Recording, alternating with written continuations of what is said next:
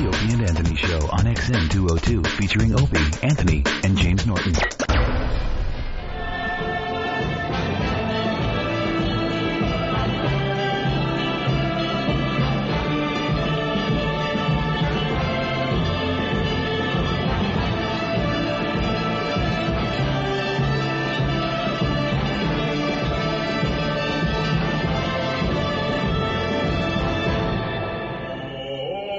Ladies and gentlemen, introducing William Donahue, President of the Catholic League.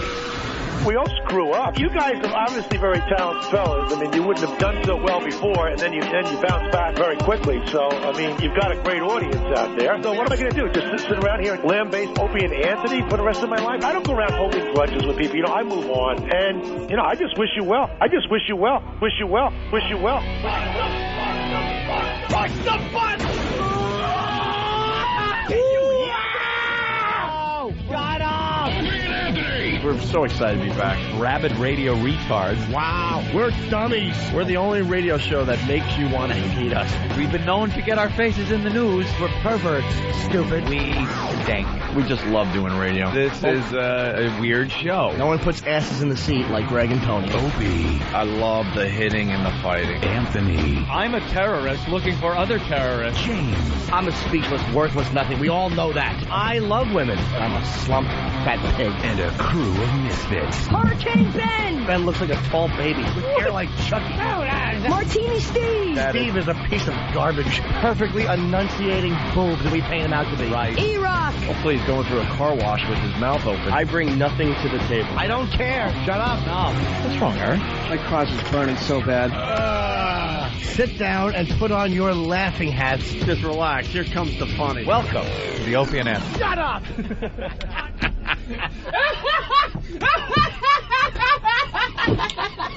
But enough of this palaver. Let's get the show on the road.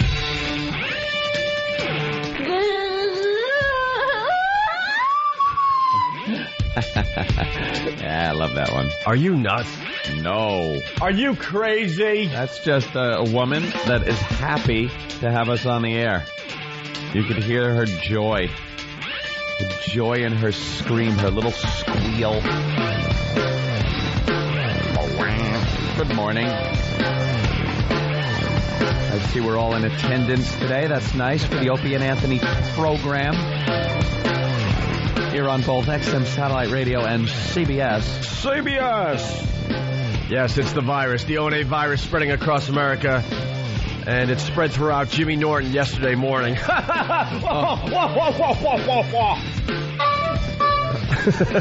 Wacky. What's up, Jimmy? Hi, guys. We sound very bassy today. Yeah, I like that. Every day it sounds a little different. Why? Why? All right. Do you sound bassy? Yeah. And it's different from yesterday, You right? can count on it. Count Basie. Basie. I like sounding The bassy. wacky horn. Enough. Is that good? You still don't sound bassy. I want to be bassy. And they got a lot of bass on our microphones today. You sound like you have puke voice box. I stopped throwing up like about 24 hours ago. Did you? Awful. Yeah. I, honest to God, picture a tube of cookie dough that a bike ran over the middle of. Is that it? Both ends. Both ends. Awful. Wow. I've never had that before. That's food poisoning, my friend. It was really weird, man. I woke up and I felt really sick. So I went and threw up at like 3:30 in the morning. I went back to bed for a while. I'm like, I woke up at 5:15. I had to do it again. That's when I called Ben. I'm like, there's no way I'm making it in. Yeah. And was it bad Chinese food? I don't know, man. I had Chinese for like 24 hours before that. Yeah, we were talking about how the Chinese always get blamed for this. Yeah. When you have Chinese food and then you feel sick, you always blame it on the Chinese Yeah, food. you never blame it on a bad burger. It's always bad Chinese food or bad sushi, we were saying yesterday. I hate this You stopped it. No, they... No, that wasn't stopped enough. No. That'll be our first dump of the day. Oh. Good one, Opie. Well, I don't know why are the microphones different? I thought you this were is gonna so say- bassy, it's distracting. I thought you were going to say fudge. No, I forgot where I was for a second. There was I'm some really fudge frustrated. that I ate, and no, but it was going to be something else. Every day the studio is different. Why? This is really bassy and really annoying. Is it? It's really, really annoying. I hear it being a little bassy. It's over the top bassy. Is there some kind of knob I could turn, please? What about that anti-bassy button? See it right there? Where? It's not there. I'm teasing, of course. Why would there be something as simple as an anti-bassy button? Remove bassy. Remove bassy. It just sounds completely different today than yesterday. It's Yeah. tough enough trying to get used to our new surroundings, you know? Mm-hmm. But it's distracting. I'm trying to listen to a little Jimmy Norton story, and the bass is just like, Maybe wah, turn in your my volume head. down a little bit. Just a little in your headphones. I tried that. Yeah, because that kind of helps. Whatever. They'll fix it hopefully during the break. I wouldn't worry about it. Anyway, yeah, so they never say, you know, you got sick from bad hamburger or bad pasta. You ever see the way Chinese people treat their food in a restaurant? Like, you peek into the kitchen, and there's just like chicken sitting on a cart next to the door. Yeah. They just don't care. You don't want to look. No. Never look in it. That's why I don't like those restaurants that have the open kitchen where you can, as you're eating, you can look in and see them working. Don't want to see it. I don't want to know. I don't want to know who's touching my food. Like, because then you look, and even if it's clean and everything, you look and go, I don't like that guy, and I don't want him touching my food. It could be for many reasons, but... You know, the best part of yesterday was that I didn't have your little baby wipes that you like so much. Oh, Those little soft things. Yeah. I didn't have paper either. I had to use deli napkins. Jimmy, Deli napkins. what do you? You're a big radio star. I and ran you out don't of paper have a couple paper. days ago, and I forgot to get it. And I have a stack of deli napkins, and that's what I was using yesterday. And those are very, very soft and lovely. It's like using a CD. Might as well use like junior high school bathroom paper towels. Those brown paper towels with wood chunks in them. Not very delicate. Dude, it was awful. And Jimmy called me in the afternoon. We're going to have to take a break so they can fix this. This is really distracting. But Jimmy called me in the afternoon, you know, to tell me what happened, how he was crapping and puking and, you know. Yeah, you had a hard time. And it lasted, what, like 12 hours, and then it was finally over? No, not 12 hours. No, the throwing up was over in a couple hours, but then it went beyond that. He was just on the ball Yeah. constantly. So he's telling me all the symptoms, and I go, yeah, that's obviously food poisoning. And he's like, are you sure? Are you sure? Like the panic in his voice, like it finally hit. Jimmy's Like the virus finally hit him, and this is the first symptom. well, with Jimmy, you never know. It could be AIDS. Could be anything. Could be hepatitis C. Could be a lot of things with his lifestyle of unprotected sex and things like that. You know, hookers. No. You could maybe get something that could start off as stomach problems and then escalate into you weighing 70 pounds, wearing a little tattered robe, having a little puppy dog that a friend has to come over and care for, I bought and drinking broth. I did buy broth. Yeah, chicken broth. I didn't eat it. Though. I just How did that feel? I wouldn't know. I didn't eat it. I just put it away. I'm like, maybe. You put it away for, well, yeah, you better have it in the house. I'm not. There might be girls out there going to think I'm sickly. I'm really not. I knew this wasn't. It was food poisoning, but like 3 or 4 times on the phone, he's like, "Are you sure? Are you sure?" I'm like, "Yeah, I get that every once in a while. It stinks." Because it wasn't as bad as I thought it would be if that was all it was. You know, a phone call took place many years ago. Hey, Florence? Florence Henderson? Yeah. I'm feeling a little, I think it's food poisoning. I think I had some Chinese food, and, it was just my stomach, and I was throwing up, feeling very poorly. Yeah? You don't think it's anything bad, huh? No, I should be okay. I bought a robe and some broth. I didn't drink it, but I just put it away. Years later, just buying boxes of that broth. Well, I didn't. It's all he can hold down. From Sam's Club in bulk. He might have thought it was Chinese, but I didn't have an egg roll pounded to my throat. So I had to convince Jimmy that it was just food poisoning. But remember when you used to get sick, you just got sick? Mm-hmm. I'll explain. Like when you're younger and a kid, you got sick and you just knew you're just sick. But the older you get, every time you get sick, you start wondering, is it the big C? Is it this? Oh. Is it, someone I may have slept with in the past? Jiminy coming back Cricket. to haunt me? But you get definitely paranoid the older you get and every time you get sick. Well, that is something else. I knew this wasn't sexual. I mean, I don't sleep with monkeys. I just knew that this was something You bad. do. Well, You do. wasn't that bad. You have some people visit your apartment late at night that perhaps an exchange might be made. Fluids. And it could be a problem, Jimmy.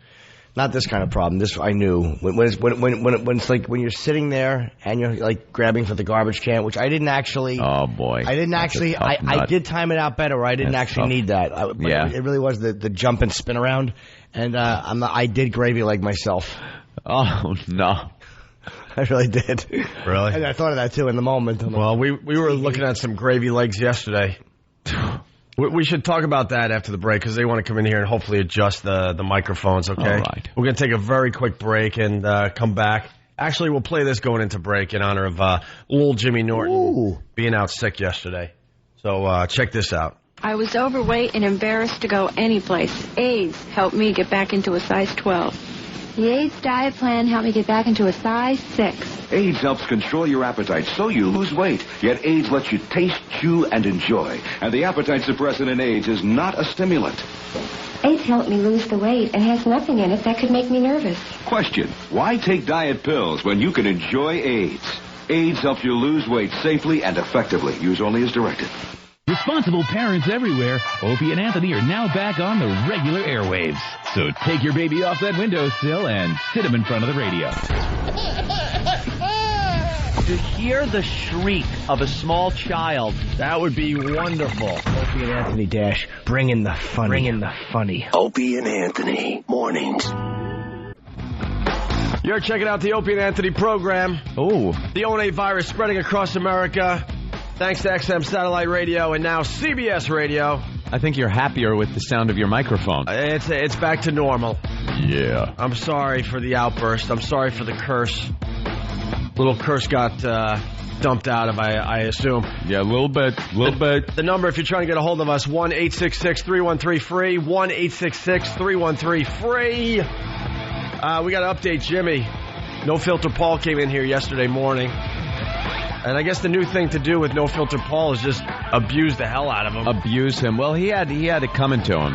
He had screwed up a little bit that we were doing over at XM when he got in the way of a cake being thrown in Patty's face, Stalker Patty. And I guess Hawk had the whole thing figured out. He was going to lay the cake right in her face. And Paul thought he'd help. And the guy's incapable of helping, doing anything right, except being an idiot. And he got in the way, and the cake was deflected and missed Patty for the most part. Got her a little bit, but and he had to pay for it. He's been paying for it for the last 2 or 3 days on our show. Yeah. We stapled stuff into his big fat gut. That was fun. Signs. Right into his belly, yes. Yeah, just stapled into his gut.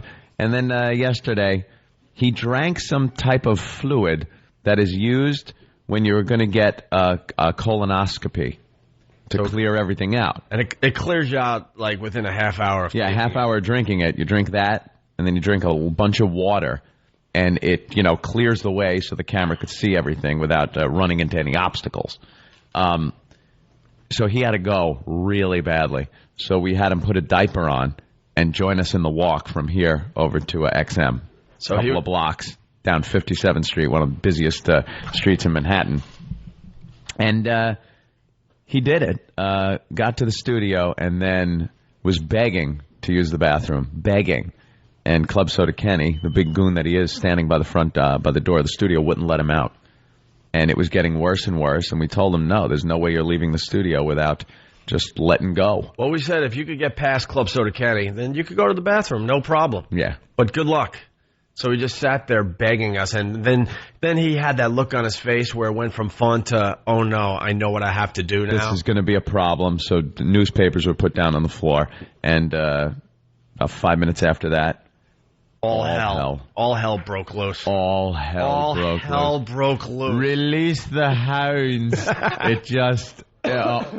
what a complete and utter disgusting mess that was all over the newspapers, and the poor interns had to clean up. It was really bad. If he had any guts, when you wouldn't let him out, he should have just taken the diaper off and said, all right, well, then let's really enjoy this. Right, well, he did it live on Pal Talk. The video is up on one of our websites. We can't promote any websites yet, but it's out there. Yeah. Steve filmed it. The video's out there for you sickos out there. If you just check put it out. Opie and Anthony in Google. Do a Google search of our name. A bunch of sites come up. Just pick a few, and you'll see some Why stuff. can we promote the sites? We're working on it. Okay. We're It's a working work in through progress. it. We're working through it. So, well, because we do 2 shows every day. This is the first half of the show, and then the second half of the show is on XM, okay? And we want to play this perfectly, so we don't want the people that are only listening to the first half feel like they're missing stuff. Yeah. So if you find some of our websites, that'll really, really help. Because if anything crazy goes on over there, there is video of it, okay? Right. Because we definitely don't want you missing out. We want everyone to get along here, okay? I missed the live actual. I wasn't looking at Paul when he finally let loose. I was looking at the Pal Talk camera on my computer monitor, so I saw it that way. What was even more fascinating was all the people that I have popped up on their separate videos on Pal Talk. We run Pal Talk, and people have cameras in our studio. We have cameras in our studio, and they can see what we're doing. But the fun thing is, they also have cameras at their house, so we can watch them. So we punch up various girls and stuff like that, and they do things during the show. It's a lot of fun. Every girl was disgusted, where they had their hands over their mouths and hands on their stomachs, like they were absolutely ready to puke. I've never seen so many girls so disgusted. It was terrific, Jimmy. I've never laughed harder. I never laughed harder, and I was begging for it to stop because I couldn't laugh anymore. You ever get one of those laughs where you just need to stop laughing? I felt like I was doing an ab workout. And then the studio got so bad, I had to you got the gift of the Godiva chocolate coffee and stuff. Oh, yeah. I had to rip open a bag of coffee. Oh, no. Pour it in a cup, just the grounds, and stick my nose in the coffee cup for about an hour. Were you cologne shopping? I needed to just get rid of the smell in the studio. You think that's bad? I mean, when he let loose, yeah, and it splashed and sprayed all over the newspaper on the floor. Yeah, I just got out of the way right in time. Just in the nick of time. Yeah, because it wasn't like 3, 2, 1, go. There was no countdown. No, he just let loose. It was like. You ever been out on the golf course or in the field at the school and the sprinklers come on just out of nowhere, and all of a sudden you're like, hey, over here. It was unbelievable. Yeah. And the smell. Nobody. All right, Kenny. They're dumping out like crazy, I would imagine. Yeah, you can't be. You got to be very careful how you everybody describe it. I think everyone out there understands what happened. They have a clue. He was in a diaper standing in the studio, and just use your imagination or go find the video. Yeah. On one of our fine websites. So, but before that, he was walking the streets of Manhattan with just a diaper on. And the looks, it's really tough to get people in Manhattan to look at you. Yep. People were definitely looking finally yesterday. Yeah, finally we found something that people will stop their little trek to work and turn and look at and comment on and look out the windows of buildings. Right. There's something very interesting going on every day, too. Like I said, we do 2 radio shows. And after this show ends, right at around, 8:50 or so, we try to push it as close to 9 as possible. The whole crew just packs up and we get out of here. And then we broadcast for XM only from this studio to the other studio. Mm-hmm. And we're walking the streets of Manhattan. And every day, the crowds are getting bigger and bigger, and more people are checking us out as we broadcast and walk the streets of Manhattan. Right. And you see people in their office windows above now, staring down at us as well. So what we got today is just a couple highlights from some of the walks we've done in the last week. Just a few highlights, because once again, I don't want this half of the show feeling like they're missing stuff. Yeah. So from time to time, we're going to bring some stuff from the second half of the show over to here so everyone can enjoy, okay? Yeah, the goal is to meld the 2 shows into a single entity. That's right. And in time, that'll happen. It's a very, very tough project we took on, but this we're going to make it brand new. This is pioneering radio. It's a tall order. Right. It certainly is a tall order. So, real quick bits that Nathaniel put together from our walk from one studio to the other. The first clip is good old little Jimmy Norton buying a magazine from the newsstand. Ooh. Listen to this. This was, live on the radio. Hi, sir. Do you sell any men's magazines like Playgirl? We do. All right. How much for a magazine with in it? That's like $8, $9, different prices. All right. Let's get one of those. The darker, the better. Take this, anyone, all night. Oh, let's take a look, Jimmy. All right. There's Mandate. Which is your top seller? Hancho is the best one. Where's Hancho for Pete's sake? It's over there. That's right. This Hancho. 100% stud meat. Real men, real naked. How much for a Hancho, fella? Hey, where do the bagpipes go, by the way? Hold on, this is embarrassing without the bag. Hi, sir. Great. All right. Can I buy this? Oh, sure. He's going to get that. A bunch of men just looking at other men. All right, thanks, fella. Okay. Godspeed. I think you should have went for all boy, Jimmy, myself. No, Hancho is the way to go. We all know that. Jimmy Hancho. actually bought Hancho. Why wouldn't I? Let's look at it as we're walking down the street. All right. Get that band to play. Otherwise, this feels silly. Yeah, without the band, buying Hancho feels a little silly. Without the band, I'm not doing a radio bit. I'm just a faggot. You're just shopping. It's just a normal day for Jim Norton without the bagpipes. It's not Opie. We had the bagpipes helping us out that day, and we got one of those Mexican bands on Friday. That's mariachi band? Yeah, they're going to help us with the walk on Friday. With that big fat guitar? So the next clip really fast. These are quick clips. Jim is now in Starbucks. We decided to bring the bagpipes into Starbucks while everyone was getting their coffee. The line was all the way out the door. Mm-hmm. And there's a woman in line near the back of the line, and Jimmy just decides to cut her, I believe. I don't know if I cut her or she cut me. And she was trying to cut you. Yeah, she was. And I think to set up this clip, she's kind of mad that Jimmy cut her in line. So Jimmy decides it's a perfect opportunity to open up the Hancho magazine right there in Starbucks. Wow, this is a long line. Ben is trying to get us to the front of the line. That ain't going to work. What are you looking at, lady? Going to annoy people. Jimmy, the lady right there is really, really annoyed. Who cares? Oh, look at Kenny. I'm not cutting this. I'm not cutting the line. This is New York City. Are you kidding me? I'm not cutting that line. I don't cut I'm lines. not that brave. Talk to that lady, though. She's really annoyed. Wow. You can go to the front of the line. Miss, you just cut me. This lady just cut me. Well, just have Ben. I was reading Hancho. Ben, just give me a grande cappuccino, skim milk, dry. Kenny, order that for me. Jimmy's reading his Hancho, and there's a girl right behind him. Yeah, and he goes, "You just cut me in line." And then she went behind him, and he opened up his Hancho to one of the worst pornographic gay pages I've ever seen. All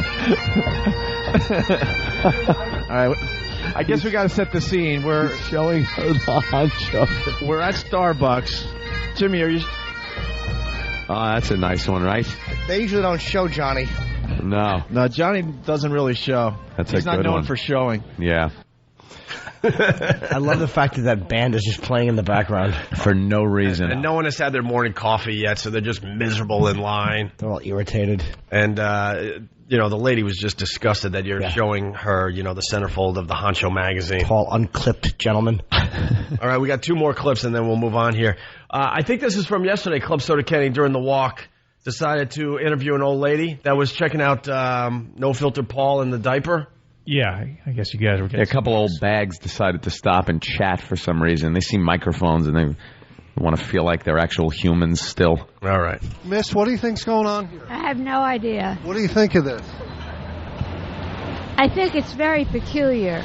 What do you mean? Peculiar. Well, I don't know why he's standing there wearing a diaper. Can you describe him? Well, don't hold back. It's okay. He's a little overweight. Yeah, he's fat. And you're a little old. I don't like to use that word. Yeah, she's being nice. I think you could get in shape very easily. He is in shape. The shape of a destroyer. Do you know that he just drank Fleet Enema and something may be pouring out of him any second? That's why the diaper. I think I want to continue this conversation. Aw. Okay, well, have a nice day anyway. By the way, your mama's so dead. She's sweet. She was sweet. She was sweet. I'm going to try to get her number. She's walking away. We're doing the your mama is so dead thing. Old broad. Yeah, we haven't even told Jimmy Norton what we want to do for Mother's Day. Oh, yeah. We want to go to a cemetery. And we want Rich Voss, and Bill Burr doesn't seem like he's too into it, so maybe Patrice O'Neill. Like, just hang out at a gravestone and tell your mama jokes. And play Yo Mama. See, because Mother's Day is a big day at the cemetery. A lot of people visiting Mom, and then have them in front of a tombstone telling the Yo Mama jokes within earshot of some people maybe that are there. Good luck with that bit.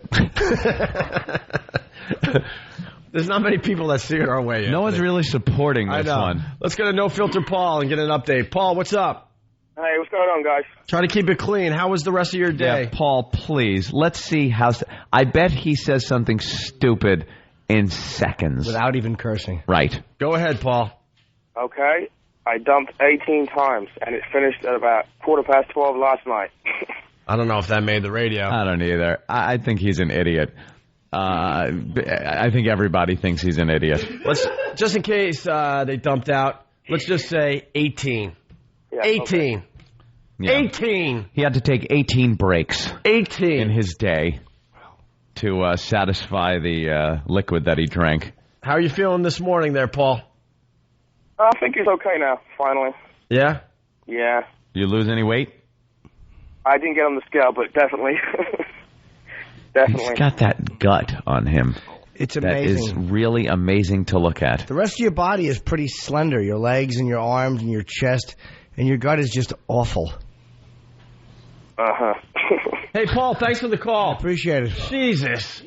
Great job. How about job. some energy? We're doing morning radio. If you're going to be on the show, try to have some energy. A little bit of pep. Just a little bit. Finally, one more from yesterday. Rich Voss was sitting in for Jimmy Norton, and we decided, he should do some comedy at Starbucks. And I think this is the last time we're going to be in Starbucks because they got really annoyed yesterday. Oh, guaranteed they have some type of security or something. If we continued to do this, we would get arrested. Yeah, one of the ladies behind the counter got right into Voss's face when he tried to do his comedy. So we got some audio of this. Basically, we were outside, and we told Kenny just to run into Starbucks and just introduce their next comedian like it's a comedy club. Here's from yesterday. Good morning, ladies and gentlemen. Coming to the stage, your next comic. You've seen him on Last Comic Standing. Let's give him a warm Starbucks welcome for Mr. Rich Voss. Let him hear it, folks. Rich Voss, everybody. Rich Voss. Thank you. It's good to be here. I'm from Jersey, and we had a gay governor, which was great because he fixed up all the rest areas. I have two. How you guys doing? Are you from China? Don't cough near me. Anyhow, I have two daughters, 15 and 13. Hold on. I'm just doing 5 minutes. I got an audition. Just 5 minutes. All right, 2 minutes. 2 minutes. This is a big set for me right now because if I do well here, I get to work Dunkin' Donuts. So just let me do 2 minutes. That's all I need. I'm. The customers love it. They got to go to work. They want to go with a smile. Look at these two ladies love me. Stop working the crowd. I got a car. All right, here's the thing. I got two daughters, 15 and 13. I was divorced when they were really young, and they took it tough because I remember telling them it was their fault. That's a nice bag, sir. Did that come with a in your mouth? Thank you. I think we better wrap this up. You guys were a great crowd. Oh, my God. Thank you. Thanks. They were good. How great is that? He got How great nothing. is that? Did he say a piece of gum? Yeah, that was it. A piece of gum. Yeah. He got nothing. He's telling his jokes, and people are just looking horrified at him. He was chain smoking the whole way to Starbucks. You Chinese don't cough near me. Yeah, don't. Well, it was a whole table of Asians, and they were just looking bewildered. They had no idea what was going on. That face they make where they're all bewildered. Yeah. It's the same one as when they're happy. You just can't tell. My God, are you bewildered or screaming for fear of your life? No one can tell right now. Was that a yawn or a yell for help? So he bombed. So anyway, that's just a sample. I mean, every day we do the walk and we broadcast it, and every day we try to do something different. Yeah. I was hoping that Anthony was going to give me my $100 from the bet yesterday because I was just going to throw the $100 up in the air. Really? Yeah. No. I can't give you that $100 if you're just going to throw it away. Why? I have the best idea for today, for today's walkover. Yeah. First of all, American Idol last night, they voted Paris off. Yeah. I said they would definitely vote Paris off. You said they would vote Elliot off. You had a choice.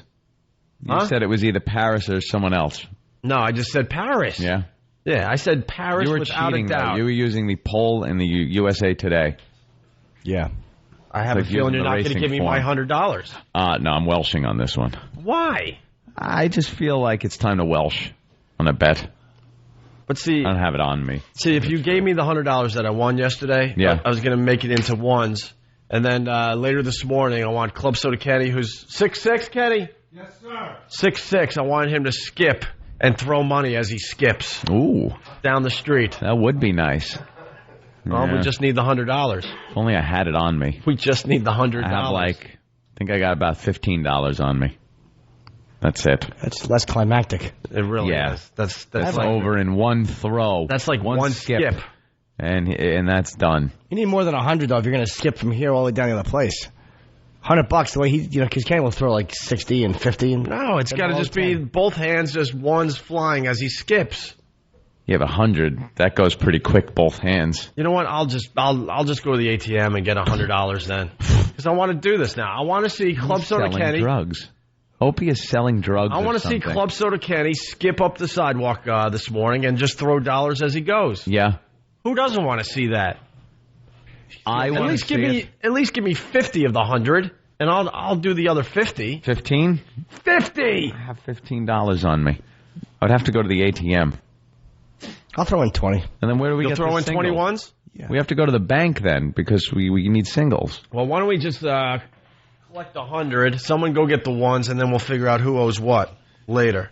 I got 3, 4. I got 4 ones so far. Oh Jesus! All right, good. I got 5, 6, 7, 8 ones. That's more like the old Opie. And a 10. And I got a 10.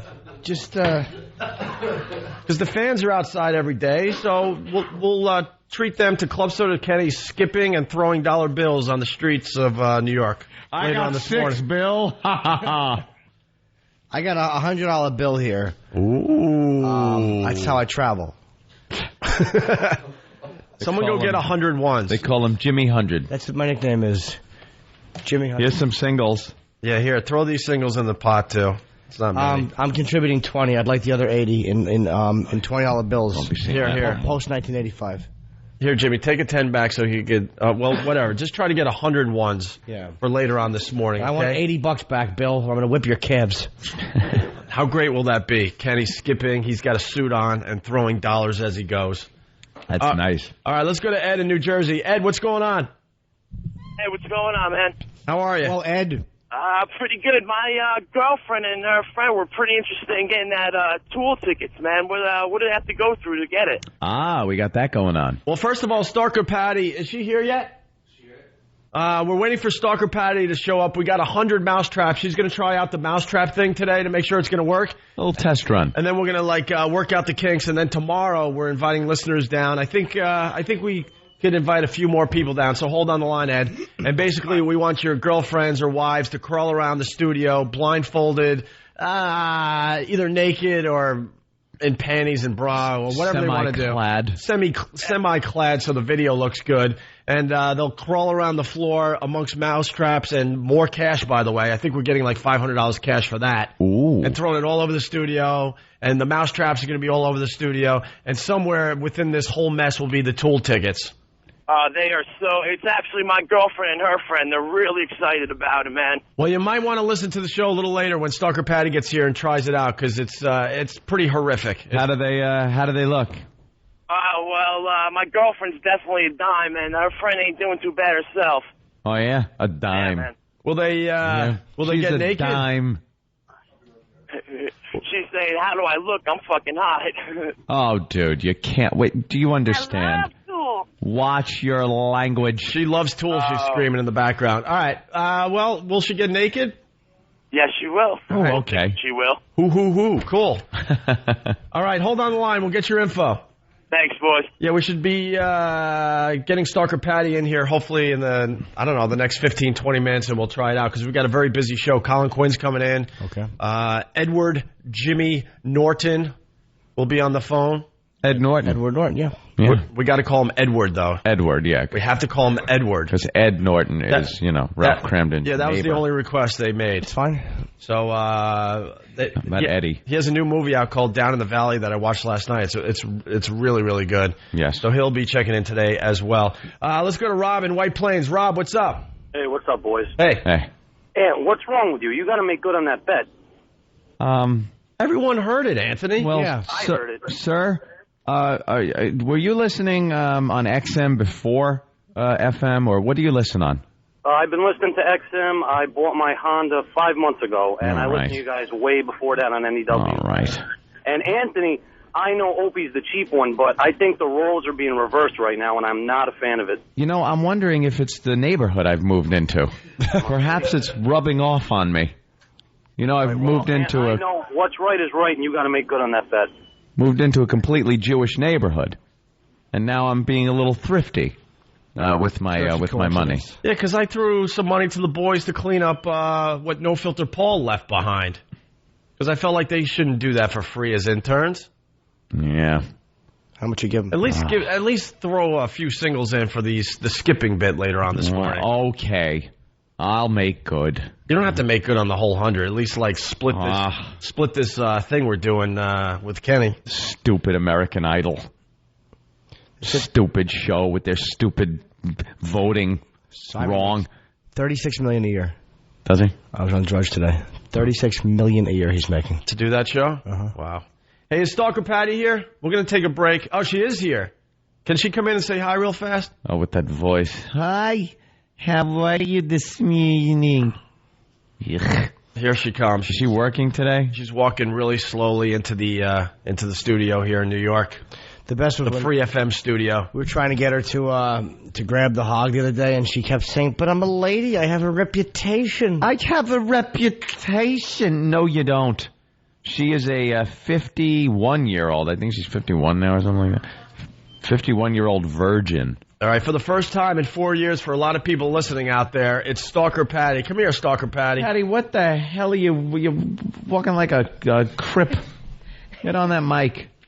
I think it's getting to the point with Stalker Patty. Every time she comes into a studio now, she gets really scared. Yeah, she's scared. Because we have really messed her up in the last few appearances on the show. We've conditioned her to just be fearful to walk into a studio. Hi, Patty. Hi, how are you? Oh, just wonderful. I spent 20 minutes trying to figure out how to come in. There was nobody working the desk, and there was no way to make a phone call because I didn't know the number. Nobody working the desk? Make a phone call. It wasn't the fact that someone walked out. I was like, oh, hi, I'm Patty. But you're a stalker. You should have had all this figured out way in advance. I guess I'm a stupid stalker. Well, no one's going to disagree with that, old chick with teeth. Well, you don't have to agree with me. Hey, Patty, today you're taking one for the team. You know that, right? There's nothing in it for you. Nothing today. Yeah, you're not getting anything for except maybe some radio fame. It's just your return to the FM airwaves, really. Yeah, we gave you $70. I gave most of that, too. What? The $70? When? When we made believe we broke her glasses and threw the cake at her and all that? And the Jim Norton hand thing? Yeah? Yeah. I don't remember that. Oy vey. Anyway, Patty, this is what's going to happen. You're going to... You're kind of going to, like, disrobe. What? She's going to disrobe. That's a good way to put it. And we're going to put a blindfold on you. And we're going to have fake tool tickets amongst mouse traps. Fake tool tickets. And you're going to like, because she's like our test subject. We're in the Opie and Anthony lab right now. We have to have Stalker Patty try it out, see what the bugs are, and fix it before the contestants do it tomorrow. Yeah. So all we need you to do is crawl around the floor, naked, blindfolded, trying to find the fake tool tickets amongst a mere 100 mouse traps. Some of the traps may be set too tight, so we need you to crawl around and just see how much bone damage they actually do when they go off. Yeah. Well, those would be the rat traps. There will be a few rat traps. Could be a couple of knuckles cracked, but you could work with, like, broken fingers, right? I don't want any broken fingers. No, but you could work with broken fingers. Over at, where do you work, Starbucks? I guess so, but it doesn't mean I want to break anything. All you need is like a thumb and forefinger to hold a coffee cup. You could, your middle, your ring finger, and your pinky could be off, really. You don't even need them to work at Starbucks. Well, the last time I did mousetraps, the red marks went away in 2 days. I had sore knuckles for 2 days. 2 days? All right, well, let's take a break. Bring in the mousetraps. Bring in the mousetraps. Start setting them. I'm so happy when he says that. I can't set mousetraps. They give me the heebie-jeebies. I just got a communique from Ben. Oh, yes. And usually we would try to argue this point and jump up and down and scream and yell, but I'm fine with this. Has to be bra and panties. Has to be. That's fine with me. Yeah, I got no problem with that. I've seen. Who cares? I've seen Stalker Patty naked enough. And you know what? There's plenty of opportunity for nude debauchery elsewhere. That's right. Because with Patty, I don't even want to see it anymore. I don't even want to see it anymore. It should be with winter coat and hat and even more clothes. Yeah, I'm a not parka. that bad. All right, listen. No, of course not. We're taking a break. Bring in the guys with the mousetraps. Set up the studio. It's a large studio. Yeah. We got to get some kind of playing field between the wall and where we're broadcasting. Plenty of room right back here. That's got to be at least 15 to 20 feet all the way to the wall. So there's going to be kind of a minefield of mousetraps. We'll set that whole thing up, and we'll do it next on the Opie and Anthony program. Robe, Soup, Tears, Poodle, Robert Reed, and repeat. The Opie and Anthony Show. Opie and Anthony, weekday mornings. Yeah, you're checking out the O&A virus spreading across America. 1-866-313-FREE. That's 1-866-313-FREE. Write that number down if you got something for the program. We got Stalker Patty over there. Just say hi, Stalker Patty.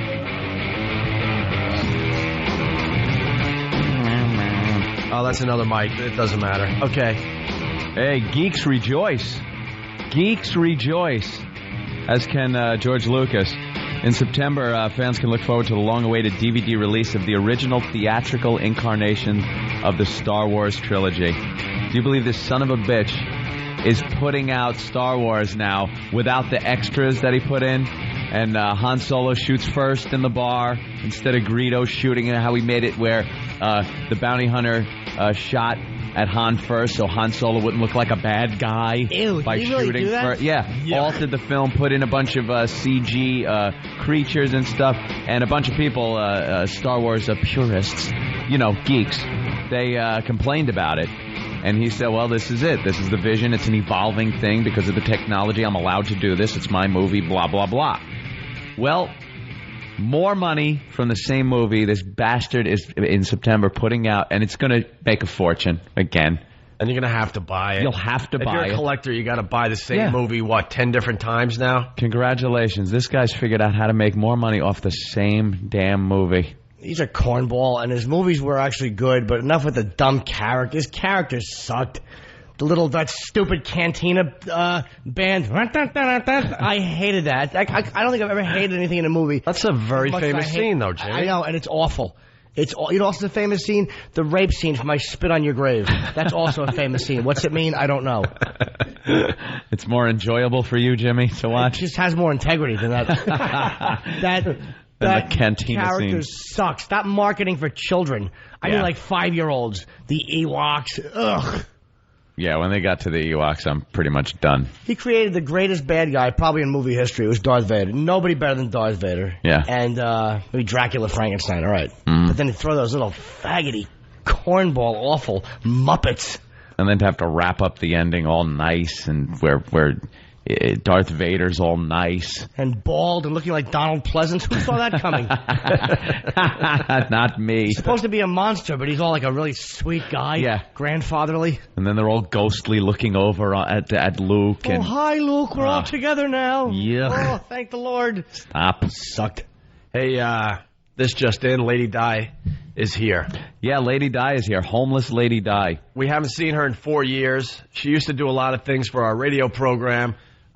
She's fallen on bad times, very bad times. She's like living behind a pathmark in Jersey, hanging out with the other homeless over there, and having sex with the homeless, with the Railroad Romeo that they call this guy. Right. He seems to be the hit of the homeless up there behind Pathmark where the train platform is.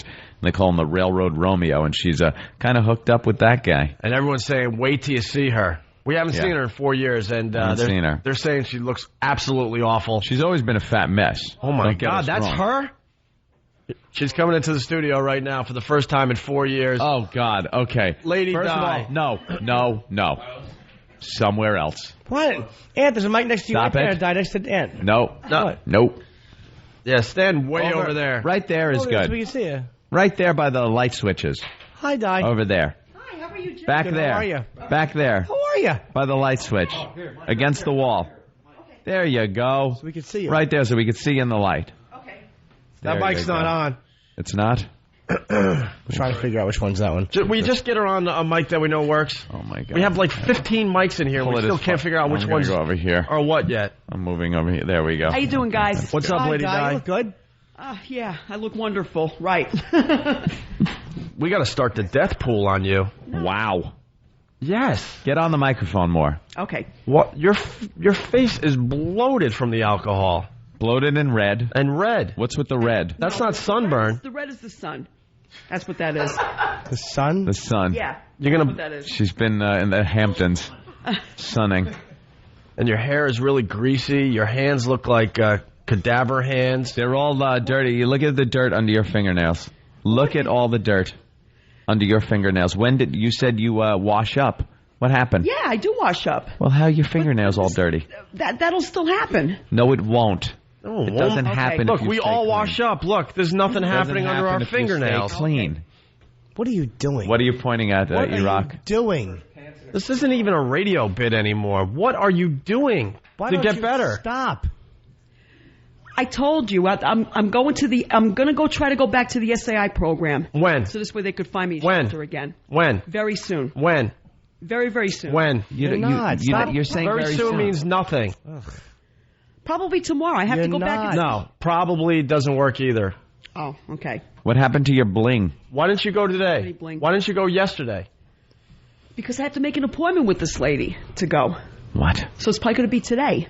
Probably means you're not going to do it. No, I will do it. I have to go back Oh, to my Westfield. God. You're not a good And talk dope to her. fiend. You're not a good liar. You're not good at it. Yeah, you haven't gotten good at it yet. Yeah. Probably not. You been rousted by the cops yet? No. No.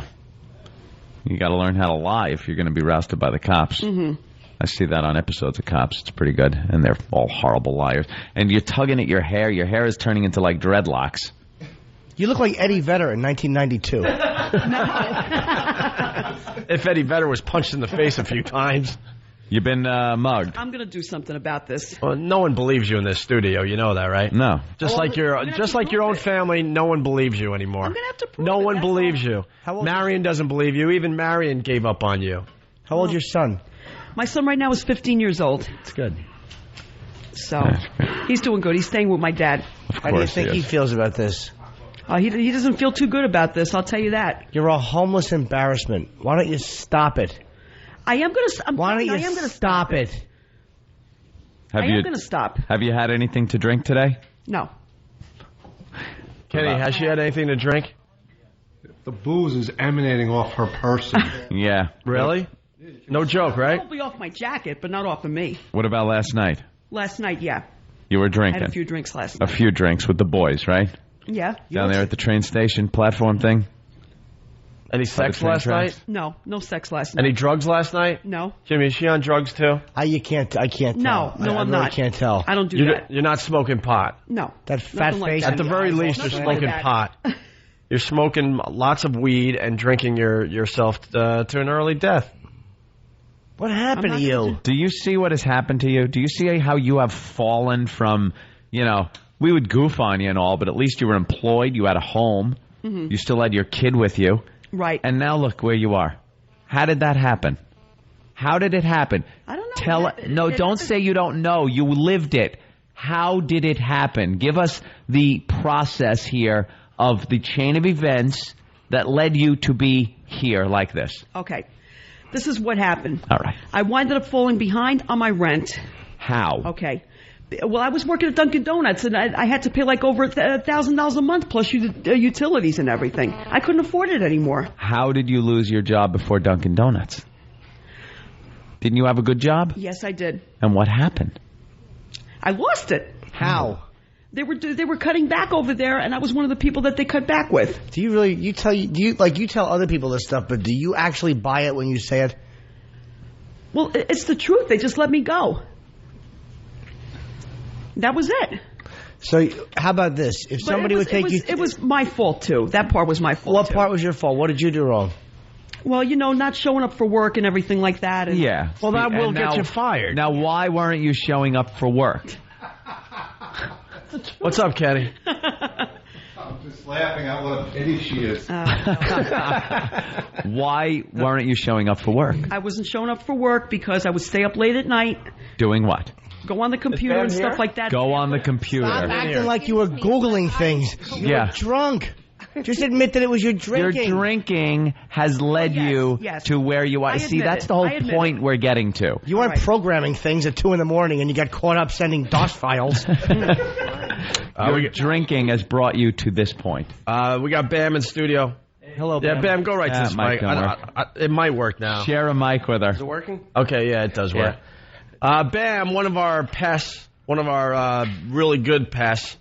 We got the O&A pest thing happening. You got Lady Di this morning. Yeah, it was absolutely horrendous going up on those train tracks, picking her up. Now, how did you find her? Well, I found her when we did the crib segment. Right. I know that area. And yeah, we did a homeless cribs with Lady Di. It's on one of those websites out there that we can't promote yet. It's on one of those websites, yep. And then I found it on whackbag.com. You're an ass. God. That just got... Oh, my God, are you an idiot? You are a an ass. An utter idiot. Do you think we don't know the websites? That's why we didn't said it's say on one of the websites we can't promote. Or that perhaps we didn't say it. So then she turns around and promotes it. Because we're working on things to get it. But then you, just not knowing anything, blurt it out. Why are you so stupid? Why have you gotten to this point? You're stupid. Hey, if I don't know. Would you check into a detox today if someone would take you there? Yes, And I would. Don't act like you have things to do. You would go today. If there's a detox in New York that would take you, you would go into there is? I said, if there was. I'm sure there is. Of course If there was, would you leave right from the studio and go right there? Don't act like you don't have things to tie up. Why don't you know? Because I have to go back to Westfield. I have to go to the SCI program. Marion's on the line. Oh, my God. Lady Di's best friend from childhood. Even Marion gave up on Lady Di. They've been friends for... Don't put the headphones on her! Oh. I'm not that dirty. Yes, you are. I don't want lice. I smelled it in my car on the way in. It was horrific. I don't want lice. Lady Di, you're now emanating a homeless woman smell. Congratulations. Congrats. No. Yes, you are. Yes, congrats. Maybe we can have some kind of headphones that are used just for this purpose that will be alcoholed. E-Rock will just hold the headphones up so Lady Di can hear Marion. Yeah, turn it up loud so she could hear Marion. Marion, what's up? Hi, how are you? Hey, we got Lady Di in the studio. She looks awful. How did you get her there? Bam picked her up at the train station. How'd she get here? How you doing, Marion? Oh, nice to talk to you. What did you do to me Friday when I tried to talk to you, Diana? Uh-oh. I didn't do anything. You still got your black eye? No. What happened? Oh, what happened, Marion? No idea what happened. Ask her. No, it's from the sun. That's what happened with the sun punched you in the face? No. The sun has a hell of a right hook. No. I'm sure your own would like to. Oh. Diana. Yeah. Is Paul with you? No. Who's Paul? The guy that's been dumping her on. The guy that's been dumping her on the train tracks. Yeah, no, Paul is this great influence. No. Don't bring anybody else into this. So Paul has been a great influence. Wait, what does Paul do?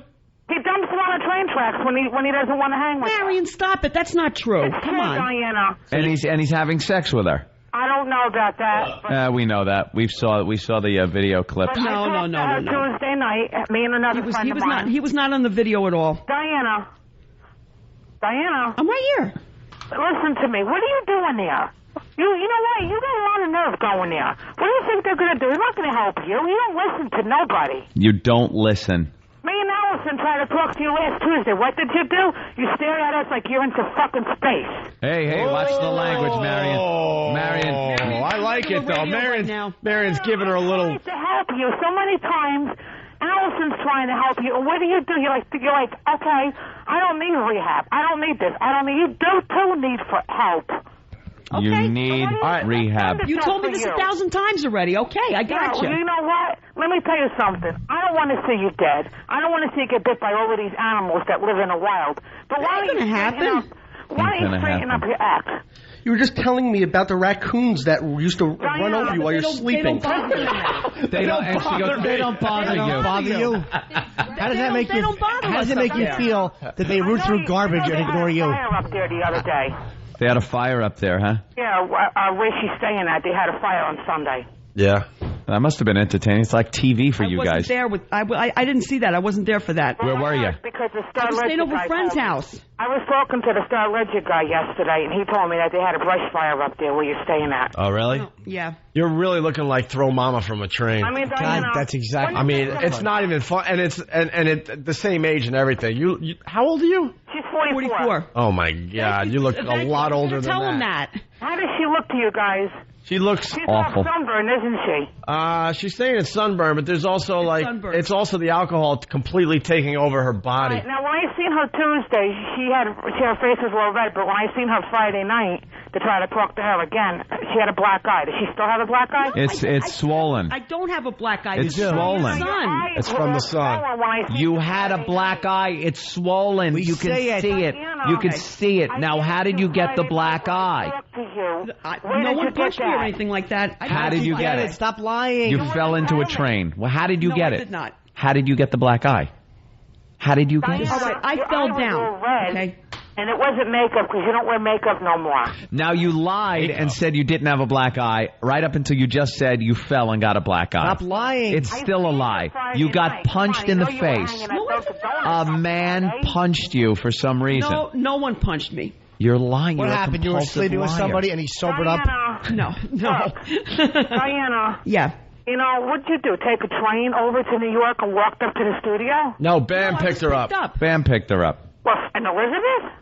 Yeah, he's a good egg. And He this knows- is the first day I don't have my Wi-Fi with me at work. I'm so bad I can't hear the show. How about putting on the radio? We're on I have one here. We're on 92.3 here in New I York. know, remember I called you guys last week. All right, shut up. We don't care. Oh my God! And now we remember why these two used to hang out. Exactly. The mousetraps are here. Start setting them up. We lost Jim. Jim was going to take you to detox right now. Put her in rehab. I'm trying to get her to go back to her house. There's Frank in Yonkers though that says the same thing. He works for Detox. They would take her. I think of up. All right, shut up, Marion. Shut up. Frank on, in Marion. Yonkers, what's up? Hey, how you doing, guys? Hey, man. All she has to do is be brought up to Yonkers. Marion. Hold on, Frank. Marion. For a minute. Marion, are you listening to me? Shut up. We're talking to Frank. I forgot that these two don't know when to shut up. Marion never knows when to shut up. Marion, we are talking to a gentleman named Frank from a detox center. Could you shut your mouth for a second? I'm sorry, I was talking to my... No, that means just shut up. I don't care. Now, shut up. All right, Frank. Hello? Hey, guys. Yes. If she can be brought up to Yonkers, I'll give you the address off the air. They would admit her. They do a rapid detox. They'd clean her up. But the thing is, she's going to want to have to stay there because, unfortunately, the stupid laws in New York, once they're checked in, they're under their own power. Yeah, of course. She Now- can leave if she wants to. Now, she could do this right from this studio. She can be driven over there, dropped off, and they would take her. I will even drive her. Of course. Shut up, Marion. Marion, we told you to shut Marion! up. Shut up! Holy Jesus! Shut up! Shut up for a second! Frank. Okay. Wait. Oh my God. Oh my God. Oh my God. Kenny, shoot me. Thank you. Someone just shoot me. Frank. Yes. They would take her. I can almost guarantee it. Put me off there, and I'll give you the name and number, who to speak to, and I'll make sure that someone sees her. But here's the problem. Here's the problem. Lady Di, if we can get you right from this studio to a detox center, nonstop, no stops, I'm talking right out this front door to a detox center, would you go? Why are you hesitating? Why? What are you afraid of? Is it this? Is because it's scared of what? It's the first step of getting your life back in order. What are you scared of? What are you scared of? You sleep and get raped and punched by homeless guys. You have raccoons crawling over you. No, I don't. You should be scared of death at this point. Yeah. Because that's where you're heading fast. You are at the bottom of the barrel. There's nothing left to be scared of. Do you understand? You're done. Look at you. You are a Bowery bum. You're a bum, You're a Jules. bum. Someone is saying that you look like Babe Ruth if he was homeless. Diana. You know, baseball was wonderful to me. The last speech he gave remember that. when his throat was pouring out. Do you remember that? Yeah, you remember I that. remember that. Of course you do. Of You were course drunk you when do. it happened. I saw films of it. Oh, wow. So why don't you go wonderful. to a detox? You don't Why have to wouldn't stop you do in that Westfield. right now? Westfield stinks even when you don't have to stop in Westfield. There's nowhere to stop. You have no loose That's ends. what my welfare person is. So what? She has to readmit me. You'll be fine. Readmit you. You go to a detox, and they will get in touch with your welfare person. They get in touch with people. They told me to go through her. They told me to go through her. If you walked into a detox today, nothing bad is going to happen. Right. I told you to work. You're not going to lose welfare money. You're not going to get billed for anything. You'll get help. And all you need right now, the only thing you need is help. Because you're a wreck. Anthony. Yes, Marion. I told Diana last Friday night to walk back into the hospital. We got 2 hospitals here in Elizabeth. She could walk back. She could walk into either one of them. All right, hold on. We got Jim in Brooklyn. No. They let me go from that hospital. Diana, and I told you to go back because I told you I called somebody. Let's say hi. I told you to come back. All right, let's say hi to Jim. Jim? Hey, Jim. Jim tried to help out Lady Di in the past, and it went nowhere. He called me, too. Yeah, Jim from Brooklyn. Good morning. Hey, Jim. Diana, Good morning, Jim. I don't know if you, Diana, I'm hoping you can hear me. I'm going to ask you a very simple question, and you're going to decide whether I'm ever going to bother with you again. Are you an alcoholic? Yes, I am. Yeah. I admit it. Oh, wait. Oh, cool. We're finally... I admit it. I am. That's terrific. That's terrific. Not fucking tie. Hey, watch the language. That F word Where we were, guys. is really rearing its ugly head today. Yeah, just watch the language. A lot of F words today, yes. You guys know I've been on with you on I know. free show before. I haven't. That's the first time I Let's got. just keep them under control. But we see your point, sir. Yeah, she finally admits it, that she's an alcoholic. I've been admitting it. Haven't we told you in the past? Go ahead, Anthony. Go ahead. Haven't we told you in the past that the road you're on, and this was when you still had a house and a job, that the road you were on is going to lead you right here to where you are now, homeless. We said you're going to lose your home, you're going to lose your kid, Same thing, Anthony. and what did you do? No, that's not going to. Oh no. Oh, that's not going to happen. And now look at where you are. Yeah, I know. So why don't you listen? I told you the same thing, didn't I? So what are we Marion doing? told you the same What are we thing. doing? Because this is the last... The same thing for how many years? What are we doing? Oh, my God. Shut up, Marion. Marion, hold on. So why don't you go to a detox? You have no loose ends to tie up.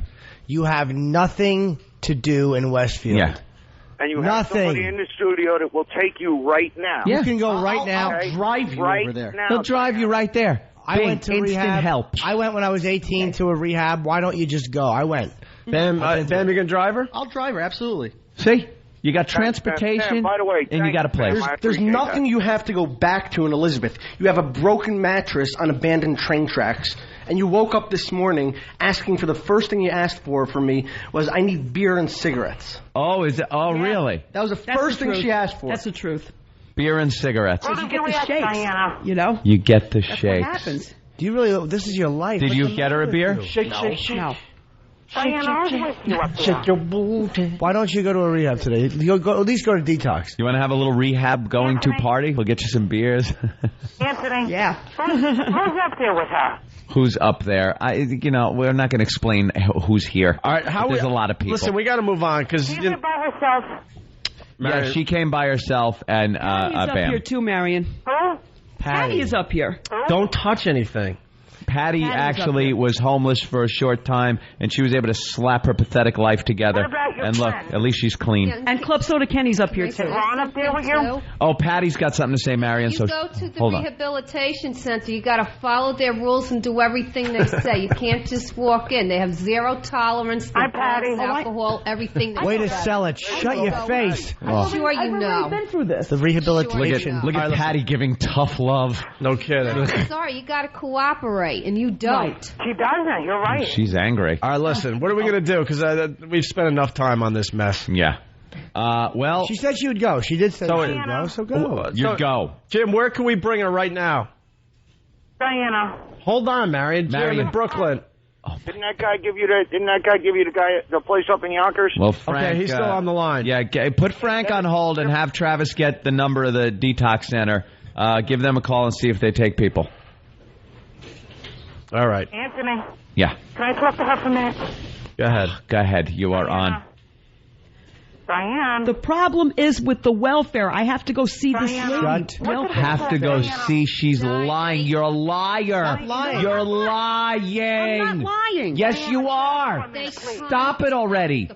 Everyone's on to you. You're not fooling anybody. The SAI person told me I have to go back to welfare. You'll get your welfare. No one's going to take your welfare because you went to detox. Shut up. Do you think anybody is believing the fact that somebody is telling you not to go to detox right now as soon as possible? There's a professional out there that is supposed to be taking care of you that's saying, no, don't go to detox.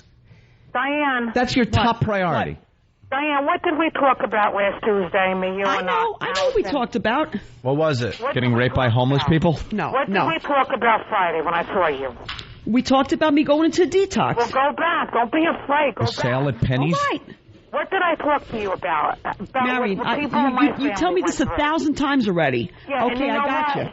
You don't listen. What did I 1,000 times already, and you haven't done it. That's why she keeps telling you 1,000 times. But Allison's even getting them because she's Here's the old expression. I hate people like you. If they're ready, you can't say anything wrong. If they're not ready, Done you with can't say you. anything right. Done. Why don't you just go? Go. Shut your mouth. Just stop go. lying and go. You've disgraced everyone. Now here's what'll Friends, your happen. son, just go. Now she's agreeing to go. The second Bam gets her in the car, she's going to go, no, I got to go here, and Bam, call us immediately No, because that's what'll happen. I will not drive her anywhere other than that place. If she says Well, there yes, you go.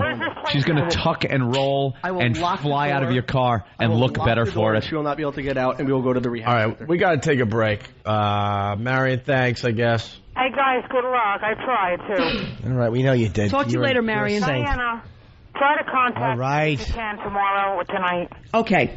All right. I just wanted to slap our life back together so we can screw it up again. I know. It's so funny to watch the long, hard slide down. Please don't do that. Yeah, like You know, you're I know gonna you were help at your yourself. dad's Sunday. Shut up. This isn't a telephone. We're doing a radio show. If you have anything else to tell her, call her. How come we never hang up on Marion? Yes, All right. we'll keep you posted. And keep me. I'll call you next week. Oh, my God. Oh, we can't wait. Okay?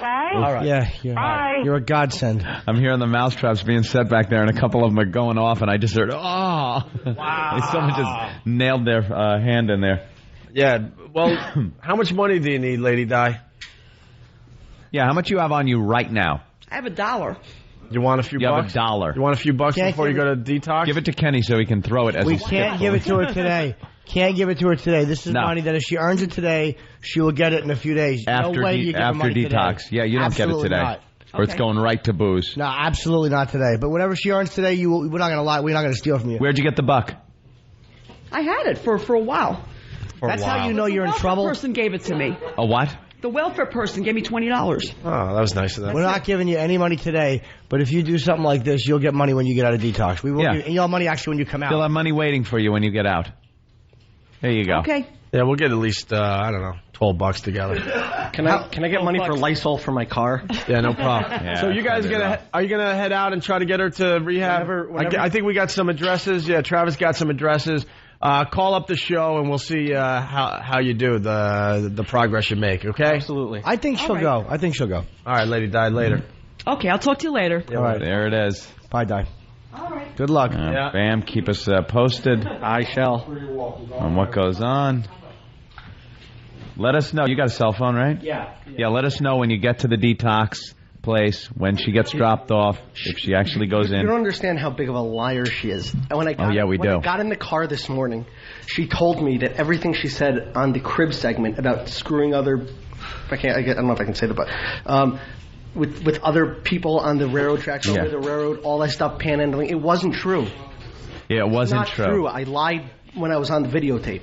That's what she's saying? She is a compulsive liar. All right, well. And a silly goose. All right, we'll That check in with too. Bam and Lady Di in the car after the break, I guess. Wish me luck. And we also got mousetraps all over the studio. Stalker Patty, what do you think? Oh. You're the queen of the mousetraps. So you gotta like try this out for us so we could do this tomorrow for the Tool tickets. All right? And we even have Dr. Ian Smith here in case there's an injury of some sort. That's right. Doctor on hand. He could tell you what to eat Exactly. as you're injured. How did Lady Di look to you? Do I have a mic? Yeah. Yeah.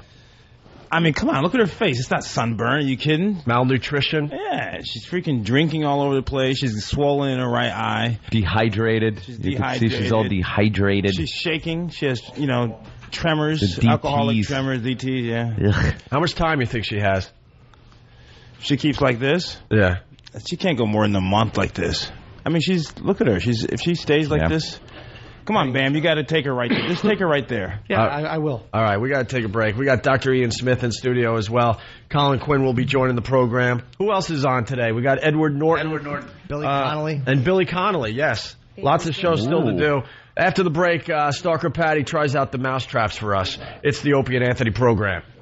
Opie and Anthony have returned to CBS Radio. And the listeners couldn't be happier. You guys are doing the Howard Stern show, man. Who are you kidding? There's about 1,000 stations doing the same exact show. That's right, John. You can do whatever you want. You're just going to fail because you suck, because you're just repeating what everybody else does. And by the way, I was listening to your show in the beginning when you were making fun of Amish because he's hanging out in the village with this big cowboy hat and the whole deal. I like this guy. By the way, Sirius just offered him a show. They're paying him $10 million. El programa de Opie and Anthony. También Jim Norton. No se le olvide de Jim. That means don't forget about Jim. Opie and Anthony, mornings 6 to 9. By the way, our sister station, WFAN, is conducting a radiothon right now, Anthony. Yes. To raise money for the Imus Ranch for Kids with Cancer. The Tomorrow's Children's Fund helps kids with cancer and their families. And, of course, the CJ Foundation for Sudden Infant Death Syndrome as well. It's going on right now. We're asking you to make a donation. There's two ways to do it. If you'd like to donate online, please head over to your computer and go to WFAN.com. Then click on the Radiothon banner, or you can make your donation by phone, toll-free at 1-877-877-6464. That number, once again, 1-877-877-6464. Please have your Visa, MasterCard, American Express, or Discover card ready when you make your donations. For a great cause. Imus is doing it right now on MSNBC. Yeah. And he had our boss, Joel Hollander, on just now. Yeah. A very, very good cause. So there you go with that. The mousetraps are set and ready to go, Ant. Yeah, I see that. Wow. There's quite a few of them. And we got Patty here. And she's very scared. Ugh. Patty's, you should be used to these mousetraps by now. Tell me about it. And you get nothing for this. Of course, you're just testing these out so we know they work tomorrow when we have real people that we care about coming in here to try to win Tool tickets and cold hard cash. And other things, I think. We should get more prizes. Maybe certificates for CDs. And we really got to, make it worth everyone's while tomorrow. Mm-hmm. But we definitely have Tool tickets. I think we have at least $500 cash.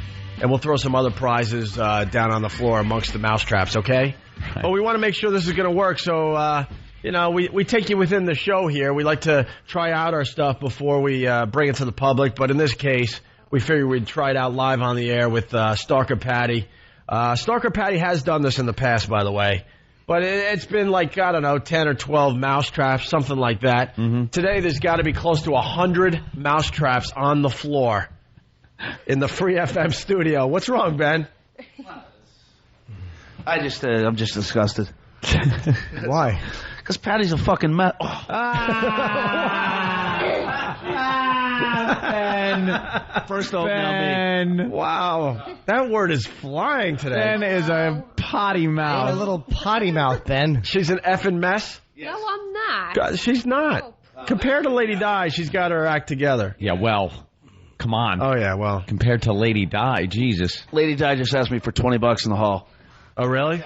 Could I have $20? Jim promised me $20. I'm like, no, he didn't. Did you promise her $20? No, when you get out of detox, we'll give you something, you fat liar. She is such a liar. She is not going to rehab, by the way. I absolutely know she will not go there. That might be the last time we see Lady Di. Yeah, fine by me. Hey, Stalker Patty, time to get the blindfold on, okay? Yeah, put that curtain down, I would say. Put that shade down. She's going to be in her panties and bra. No, we don't need her in her... We've decided we don't even need her in our panties not and her. bra. How about barefoot? She should walk through barefoot, too. Yeah, take your shoes off. That's fair. Take those awful old lady shoes off. In case you stand up and decide to run. Oh, She has little blue grandma shoes on. Yeah. That's the latest rage, those dumb slipper type Are they? shoes. Like a geisha ant. Those are terrible. Usually you see them on a hot chick. Yeesh. Patty's getting Patty, you're getting more weight around your ass and your thighs. You're looking more like a pear. Yeah, you're getting like pear-shaped. What's going on with... This means I got to work a little harder because I'm going through changes. Oh, Patty, are you going through menopause? God, we have been off the radio for a long time. Can you believe this? She's a virgin. She's untouched by man, and she is going through menopause. You've wasted a perfectly good reproductive system. No, you have a better sex life after it. But stop it. Whoever told you that your sex life gets better after menopause? Who told you that? To worry about pregnancy or anything like that anymore. Can you believe this?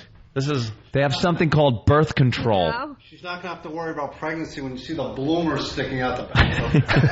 Her big bloomers. Sorry. Patty. That's her birth control. Patty, it doesn't get better after menopause. That's a farce. I love watching those commercials for like Centrum Silver. I'm living the best years of my life. Are you? Are you in your diaper with your teeth flying out of your head, having to use lubricant just to eat? I mean, forget about it. Your best years, Patty, wow, so far behind you. Let me tell you something. People have told me I'm in good shape for my age. That's great, but you're not using it. Take care of Yeah, myself. you're not using it. You have wasted your reproductive system. It's like a business, and it's shutting down. It's shutting down. It's starting to close up. The whole business is closing up, and they haven't sold one piece of merchandise. They've cut back. The father's retired, put the kid in charge, and he's ruining the business. It's like some of those old bodegas you go into, or an old deli, and there's like, I don't know, a can of string beans on the shelf, and milk that's really old, and box of cornflakes that expired a year ago. Ooh, look at this. Money, money, money for later. When we do the walk from this studio to the XM Satellite Radio studio later, around 8:50 right outside this station, Club Soda Kenny will be skipping and throwing money all over New York. So, Patty, you've wasted your reproductive system. You should have used it when it was still good, and now what it's doing is drying up. It's withering on the vine. You're going through menopause, and you've never had sex. Doesn't that make you feel bad? No, actually, I don't have to worry about HIV. I don't have to worry about diseases. I don't have to worry about Look at the a fear bunch she of lives shit in. that I can't Hey. handle. I'm sorry. I am amazed at the amount of cursing that is going on today. What is wrong The only with one you not people? cursing is me. And Stalker Patty hasn't. I haven't said one bad word today. And you. And I don't think Stalker Patty has ever cursed on our No, show. ever. In all these years we've had her on. All the times on satellite she could have cursed, and she never did. And now here on our regular FM. I go What out a of my waste. way to take care of myself. What a waste. Her lady parts are gone. Oh, well. Oh, just... After years and years of her lady parts waiting for action, now it's just... What was once juicy grapes are now dried up raisins in a cardboard box. Right, they're getting everything into boxes and getting ready to move to Florida. You've never known the joy of coughing and spitting out a window and yelling, "You were supposed to tell me." Somehow that's a little bit tense. So what's going on with the menopause? Yeah, how's that having hot Nothing flashes? much. I think I'm going through it. The doctor isn't sure because my levels of estrogen are way too high for some reason. Yeah, it's menopause. Well, we do have a doctor in studio, Dr. Ian Smith. He's got a fine book out called The Fat Smash Diet. He's going to give a lot of listeners the book today because he owes us. But before that, what can you tell Patty about menopause? You got the hot flashes, No, I don't have any of that at all. weight gain. Yeah, a little weight She's gain. getting dumpy. 8 pounds. I'm 120 up from 114. You're getting dumpy around the thighs. Yeah, your butt's starting to squish out. Well, Yeah. maybe there's special exercises I could do because you are supposed to have a change in metabolism, but my diet's very healthy. It's all vegetables, You got fish. to get some cardio in your diet. Baby food. A lot of people out there get a lot of cardio having sex. Right. Well- Yeah. But that's not going to be part of your routine, so... You might have to get on a treadmill. And what is your fear of conditioner? What do you mean? You know exactly what he I tried means. everything on my hair. It's just my hair. You got cotton candy hair. Exactly.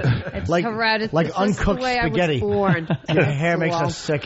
Well, it's all right. Well, we got to know Stalker Patty, so it's menopause. That's yeah, a little menopause There's is why. nothing wrong with, It's natural. There's Right? nothing wrong with menopause. What we have a problem with is that you're a 51-year-old virgin. You've done nothing with what is now drying up. It's just that I have moral feelings. Moral about that. feeling. I don't So wanna- in all of your I don't life, believe in all of casual your sex. fertile It's unhealthy. years, all of your fertile years, you have never found one man that was worthy of that. Not one man was worthy of it your was flower. Lack of opportunity. I would either Were you in just prison? go to work and just go home, and I never really had much of an interest in going out. Did you have urges? I know men and women have urges, Patty. It's a natural thing. It's a primal thing that men and women have. Urges to unite. And you've never had these? I mean, I do have urges, and only in the last 10, 15 years have I accepted them. Because Accepted before them. that, And when are you actually going to put them into play? Your religious upbringing ruined your life. Do you know that? Well, sort of, I guess. You know, it's going to get to the point where if you do get the opportunity, it's going to have to be done in a jacuzzi of Vaseline. Because every second now, you are losing vital things like lubricants. Things that help along the process. I don't know. You got tumbleweeds in there. No, I don't. I take very good care of myself. You're a mess, Patty. You are. Hey, yeah, that's a good idea. We got the Hulk music, so we could say goodbye to Patty's ovaries. Ovaries. I don't have it over here, do I? You know, It's Stuart from one of our fine websites suggesting that we play the Hulk walking away music and say goodbye to Stalker Patty's ovaries. There they go. In mint condition. Never been used. Still have the cellophane on them. There they go, walking into the sunset, packing up their suitcases. that, when I was in college, Boarding a Greyhound bus. Pregnancies. To head I south. never had that kind of stress in my life. You know what I mean? Yeah, but what you've sacrificed. I protected myself from Stop trying to find the positives in your awful social life. What you sacrificed for that safety. Life isn't always about the safest road, Patty. Life is sometimes living with a little bit of danger, a little on the edge. And that is really, no danger if you take the proper precautions, but you've missed out on adventure, fun, feeling good. Do you know what feels good? Do you even know that? No, she doesn't. She has no clue. Do you know, Patty, I talked to a guy with AIDS recently. He said, at least I'm not Patty. He was talking into the mirror at the time. Angela from Pennsylvania. Angela. Good morning, guys. Good morning, Angela. Angela. You're killing me. I'm on my way to work. I'm only 33. I've still got it going on. The sound of her voice is making my lady parts shrivel up. Come on. Isn't that an awful voice for a woman to have? Mousetrapper, get her out. Why don't you... thank God she's a virgin, because I couldn't fathom the thought of her talking sexy. Oh, touch me there. Oh, that feels so good. When she said, my estrogen levels are still too high, High. I think I felt my ovary run down my leg and leave the car. Hey, Patty, what is it called? It's called practicing something when you keep yourself clean. Practicing good what? Hygiene. Hygiene. Hygiene. It's good hygiene. The sound of her voice is worse than David Lee Roth. Very Isn't good. it horrid? All right, Angela. See you guys. Thank you. Bye, Angela. You turn people off with that voice. Maybe that's chased men away. All right, well, you know what?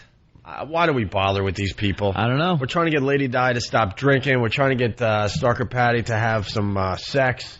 I want We're to failures. that for somebody Total. I care Oh, about. shut up. Just admit you're never going to know that intimacy. Just Save admit it for someone you care about. You know who's going to get you? The mortician. When you're laid out on a slab completely That's against true. your will. I don't You will. think Your that's body will be true. cold and frigid, and some sick mortician's going to go, why not? Why not? And there you'll be, getting violated in your death. And then him and his friends will practice jujitsu on your body and send you to heaven as a sinner and a whore. How great would that be if she went to hell because of what happened after she died? Afterward. Oh, would that be perfect? But I didn't do anything, Satan. I was good my whole life. I didn't touch a man and nothing. Yeah, but look, let me show you the videotape of what happened up there on the slab. You see now the third gentleman. Yeah, the black guy. When he comes in. Why are they turning me on my face? Why are they? I didn't think the embalming procedure entailed flipping me over. Hey, Colin Quinn, everybody. There's Colin. Colin's good friends with Patty. Colin actually had Patty do a couple of sketches on Tough Crowd. Is she going to do the thing yet? No, we were waiting for you. Yeah. That was the worst intervention anyone's ever done. And Lady Di, get on Lady mic. Di intervention. Wasn't that horrible? Awful. Patty had the most sensible advice of anybody. Yeah, get on mic there, Colin. You've done a little radio in your time. Yeah. There you go. Wasn't it just awful advice? We were just abusing her. So awful. And I don't like Norton's Dutch uncle tough love attitude. Patty's the only one that said you got to follow the rules when you go in there, right? She called it rehabilitation, though. Nobody come calls on, it leave her alone. She's going through rehabilitation. changes. Rehab. I was catching the Metropolitans game last night. All right, here's the deal. Colin Quinn in studio, Dr. Ian Smith in studio. Stalker Patty, after the break, is going to try out our Mousetrap thing because we're going to do this tomorrow for Tool tickets and Cold Hard Cash and hopefully a lot of other prizes. Okay, the whole studio is going to have Mousetraps tomorrow, and Patty's going to try it out to see. By the way, the best thing was how aggravated Opie was getting during the intervention. He wanted to get back to business. He's like, okay, we've spent enough time. All right, enough with this woman. Oh, she's horrid. He really wanted to smash everybody in the face. There was a time in my life I try to help people, and then you try to help people. You wanted to beat up Anthony and Jim Norton. Yeah, absolutely. Ruining your radio show. Well, but people out there can relate. There are people in your lives, and you try to help them over and over and over again, and it's like, well, you might as well talk to the wall. Yeah. I don't have time for those people Cleaner anymore. And smells better, You know too. what bothers me? Lady Di, I swear to God, she looked like you in a wig. Oh, now that is uncalled for, That's Jimmy. ugly. That's uncalled. It's an insult to both of us. All right, here we go. I think Bam's got Lady Di in the car. We're going to check in with them before the end of the show. So why don't we take a break? It's the Opie and Anthony program. When we get back, Stalker Patty will be blindfolded, and she's going to be crawling around amongst the mousetraps. There's at least 100 on the floor, and she's going to be searching for fake prizes today. She doesn't get anything out of it. She gets nothing. She gets nothing. How is this like the rest of your life, right? Searching mousetraps for fake prizes. Baby. Great. All right, we'll continue. Opie and Anthony show. Most of us get here on time. We're just fat guys on the air. We are so pathetic. We're fancy people. The battle of the mental illness. We are going to dumb this thing down to the point that we're going to be #1 with Down syndrome children. It's showtime, folks. It's the Opie and Anthony show. You'll love us. Opie and Anthony, mornings. You're checking out the ONA virus spreading across America, slowly but surely. We need your help. If you like what you're hearing, tell a friend, please. This is how this thing's going to work in the end, because we're starting from, no listeners. Zero. As far as, terrestrial radio goes. We're on in, 9 cities, something like that. I like 7 cities, that. I don't know. We did that at NEW. We had the big purge when we first came on, and then slowly built up a nice audience. There you go. Colin Quinn in studio. Yeah, good to have Colin in. Thanks, guys. It's good to be here. Yes. The place is a mess, though, huh? Oh, the place is a madhouse. No, It's a wreck. There's no walls, there's no ceiling. No. They're going to be The base taken is care too of. low. Just kidding, guys. Get to the mousetrap before somebody else comes in for an intervention, and we missed this one. You're sitting on a first grader's chair. Could you raise that up? I can't. sakes. He's 2 feet lower than everybody in the room. It's better. Yeah, Yeah, Your Patty's My ass girl height. Patty is right there. Her butt's looking pretty good. That extra weight went to all the right places on Patty. Oh, jeez. I'm serious. All right, let's blindfold her. Doesn't she look like she's wearing Dudley Do-Right's pants? Like it's all at the it's all at the hips. It's like state trooper pants. She's got the saddlebags going. I don't know. I like this outfit actually. Those awful old lady bunion shoes. Those shoes are horrendous. Yeah. Well, that's true. The shoes could use a little work, but yeah. Hey, we got to get right into this because we got Edward Norton calling in a few minutes here. New movie Down in the Valley. Make him do his American History X speech that he did to Elliot Gould. Oh, that would rock. Oh, is that brutal? Make him do it. Club Soda Kenny is blindfolding Stalker Patty. By the way, good news. We need more contestants for tomorrow. See, Stalker Patty, if you're just tuning in, we got about 100 mousetraps courtesy of pestcontrolworld.biz, B-I-Z. The .biz. I think that's the first person I ever heard that had a .biz. Pestcontrolworld.biz. Here it is. He gave me the electric mousetraps that work so well. It's unbelievable. I've killed, I don't know, getting close to 20 kills in my apartment, by the way. Well, nice. Patty, don't worry. It's Dr. Ian Smith. Everything's okay. Oh, my God. Colin. Patty's blindfolded and Colin's taking some liberties with her front. Wow, Colin. Yeah. Well, she can't testify if she can't see. You know. Who touched you? I don't know. All I did was feel a hand on That's great. Let's bring in the lacrosse team. Come on, Patty. Be a trooper. All right, here's the deal. So Patty's going to try out the mousetraps for us. There's over 100 mousetraps, and there's fake prizes on the floor. Patty gets absolutely nothing for this. She's just trying it out for us. Patty, can you see? No. Steve, punch her in the face. See if she can see. Tomorrow we're going to do the same exact thing for real prizes, Tool tickets, cold hard cash, and hopefully other prizes we can find here at Free FM, okay? So, Patty, you're blindfolded. How do you feel? Scared. She's scared again. All right, get on all fours. And you gotta take your shoes off because at one point you have to walk through there. Get those horrid Asian shoes off. Oh, those are the ones like at last minute when you're Christmas shopping. Yeah, Grandma. Yeah. I'll get these. Yeah, strawberry, Strawberry colored. Horrible. All right, lead her over.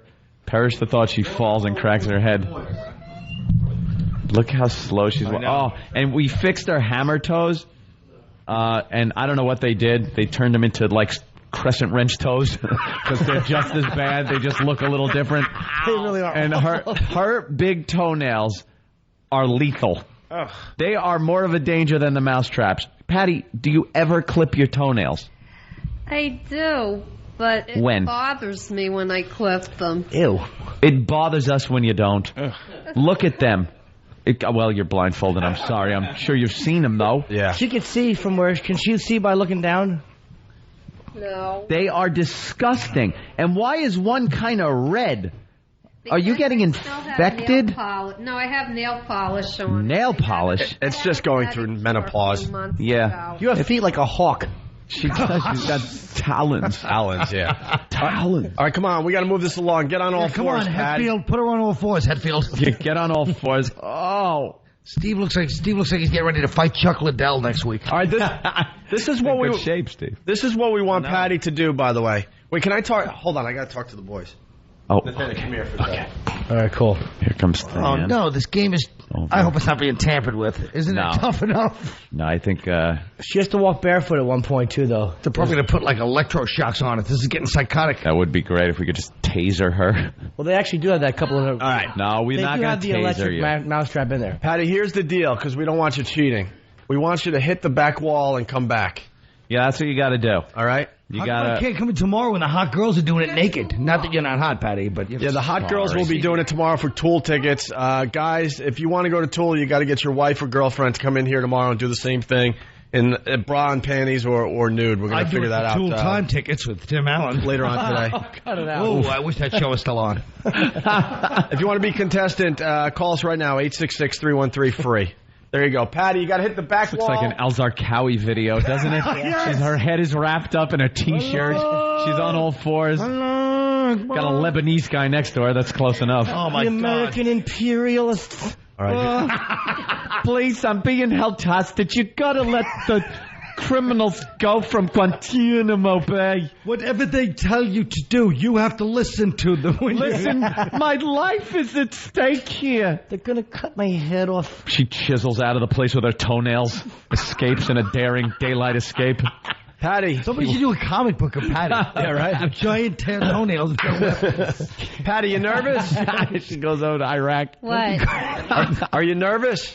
Yeah, I don't want to get hurt. Well, who Don't does? blame her. All right, you got to go to the back wall and back. Here we go. You get glue traps. To the back wall Now, of that. go slow. Don't rush because you're going to have to... Shit. Hey, what? Patty, hold on. Wow. Patty. Wait, Patty. All right, hold on. I'm seeing a couple of problems. First of all, watch your potty mouth because in the position you're in, you're on your hands and knees right now. I'll come over there and teach you a lesson. Whoa. The second thing, Patty, is no rubbing your hands on the floor. You must pick your hand up and put it down. Pick your hand up and put it down because you're swatting the mousetraps out of the way, and that's cheating. And here are and listen. Rules made for a reason. And listen to our voices because we'll direct you to the wall. Okay.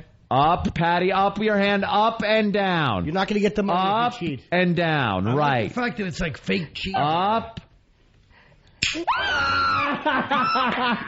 That was a good one.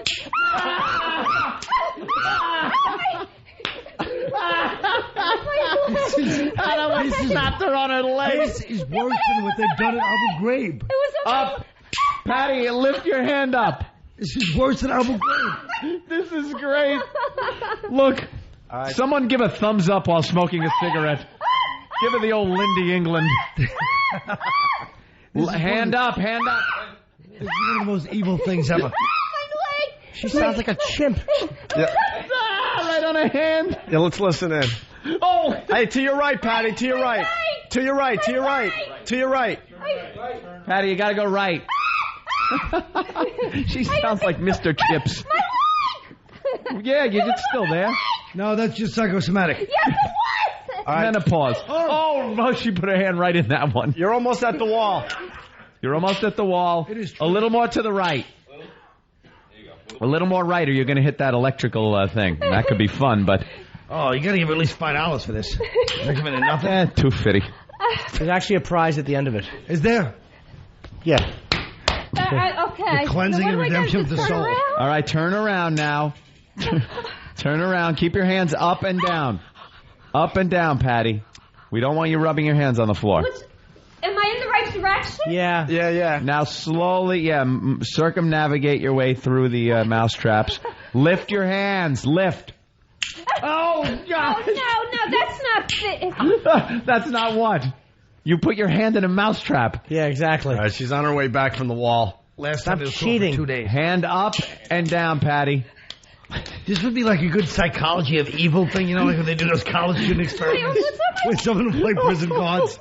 This is truly pure evil. I'll tell you the truth. Her cleavage was pretty good, though. I was just thinking that. All right, let's listen in. That looks nice. Let's listen in. Wow. Oh, no. She's hit a cluster. Patty, to your left. To your left. Yeah, go a little left, Patty. To the left. Why would you listen? If they say go left, you go right. She's cheating. Patty's cheating. You're cheating. Oh, my God. It was under me. It was under me. It was under me. Oh, God. It was under me. She's certainly not talking about a man. She's almost out of the. She's almost out of the woods. She's almost out. Under me. She's almost out of the minefield. Patty, you're heading toward the window. You got really got to turn around to the right. No. You're almost out. You're almost out. Hands up. Hand up and down. Up and down. No crying. There's no crying in radio. No crying. There's no crying in blindfolded mousetrap walking. Just crawl, whore. Jim's gonna pleasure himself to this later on. All right, you're almost out, Patty. This is not right. By the way, Anything bad to you? for the listeners at home, Not right. It was never right. she has been out of the minefield for about 30 seconds. They just keep taking the mousetraps from behind her and placing them in front of her. You're almost out of the. You're almost out, Patty. You're almost out of the minefield. I want her to have to walk. I'll tell you. There are Get those. five, There are five guys putting the back in front of her.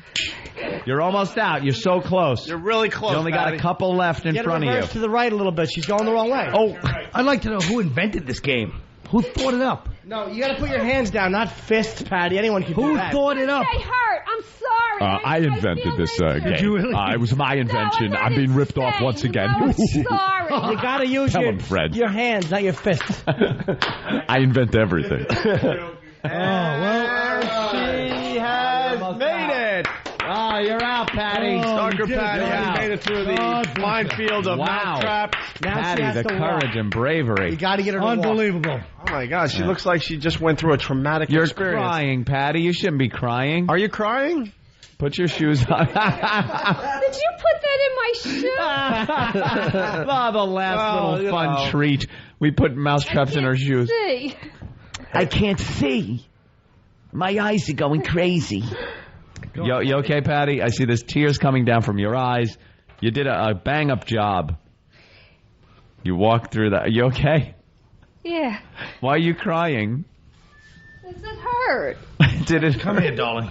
Yeah, Let Colin comfort you. Let Colin. Colin always makes Patty feel better. There you go. I love Patty. Patty, would Colin be the right kind of guy? Because I think he's got a good sense of humor. Yeah. He's not like a boy toy. You don't like the young guy. I'm not saying you're an old guy. My name I'm just isn't saying, Cher. your name isn't She looks Cher. ridiculous. She does look ridiculous. Yeah, as you crawl around with mousetraps on your fingers. You're On right, your she looks claws. silly. Yeah, but at least she's... Yeah, You know what? My feet hurt a little bit too. They were on my toes. She's all over the place. Well, are the? I guess we're going to be set for tomorrow. I think that'll work out well. I think it worked out very well today. You know what we got to get though instead of that stupid because she was cheating. Punji steaks? She was not cheating. No? She was looking like underneath the shirt. We got to get those eye patches that you sleep with because you I can't couldn't see. see a thing. You're, No? okay, maybe No, I you're had no cheating. idea where I was going. People, Because he has no integrity. He's projecting it onto you, Patty. No, I Right. saw that you were putting your hand. Like, Because he would have cheated. I can't He's see thinking through you that did. shirt. No? No. See through that shit. I was couldn't looking down, see. Why do you have to get those eye patches? Why do you get a rubber ball in their mouth too, you pervert? Would Colin make a good companion for you though? Like as a man? Break the ice. He's got a good sense of humor. That's always important. He's a nice guy. He really Gentle. is. Thanks, Patty. It's very Colin, nice. I think you got a shot. And he's a gentleman too. Yeah. All right, gentlemen. I like gentlemen. Yeah. All right, we should move on because And we again, got. relative to these people, Uh-oh. because I'm a gentleman because I don't put mousetraps and blindfold you. Within 6 months, he'd bilk you of what little money you have to go to OTB. I don't. Hey, the Derby's I this hate far. OTB. So do I, Patty. Yeah, sure. It's sorted. Well, that was great. I'm glad it worked out, and we know now tomorrow it's going to work. Yeah, do we have enough contestants for tomorrow? If you want to be in on this contest, give us a call, 1-866-313-FREE. We will definitely have $500 on the floor tomorrow, tool tickets, and other prizes from Free FM here in New York City, okay? Right. Just give Travis a call right now if you want in on this. Let Lady Di in tomorrow. We were going to do it with her today, and then we're like, you know what? She should be in rehab. Yeah, we just Believe it or not, she was too pathetic for us She's today. using these headphones. She's not. No, those are the Ben ones. I don't think she was using that. Yeah, let's say hi to Dennis in New Jersey. Dennis? Oh man, that stuff's sick. You know, Yeah, she was, when you guys first started, that used to upset me, but now blindfolded chicks crying, I'm You're hooked, huh? excited. He's hooked. I'm excited. Yeah, I think we're going to have fun with this tomorrow. All right. Not that we didn't today, Patty. It's always fun to make you cry. Why don't we take a quick break? We got Edward Norton checking in next. Mm-hmm. We break now. We'll be able to talk to him for a little while, okay? Okie dokie. And Colin Quinn in studio, Dr. Ian Smith in studio, the guys picking up the mousetraps. Once again, I want to thank the guys from PestControlWorld.biz, B-I-Z. We'll continue with the Opie and Anthony program. Golfing is a wonderful way to spend an afternoon. A true test of dexterity, skill, and, seems to have landed in some dog mess. Oh, not again. Ramon, wash my balls. Opie and Anthony, weekday mornings. Colin Quinn in studio. We got to get a plug for your Caroline's dates there. That's right. And what about my play I produced last night? What about it? It's all dolled up at the Acorn Theater. Pretty funny. It's got transgender and mafia. All right, we'll talk a little bit about that after we talk to Edward fine. Norton. But Colin Quinn playing Caroline's all this weekend, starting tonight through Sunday. That's right. You can get your tickets by calling 212-757-4100. But right now, we're all very excited because we got Edward Norton on the phone. Edward Norton. How are you? How are you, sir? I'm very well. Welcome to the Opie and Anthony program. Thanks. Wow. I got a copy of Down in the Valley. I saw it last night. I loved the film. Oh, thanks. I want to say that right off the bat. I absolutely loved it. I'm a fan of this film. This is one of the ones I really like that I've done. You want to explain the film just a little bit for the people out there? It's a western, but it's a contemporary western. It takes place out in Los Angeles, San Fernando Valley, and it's a kind of about kind of like the drifter who walks into town and collides with his family. But I don't know. It's hard to sum up. How would you sum it up? Great sex scene. Jeez. Yeah, that's fantastic. That's a great plug. Thanks. No, I don't want to give too much of it away. I agree. It's tough to. I mean, it's like I have to at some films. Like, I mean, how would you sum up Fight Club? You know what I mean? It's a very hard film to sum up. It's a lot about. I think the reason that my friend and I who made it did it was we used to look at each other and say, well, we love the old westerns, but why would we want to go make another western the same way everyone else has done it? Let's do it about like the West that we live in, and let's make a movie that people look at the people in it and they say, oh, I know these people, I've seen these people around, and I recognize this experience. So must be nice to have the opportunity to be able to put together a movie that you want to do. I mean, I'm sure you went through a few years where it was just, what people want you to do, and then you reach a point where you can do your own work. Yeah, I was lucky that way on a certain level. It's always like that for actors in the beginning, and somewhere in there when I started doing movies, I started picking. I mean, I remember there was sort of a big John Grisham book around the time we did American History X, and someone was saying, you should do this, and I thought, really, I shouldn't do that.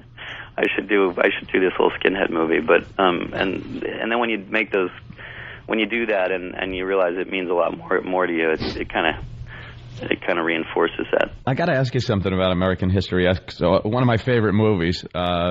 You're in a couple of my favorite movies, to tell you the truth.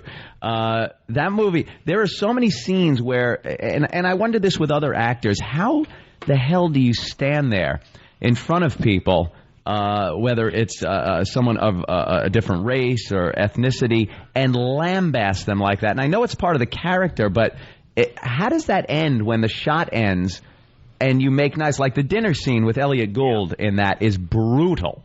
I mean, brutal.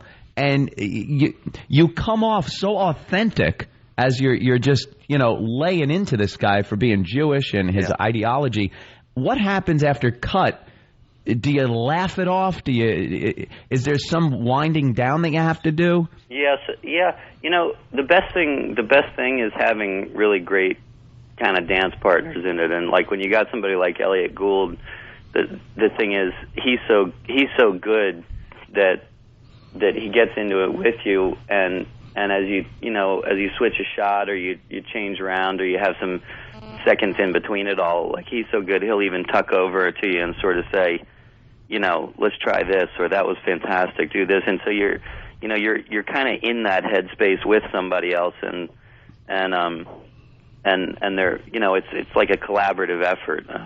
That's the best way I can say it. But like that movie, it was a great example of everything that the movie's about, in the sense that, like, we had black guys, Mexican guys, we had men and women. I mean, you have like a mix of people making it together who all believe in what it's about, and that helps too.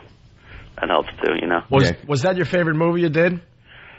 I mean, they're like children. It's like it's hard to love one more than another, but I certainly liked the way that one came out. I think it came out very much like we were setting out. It did what we intended it to. You obviously worked pretty hard on it, especially on your body. Tell you the truth, have you ever had to work that hard getting in shape for another movie? Where did it all go? Where did it all go? Yeah, because then your next movie was Fight Club, and obviously you're not in bad shape, but it was nothing like you were in American History X. Well, you had to make sure you look a lot softer than Brad Pitt in that movie. Yeah. Well, yeah, we kind of decided I was going to kind of get sort of almost junky thin in that one, and he was going to kind of get more and more idealized, So, it was terrific. He was like stuffing his face and lifting weights, and I'm starving myself for 6 months. And so somehow I don't think I get the good end of that deal, but it was fun. You know what my biggest problem, because I do a little acting too, and my biggest problem when I act, and I'm not particularly good, is what to do with my hands. Like they just kind of just hang there, and I feel stupid and stiff. That's really funny you say that. I think about that, like in theater sometimes I get that feeling like that. What do I do with my hands feeling? When you have to do a scene, I did one in acting class last night, and it was from a Sam Shepard play where I have to play a guy who's like a kind of like almost like a Western type of vibe, and I can't do accents at all. And like whenever I act, I'm just horribly embarrassed and exposed, and I feel like I'm trying hard, and everybody just knows I suck. Is that bad, like, to actually have that when you're acting? You're going to have to move through that eventually, but, yeah. And what play was it, Fool for Love? Yeah, it was just a scene where I'm trying to convince May to come with me, that I bought some land in Wyoming. Telling him what to play is stupid, he knows. Well, I'm trying we have an homage to in Down in the Valley. Do you see that bit where I'm roping the chair in the hotel room? Yes, I did. Yeah, that's sort of like... That's because we loved Fool for Love. Yeah, well done. Jimmy, why don't you do the line for Edward Norton that you were doing last night? I just couldn't do it well. I'm going to take care of you this time, May. See, just doesn't come off. That was good. I thought that was good. Thanks, Carl. That is really bad. It just didn't come off as good. I wasn't feeling too well, though. I had food poisoning. But I also say this, in fairness, as good of an actor, as brilliant as Edward Norton is as an actor, that was an easy scene in American History X, because you can see they casted Elliot Gould because he is the epitome of an annoying kike. Somebody called him a kike. He must have been like, you kike. Right? Thank you, Colin, for alienating everybody. Yeah, that's great, Colin. Sorry about that, but are you guys up in Boston now? We're in New York City. Oh, you are? But we're heard in Boston. Oh, you're from Boston? We're from here. And then we were up in Boston for a while doing radio, and then we said something about Mayor Menino, and they threw us out of Boston. Oh, that's terrific. But then we came back. We kind of told the whole city that he was dead for April Fools. You're from Boston, though, right? I was born there. I was born up at Brigham Women's Hospital. You ever get back there? Yeah, now and then. Yeah, you hang with like old friends or something? Or yeah. I mean, I'm in New York for 15 years, so my crew is a lot of them are here. You and I actually met at the Comedy Cellar one night. You came down Jim Norton. Jim Norton, yeah. Oh yeah. Oh, Jim Norton. Which is funny. That's my brother's name, but that guy is hilarious. Well, that's who we're... Thank you. That's the guy... Sam Shepard actor. Yeah, that's me, yeah. That's the guy that was doing the acting class. Bad Sam Shepard actor is Jim Norton, yeah. And by the way, someone has to say it. Jimmy's a very good actor. He's going to be seen on the HBO series Lucky Louie in June. Well, it's funny. Somebody has to say it. That was what Edward said to me when he came Somebody out. does that. He said, that's my brother's That's where name. we met. Yeah, and I bothered him for a picture upstairs, and he was very Of course pleasant. you did. Why do you always have to bother everybody for a picture? It's creepy. Ask Edward Norton if he remembers how creeped out he was, that he's trying to be a peer to you, and then you ask him for a picture. All right, hold on. Edward, do you remember being creeped out, or did you just think it was good-natured fun? I thought it was pretty much good-natured, bad taste humor. Thank you very much. Yeah. It was just, two men of a similar ilk as actors taking a photo together. I go up to my good friends, my peers. You talked about your nipples. Do you remember that? Great. Well, not to him after the show, probably on stage. No, I wouldn't doubt you did after the show. I think it was both. He's a despicable man. Oh, you remembered that. Thank you. Hey, Glenn wants to say hi to Edward Norton. Let's say hi to Glenn. Glenn, what's up? Hey, Edward, how are you? It's Glenn Cunningham. How you doing? All right. I wanted to thank you for working in that movie, Pride and Glory. I had a good time with you, bro. Oh, yeah. That's good. Are we working on that? Yeah, remember we talked about Aikido and we were up in Harlem? Oh, yeah. You must get this all the time. I worked on a movie. Yeah, Pride and Glory. We're shooting it still right now in New York. It's like a cop corruption film. All right. Domo arigato gozaimashita. Glenn, that's all you have today? That's it, man. Take care and good luck. I'll see you in the open. Way to bond. Hey, Edward, do you remember Patrice O'Neill from 25th Hour? big black guy. He was Black WC Field. Black WC Field. He was the, I guess, the doorman at the club you were going to. I do remember that. Yeah, he's a good friend of ours in the show, and he constantly talks about doing that movie and working with you. I do remember him. Yeah. And we're constantly telling him, "Shut up." He's a chocolate man that can't eat chocolate. Well, it was actually a scene with, I think, Edward and Philip Seymour Hoffman he got to do a scene with. And he just said how nervous he was and how they had to kind of... Two brilliant actors, and I did Patrice. a couple movies with Phil. He's fantastic. Yeah. He never... This is what I like about him. He never makes eye contact with people in a scene, which I think is great. Because in my class, they just say you got to look at the person in the eyes. But I don't look at people in the eyes in real life. I'm shifty and nervous all the time. Well, again. But I mean, that's what I like about him. Again, I don't really know what to say to you. Say what you really feeling inside, which is shut up, you rank amateur, and don't ever bother me again with acting questions. There's nothing wrong. You dilettante idiot. Yeah, Jimmy's hoping that you guys are going to become friends. Yeah, Jimmy thinks you guys are going to be like studying together and doing Sham Shepherd scenes. Jimmy's hoping by the end of this interview you go, can you put me on hold? I want Jim Norton's phone number. Yeah. Maybe we can do a Sham Shepherd play. I hope he kicks you down the stairs of the cellar next time he sees you. Nobody told me this was your show, Jim. Why didn't they tell me? They probably didn't know. I mean, they don't know all the friends I have that happen to be celebrities. They don't give me any credit. He's the third wheel. Yeah, I am pretty much the third wheel. You know something? I love Rounders also. Do you think that might have come out a couple of years too early? Oh, yeah, I know. They say it's just as bad to be too early as too late, right? Yeah, that movie is fantastic. And now it's just such a cult favorite with people that play poker, who now is everybody. Do you play?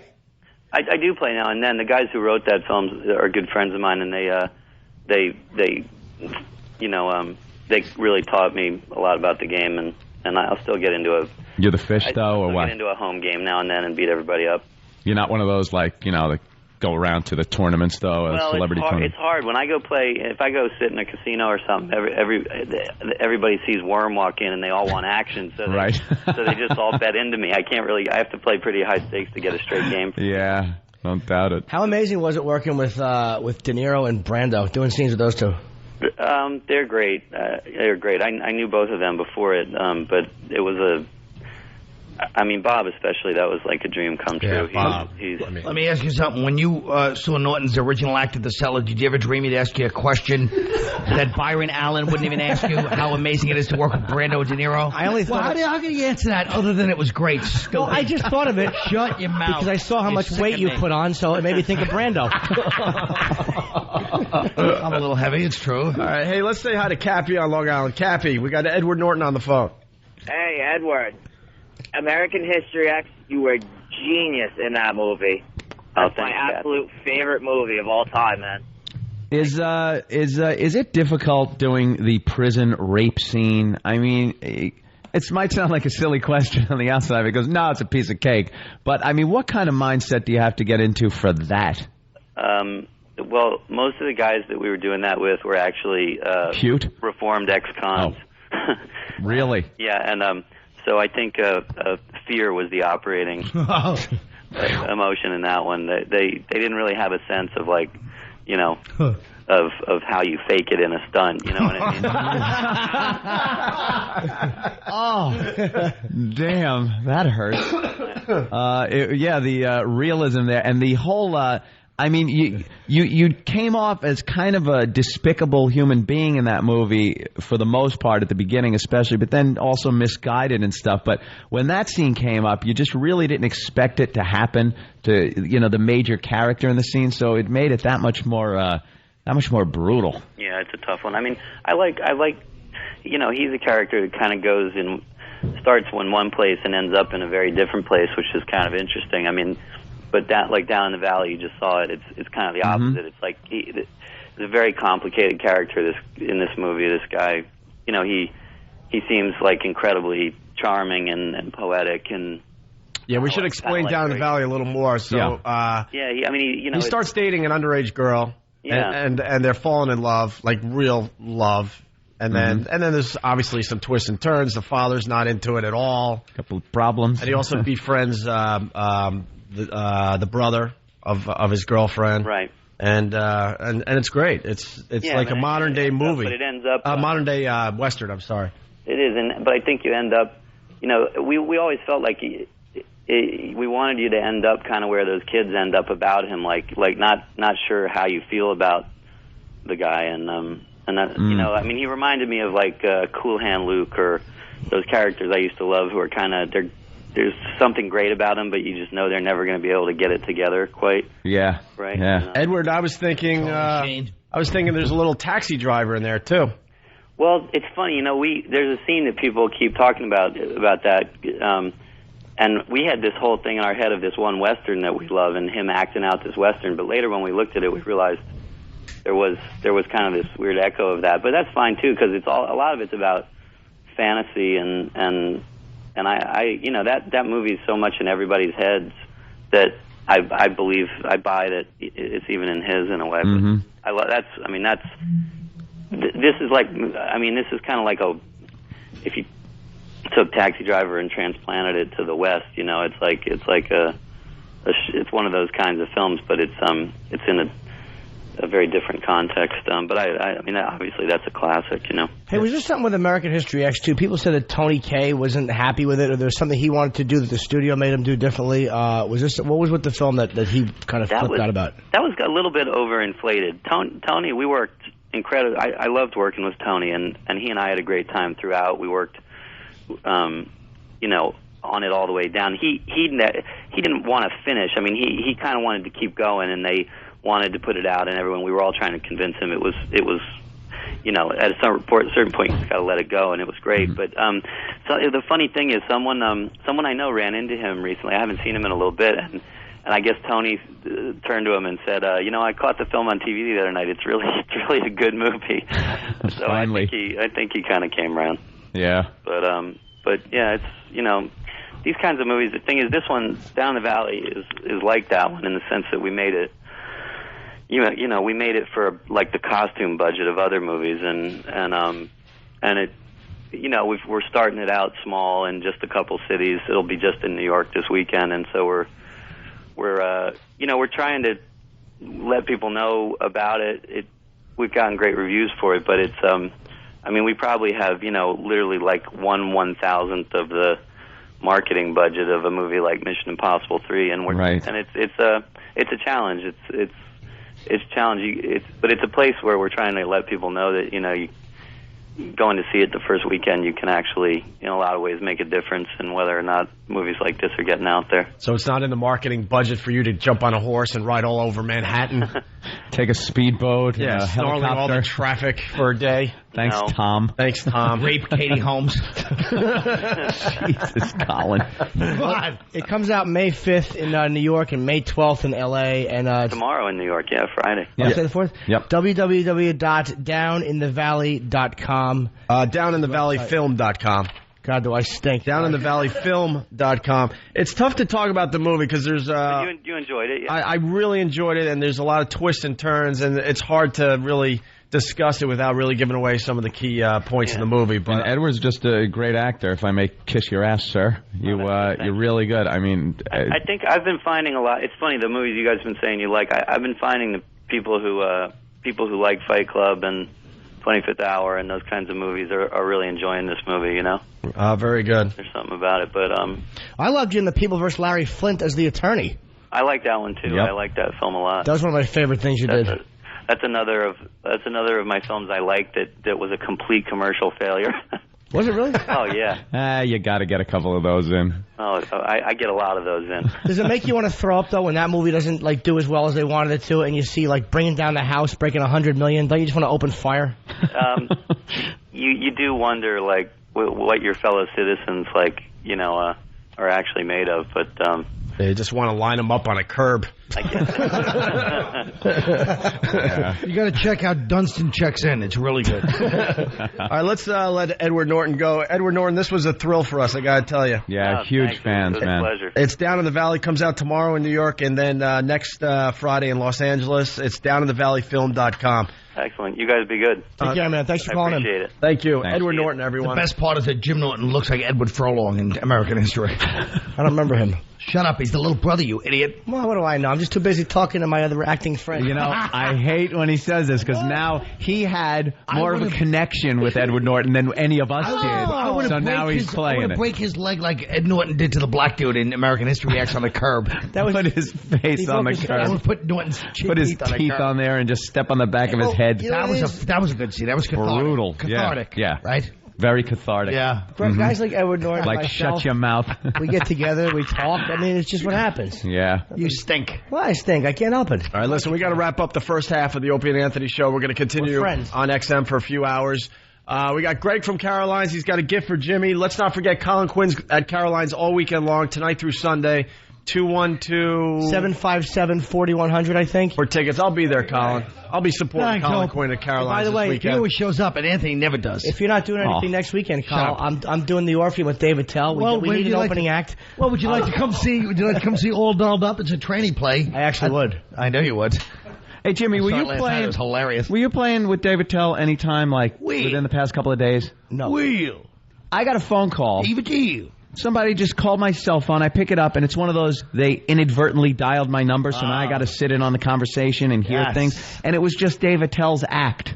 Wheel. It was like David Tell either on TV or live in a club or something. No. So who the hell knows me that was listening to David Tell? No clue. It was Norton. He's still. And you can't hang up because you got to listen to see if they say something bad about you. Right. We got to hurry up because we got 2 minutes left. Greg Charles, what do you got? You don't have to bring Hey, me a Rock. gift. Greg Charles has a gift for Norton. Gift for Jimmy. Greg, you guys don't have to do that. Greg. Of course. Jimmy. You really don't. You like the rapping. Please tell me if it's Colin Quinn's poster and it says canceled. Maybe it's that picture of New Year's Eve.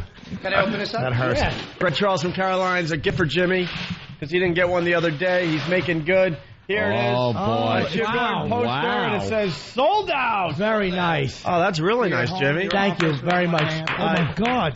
After signing this new deal, that sold out has a whole new meaning. You look like a beautiful little NAMBLA victim. Thank you, Greg. You stupid Remember tadpole. everybody at Caroline's. Thank you. Norton looks like a tadpole. Congratulations, boys. That is a sexy little picture of Jimmy. That's my Caroline's when I was there, and it actually says sold out in red letters. Couldn't you have photoshopped a breathe right strip on his nose because he doesn't leave home without it these days? You psychopath. I can't breathe otherwise. All right, here's the deal. We got 2 more things we got to do, and we only have like a minute left in this half of the show. Dr. Ian Smith, you got to make good right now. I'm giving away books. Yes, Dr. Ian Smith has a great book out. It's called Fat Smash Diet. Yep. Our own Nathaniel lost like 15 pounds on it. It's working great for him and many other people out there. A lot of people using it. And we've been promoting the book like crazy. It is working. And he brought like 2 books to give away to our listeners last time. So I got 75 books. Wow. 75 books. Oh. So wow. Go to fatsmashdiet.com. Wait a minute. There's no porno on that website, right? Nah. All right, I guess we can promote it then. Yeah. Fatsmashdiet.com. Yeah, and we're going to do a challenge. We're going to do an Opie and Anthony Fat Smash Challenge. We'll talk about it later. Ooh, a tease. A little tease, huh? How about that? But you'll take some of the emails and just randomly give out about 75 books. Yeah, first 75 emails. That's very cool of Dr. Ian Smith, all right? Nice. Tomorrow in this half of the program, we're giving out the Tool tickets. We got the Cold Hard Cash, other prizes in the minefield of mousetraps that Stalker Patty tried out today. Patty, thank you so much for doing that and getting nothing for it. We greatly appreciate it. Really fast before we leave this half of the show, Big Ass members on the phone. Just got to rehab with Lady Di. Hey, how you guys doing? Hey. What's up, Bam? We just got here. She's being processed in for the, 5 to 7 day detox. Good. She went without much of a whimper other than her welfare, whatever. I don't know. Don't worry about it. But I just hope she dies during detox. Bam drops her off and hopes for death. That's how we help people on the Opie and Anthony program. You're a breath of fresh air, Bam. Godspeed. So, she's in and being processed in. Let's see if she stays in for the 5 days. Yeah, I think it's 5 to 7 day detox, and then I think it's a 28-day rehab if she makes it. And then there's probably some kind of counseling that she can go to, and I'm sure they'll clean her up and give her a little robe to wear or something. Well, good for her. Hey, Bam, tell her to call us. Can you call from these places? Yeah, I don't think she can. All right, tell her to call and give us a progress report. I say she lasts 3 days. 12 hours. I disagree. 12 hours. What, you think she's ready? Yep. That seemed like a person that was ready? Yeah, man. You never She's a wake up compulsive going, liar. I can't wait to do this. She's actually Well, getting the into the rehab. good news is she's not anywhere near to her home, so she can't just leave and walk down the street like last time. 3 days. She's too ugly to hitchhike. We'd pick her up. All right, so Lady Di has made it to detox. We'll see what happens. Good luck. I got to go get my card detailed now. All right, anything else you want to add, Bam? No, that's around it. Thanks, Bam. Good job, man. Bam does great stuff for the Opie and Anthony program. Yeah. The O&A Pests do a lot, and we greatly appreciate it. All right, Bam. Let's hit the See streets. you later. Bye-bye. Yeah, we're hitting the streets. We'll broadcast live now from the streets of New York as we get to the other studio. We'll see you tomorrow if you don't have XM. Today is today we're gonna have Club Soda Kenny skipping, all 6'6" of him, and throwing dollar bills up in the air as we walk to the other studio. This is the Opie and Anthony program. Excuse me. We'll see you guys tomorrow. All I want is to get laid and eat sandwiches. That's it. That's the closest reference you can get to something cool, hip, and groovy. Cool, hip, and groovy. Dick. Yeah. Where do you go when your wife changes the locks? The Opie and Anthony Show. I want to be on you. Well, you've come to the right place. I help you, you help me, we all laugh. Don't worry, we're not listening because this is a boring conversation. Love you too, sweetness. If you walk past them, they'll like take your jewelry, take your purse or whatever, you know? You have no idea what they are. There are a lot of questions about them. Real. Dirty looking. Freaking naughty. Shut up. Bring on the booze. Is this the Opie and Anthony Show? Okay. Opie and Anthony, mornings, 6 to 9. Are we on the radio? We are on the radio. Hi. What? No, we can do it outside XM. We'll sign some stuff. It'll kill some time. It's Yeah. all about killing time. I want to deal with I keep a people. close watch on this heart of mine. My stomach I hurts. keep my eyes wide open all the time. How cool was Edward Norton? I keep Great. That was pretty good. Someone said I was homo for him. I saw the phone call. It's like, is Anthony homo for Edward Norton? Why? Because I commented that he was buff. Yeah, in he American did a great History body. X. I commented, doesn't mean I'm gay. That I think he's a great actor. Yeah. He's wonderful. He's captivating. Someone on the instant feedback said I was sexy. He's Someone on the instant feedback, yes, said I was stepping all over him. I was just nervous to talk to him, man. That's a biggie. That's a big get for us. I hear if we were nice enough to him, might actually come in the summer. Right here in New York. Now that'd be cool. Think of the picture, Jim. Oh, you already have a picture with? Yeah, I do. I'd get it signed though. By the way, where's Colin Quinn? He was trying to smash chasing my Bill poster. down. Chasing Bill with Jim's poster, which he threw down in the Free FM lobby. He's trying to break my poster. You know what it is? He thinks it's bogus because he's never seen Sold Out on a Caroline's poster. That was a really nice poster, too. I can't believe he would break He's that. trying to break it. I can. I think you really like that poster, He's right? jealous, I think. He's jealous. All right, here's the deal today. We're going to be walking to the XM studios. Yep. We got, I don't know, close to $100 cash in all ones. And we're going to get Club Soda Kenny, 6'6", skipping down the sidewalk and just throwing dollar bills in the air. Throwing money in the air. Hello. Hi, Kenny. What? I can't hear. What am I supposed to talk? We're just saying hi. Oh, hello. Hello, everyone. It's a beautiful day. I'm going to be throwing away monies. All right. I'll hand the money over to Club Soda Kenny. Let's start the walk to XM. We'll just Satellite walk. radio. We'll just walk. We'll just walk. Like we do now every day. Yeah, and the crowd's getting bigger and bigger every day, I know. And Master Poe is ushering people away. Oh, nice. Hey, the how bus you doing driver there? from yesterday. The bus driver, Rich Voss wanted to get on that he's a bus fan. yesterday and do some stand-up. A lot of fans of the show on the walk. Very surprised. I guess it's the low self-esteem. You think no one's listening. And then you get some people coming out of cabs, holding up wow stickers, beeping their horns. Waving even. I just wanted to throw a gesture in there. So Thank people knew I you, was here Jimmy. today. All right, let's get Club Soda Kenny to do the first skip from here to the bus stop. Ready? Club There Soda to the Kenny, bus all stop. 6'6" of them just throwing money in the air as he skips. Just throwing Look at this guy money. backing up. He has an iPod, and the guy's just backing up going, what the hell's going on? Kenny's just skipping, throwing. Oh, look, an Asian woman just picks some up. She likes that. There's men in suits actually wrestling for Look $1. at him skipping to the corner. People are picking him up. Of course they are. I'm bringing up the rear. 2 of Anthony's neighbors are following us. And there you go. Whoa, that one made it into the street. Skip across the street, Kenny. Tell him to go across the street. Look, there's one in the middle of traffic. Yeah, go in traffic. Whoa, there it goes, flying. This guy's going to try to stop a car to get a dollar bill. This wasn't the smartest idea. I think Kenny should... Opie. Yes. I think Kenny should, when the light is red, skip right through traffic throwing the money, so the money will get swept down the street by the cars. Jesus. Why don't we just put it on a Klansman's hat and send him through Harlem with dollars taped to him? Okay. Are you ready to do your next skip? Yeah. Let's All cross. right. Let's cross this way. Huh? Where's Tony Bennett? He's right here. He Where's wants Tony nothing. Bennett? Don't yell at him. Look, he's going. Hi, Tony. Tony doesn't like us. Hi, Tony. Leave Tony alone. He doesn't Leave want Tony to talk to us. alone. Leave him alone. We see him every day. He's Tony's, shaking his head. Tony's not coming back this way. Wow. It's Tony Bennett, for God's sake. We love him. Why didn't you offer him some of those dollars in your hand? What happened? What happened, Kenny?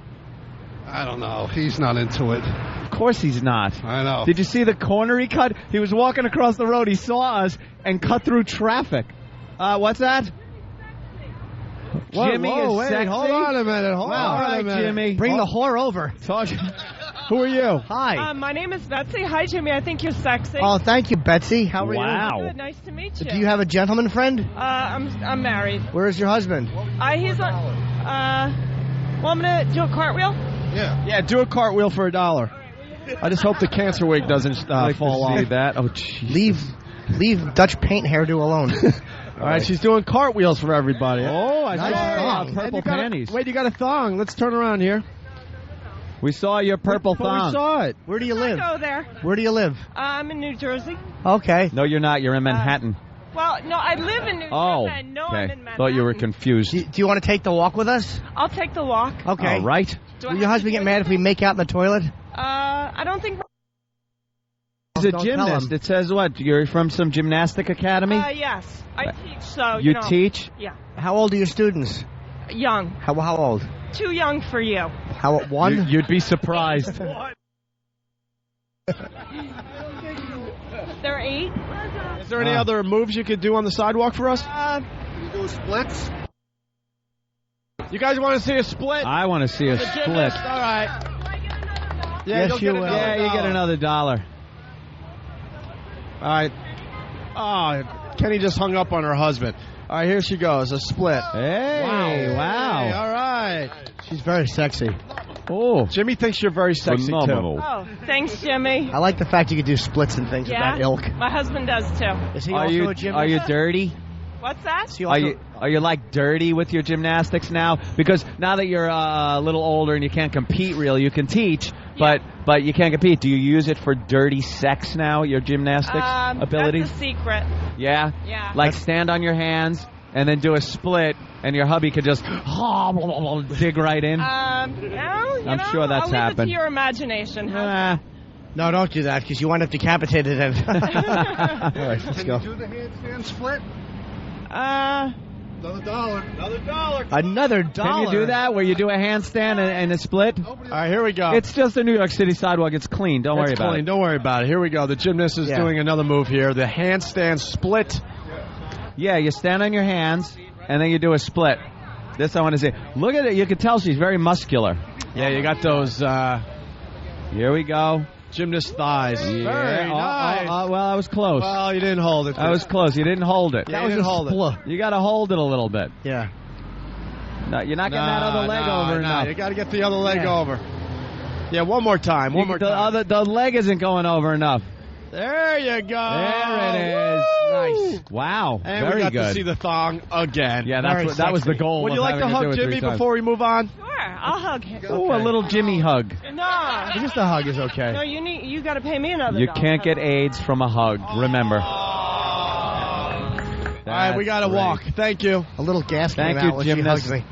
All right, Kenny, if you will, start skipping again and throwing the dollar bills. All right, right across the street, Kenny. There he goes. Mr. Moneybags. Look at him go. He's just throwing money. A lady stops with her baby to pick up money in the He's street. just throwing money. All right. You know, these cheap bastards that came for the walk with us are taking all the money. It's love not this. for them. It's for people on the streets also. Opie, how are we going to solve that problem? Jesus. I'm hoping someone gets decapitated by the cabs. See, I see a problem.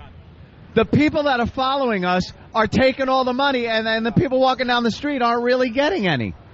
It's like just handing them money. Who's that with the hat? How much do you have already, you fat fuck? How much? $7. So you've taken $7 already. $7 fucking bucks. Jesus Christ. That means Comeback City is on. Did somebody throw braces up in the air? You want me to give it back? It just flew my way. Shut up, would you? Oh, my God. Kenny took the $1 back from Stalker Patty. Well, he should. We're ready to cross the street. Oh, now we're going to miss the signal. Hey, everybody, I see Colin Quinn way up in the window on the 5th floor. The 5th floor, that's the XM Satellite Radio Studios. What is he doing? He's got a cup planned. of something. He's got something planned. How are we going to walk underneath? He's ripping stuff up and throwing it out the window. It's probably Jimmy's. There you go, Jimmy. Here's a tender sentiment for you. We're waiting for the light to change What is he ripping up besides not his lunch order, that fucking fatso? I'm sure it's something of yours, Jimmy. He ripped up your tender. He really doesn't like you. Did he? Yeah, he did. Did he wreck the bit, that jackass? What did he rip up? Your tender sentiments. those are the tender sentiments? And I'm going to smash it. Up Jimmy's tender sentiments. That's not nice. All right. And I'm going to smash it, Tom. All right, here we Kenny go. continues skipping and throwing the dollar bills as we make our way to XM Satellite Radio. Oh, look at him throwing money around. Throwing money, skipping. right. What a Pick it up, guy. Look at him just throwing cold, hard cash. You can't pick the money up with your camera. What are you doing? The intern's picking it up. Former child stars picking up the dollar bills. The lady's pushing her baby to try to get one, and the intern is doing it. On the... Uh-oh. The cops are turning around. I thought they were here for us. No, the cop's just turning. He's just turning around. All right. I don't think we'll be arrested. For what? Oh, I see why he's in this area. Why? Well, look at some of the people on the corner. He's just taking a peek. Could be a problem. He's just taking a peek. We're just about at XM, outside XM. Is Colin Quinn still in the window? There they are. I'm actually up finest. I'm cutting up Jim's Tums and putting them in his banana. Get a little salute from a couple of police officers out there. Yeah, watch out when you walk under the window. I don't know what Colin wants to drop on us. Oh, did he throw them out? That's good. You ruined the bit. That's smart. Ruined the bit. What a dope. That bit was ruined the minute you started. Yeah, well, here we are. No smoothies, no nothing. We get right upstairs today. Yeah? We got a busy day. All right. Wow, we got a hell of a crowd with us. The crowd is growing every day. We hate you all. Bye, guys. Thanks for following us today. We'll see you tomorrow. Yeah. I think a couple of people made $2-3. Maybe a little more than that. Perhaps more than that, Jim. Anthony's gone. All right, we may be back on the air in a matter of moments. Oh, you got me right. Oh, okay. You wanted Anthony. All right. The Opie and Anthony Show. XM 202. Where the fuck am I? The fuck is it? Disgusting. Sexual. Parents say it is not for kids. Pornography in the workplace being played on TV screens, drawings. They ransacked and took off with the family car. People making nasty comments about women. Virus spreading in our area. Find out where. Racial language and racist attacks. Push the button! I'm a black ninja, fuckface! All right, we remember. Shut up. We smoke pot. There's going to be some action today. I'm going to crap myself. Oh, what a log you're going to have. Holy shit. The Opie and Anthony Show. Holy shit, Yahoo, indeed. Oh. With Opie. I have psychosis. Anthony. I'm a xenophobic asshole. Jim Norton. I don't have the chops to do this. And a bunch of zeros. Good old Ben. Steve really is love. Perfectly enunciating boob. Sorry, Steve. E-Rock. I bring nothing to the table. They love when Hawk fucks up. Shut up. But more importantly, we see Derek's balls. You just relax. Here comes the funny. Problem, Hawk? My crotch is burning so bad. Shut up! But enough of this palaver. Let's get the show on the road. Ah, hi. Look, I know how to make it into the elevator on time. Opie and Anthony Show, XM Satellite Radio. It's Opie and Anthony Mark II. It's our second show of the day. We are the hardest working people in radio. How come I always make it up first now? Opie decides to take the second elevator. I'm not stupid. You stroll in. I'm running from the elevator into here because I know there's just a matter of seconds to get on the air. Opie strolls in. Hey. Don't throw out the nice present I made for you. Yeah, Jimmy's very angry. Yeah, because you ripped up Tender Sentiments. That's a bit. I know it is. Well, you don't ruin bits. I know it is. Well, I would not ruin a good bit. It happens to be a fine bit. We like that bit. Exactly. I know it was hilarious, but I guess its time came. Everything happens for a reason. It was Jimmy's reason enough. Yeah, but we left him 1 10 cent. Make you keep rereading that one every day. Where'd it go? You threw it out? See, the problem is we need a bit to replace that now, okay. Colin. I'll write one up. Because you get to go home and we have to still make up crap every day. Yeah. Tender sentiments, huh? Yes. Oh, wow. The second half of the Opie and Anthony program has begun. Hi. I'm just getting pal talk up here because the people get a little upset if it's not up there right away. And we're getting our stuff put out in front of us. That's what the first few things. Kenny, can we get smoothies today? Sure. What would you like, sir? Protein smoothie. Huh? You know something? There you go. Dr. Ian Smith said more protein. I hate this because by the time I go home, I'm going to be gurgling and percolating, but I love those banana strawberry smoothies. Would you like protein with yours? Now, what is that going to do for me? Ask Dr. Ian Smith. Dr. Ian, is it for energy or is it for, you know something? No, I don't want it. Oh, boy. I just want the good taste. No, it doesn't affect the taste. It doesn't affect the taste. It's protein will help your energy during the day. But you can taste it. Yeah, try it. Tastes a little bitter, but it's not bad. Shut up, Jimmy. All right. Okay. Get him some. Do you like some skim milk? My goodness. Skim milk? Yeah. That might help. All right, here's the extra money from the walkover. Just banana strawberry. That's good. Everyone is excited. They want the dump report. We should get the dump report in minutes. All right, we'll get the dump report we got it already? soon. Okay. Hold on. Before we go to the dump report, we got another update from... Holy shit, 2 pages? Yeah. We have another update from Big Ass Member. Well, as you guys expected, Lady Di is refusing to accept treatment. Is she? Wait, what happened? Fuck her. She is claiming that she wants to get off of some suspension on New Jersey Medicare, and she has to go back to New Jersey. And they're saying, don't worry about it. You'll deal with it after the detox period. We'll detox you here. And she's like, no, I got to go back to the office.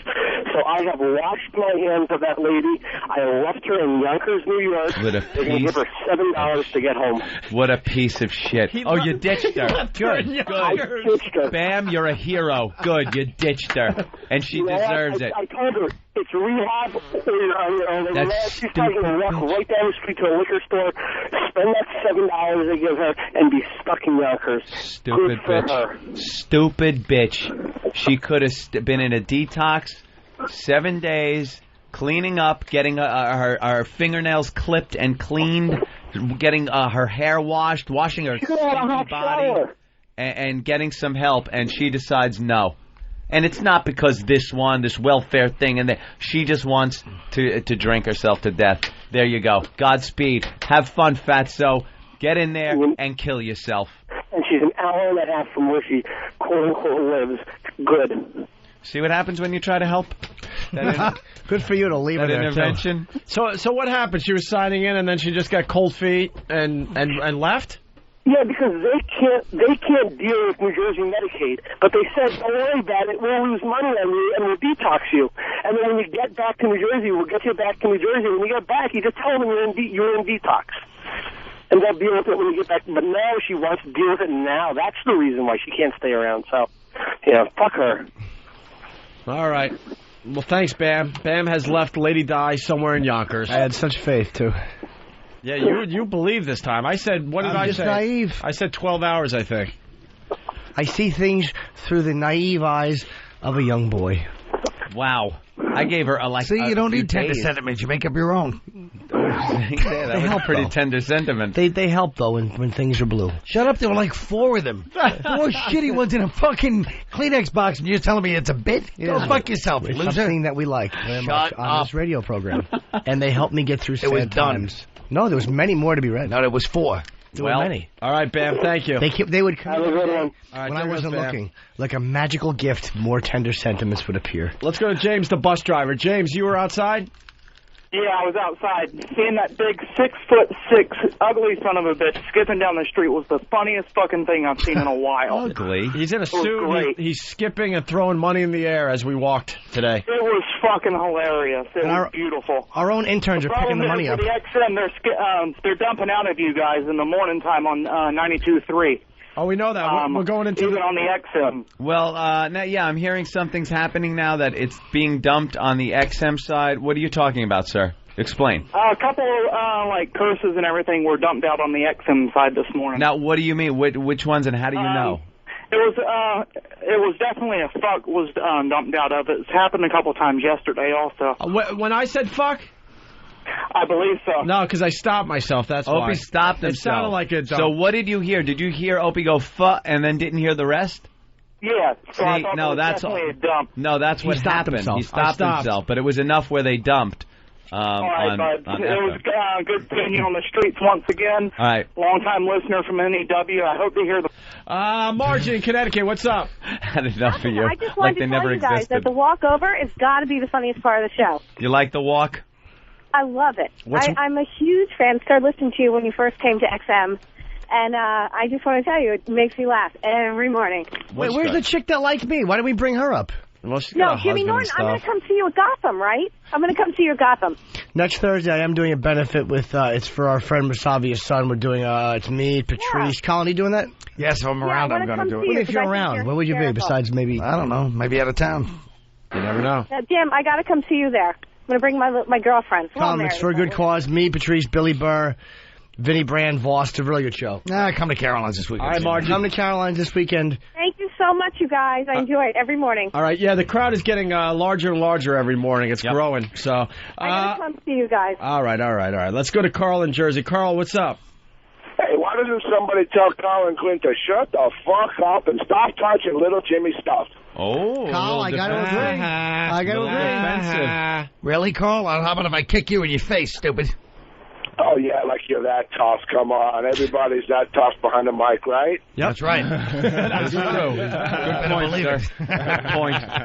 Oh, and leave little Jimmy shit alone. Jimmy, I love you. Happy birthday. Thank you, It's Carl. not his birthday, and his shit stinks, and that's why I'm throwing it out. It is my birthday, Let's go to- and It sentiments is? help me. Let's Is go it to really Jeff your in birthday? Cleveland. Jeff? Oh, yes.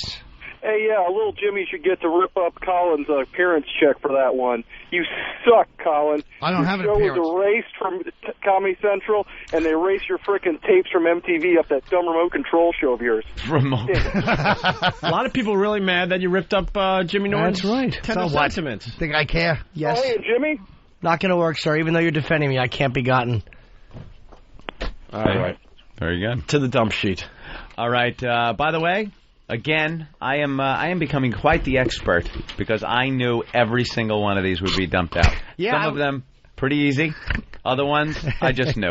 I thought Kenny's stuff would get dumped, and it did, too. Yep, and it did. Of course it did. All right, here it is, 6:05 a.m.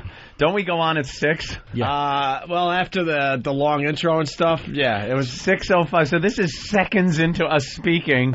Opie drops the F-bomb. Opie, it says 6:05 a.m. Fuck. Opie frustrated at the mics. Well, they were really, really bassy. Yeah. And then they changed mics after the first break, and then it was fine after that. 6:26 a.m. Quote, "It splashed and sprayed all over the newspapers." Club Soda Kenny describing a guy in a diaper going to the bathroom on the studio floor. In the context of that, you just can't describe it that graphically. Yeah, the gang that was listening on terrestrial radio didn't get to hear all this goodness. A mere minutes later, 6:33 a.m., quote, "Something will be pouring out of him." Club Soda Kenny again after telling somebody on the street that the guy just finished taking a fleet enema and he's in a diaper. So after you say the fleet enema thing and then something will be pouring out of him, the whole thing together, it becomes bad. Wow. Only a couple of minutes later, 6:35 a.m., I dumped 18 times yesterday. No Filter Paul on the phone talking about his experience drinking a laxative and going to the bathroom in a diaper. And this was right after we told No Filter Paul, don't be stupid, watch how you put this. Well, I'll say this for No Filter Paul's defense. As much as he is an ass, he doesn't know the rules. Complete and total ass. I dumped, you'd think would be cleaning it up enough, so I got to give him a break there. Too descriptive. But he doesn't know that, and I'm not siding with him. Like, overall, he is garbage, but in that case, you got to give him the pass. 6:42 a.m., fucking hot. Caller on the phone describing his girlfriend.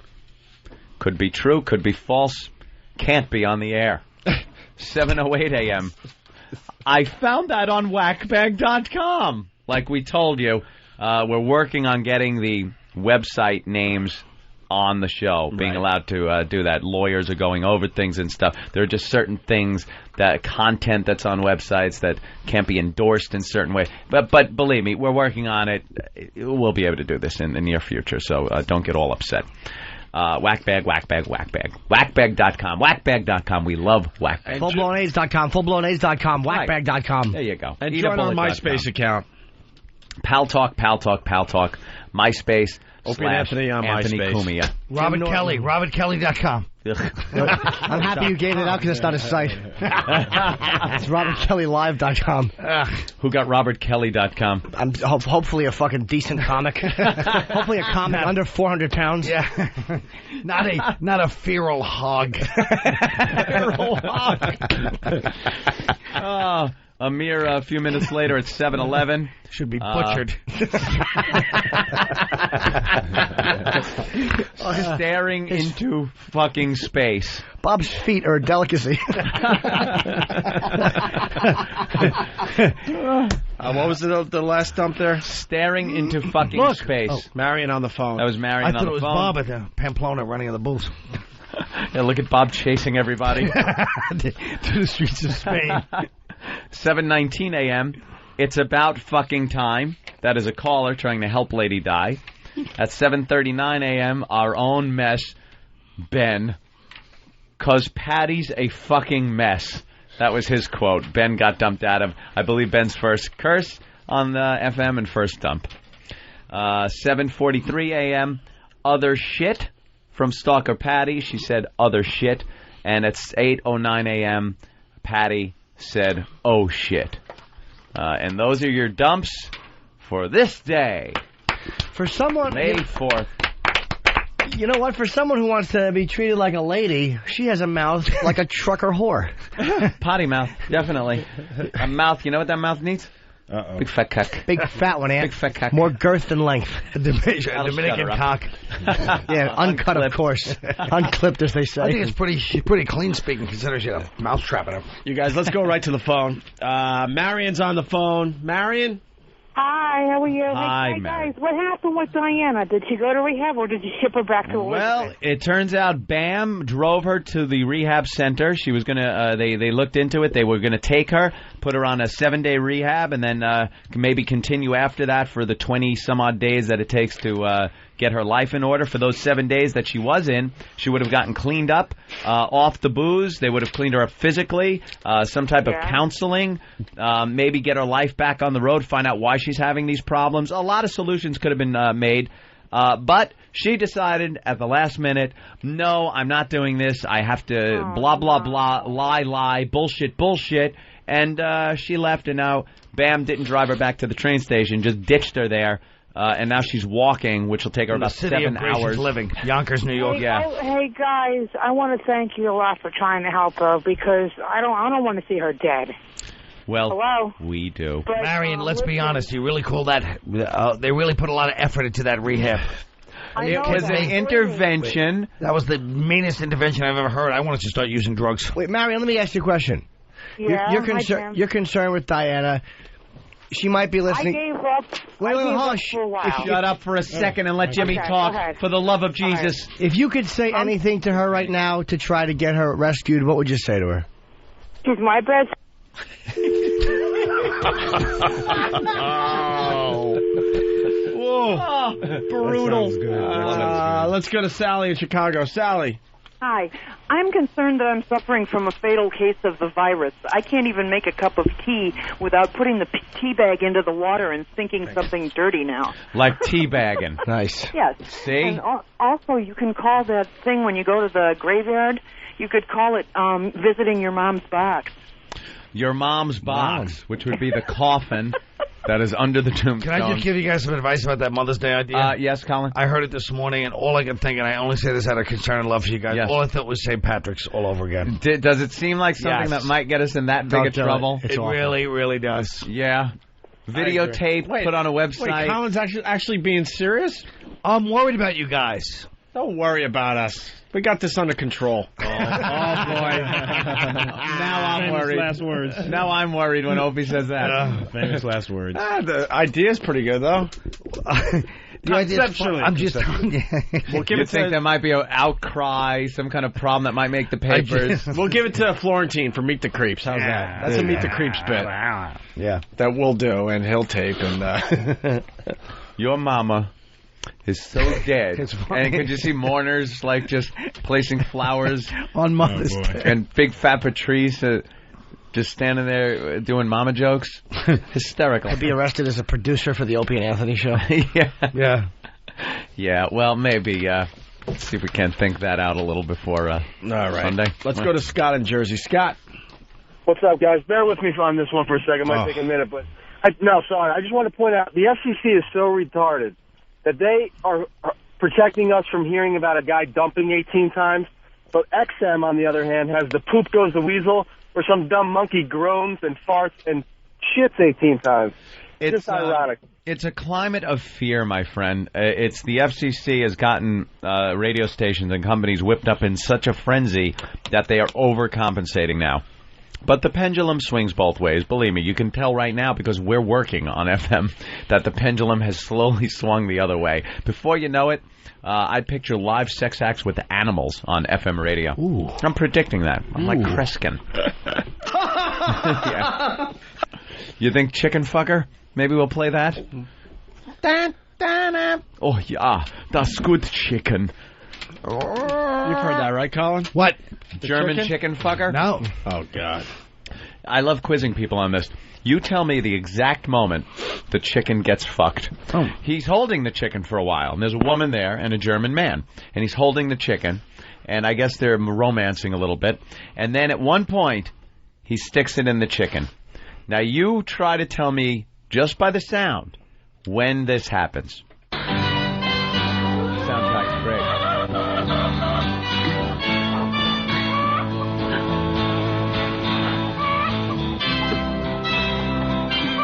Macht es Spaß? Du Hühnerficker. Ja, ich bin ganz wild auf diese Henne.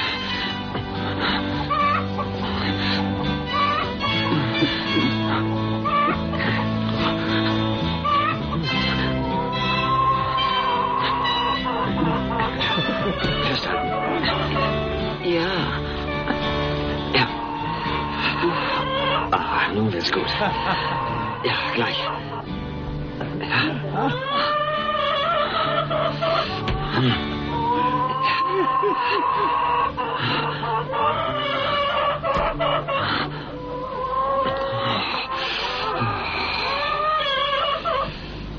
That gets sadder and sadder every I time love how hear the it. chicken just goes from muck, muck, muck, muck, muck to Oh. He's just going. Help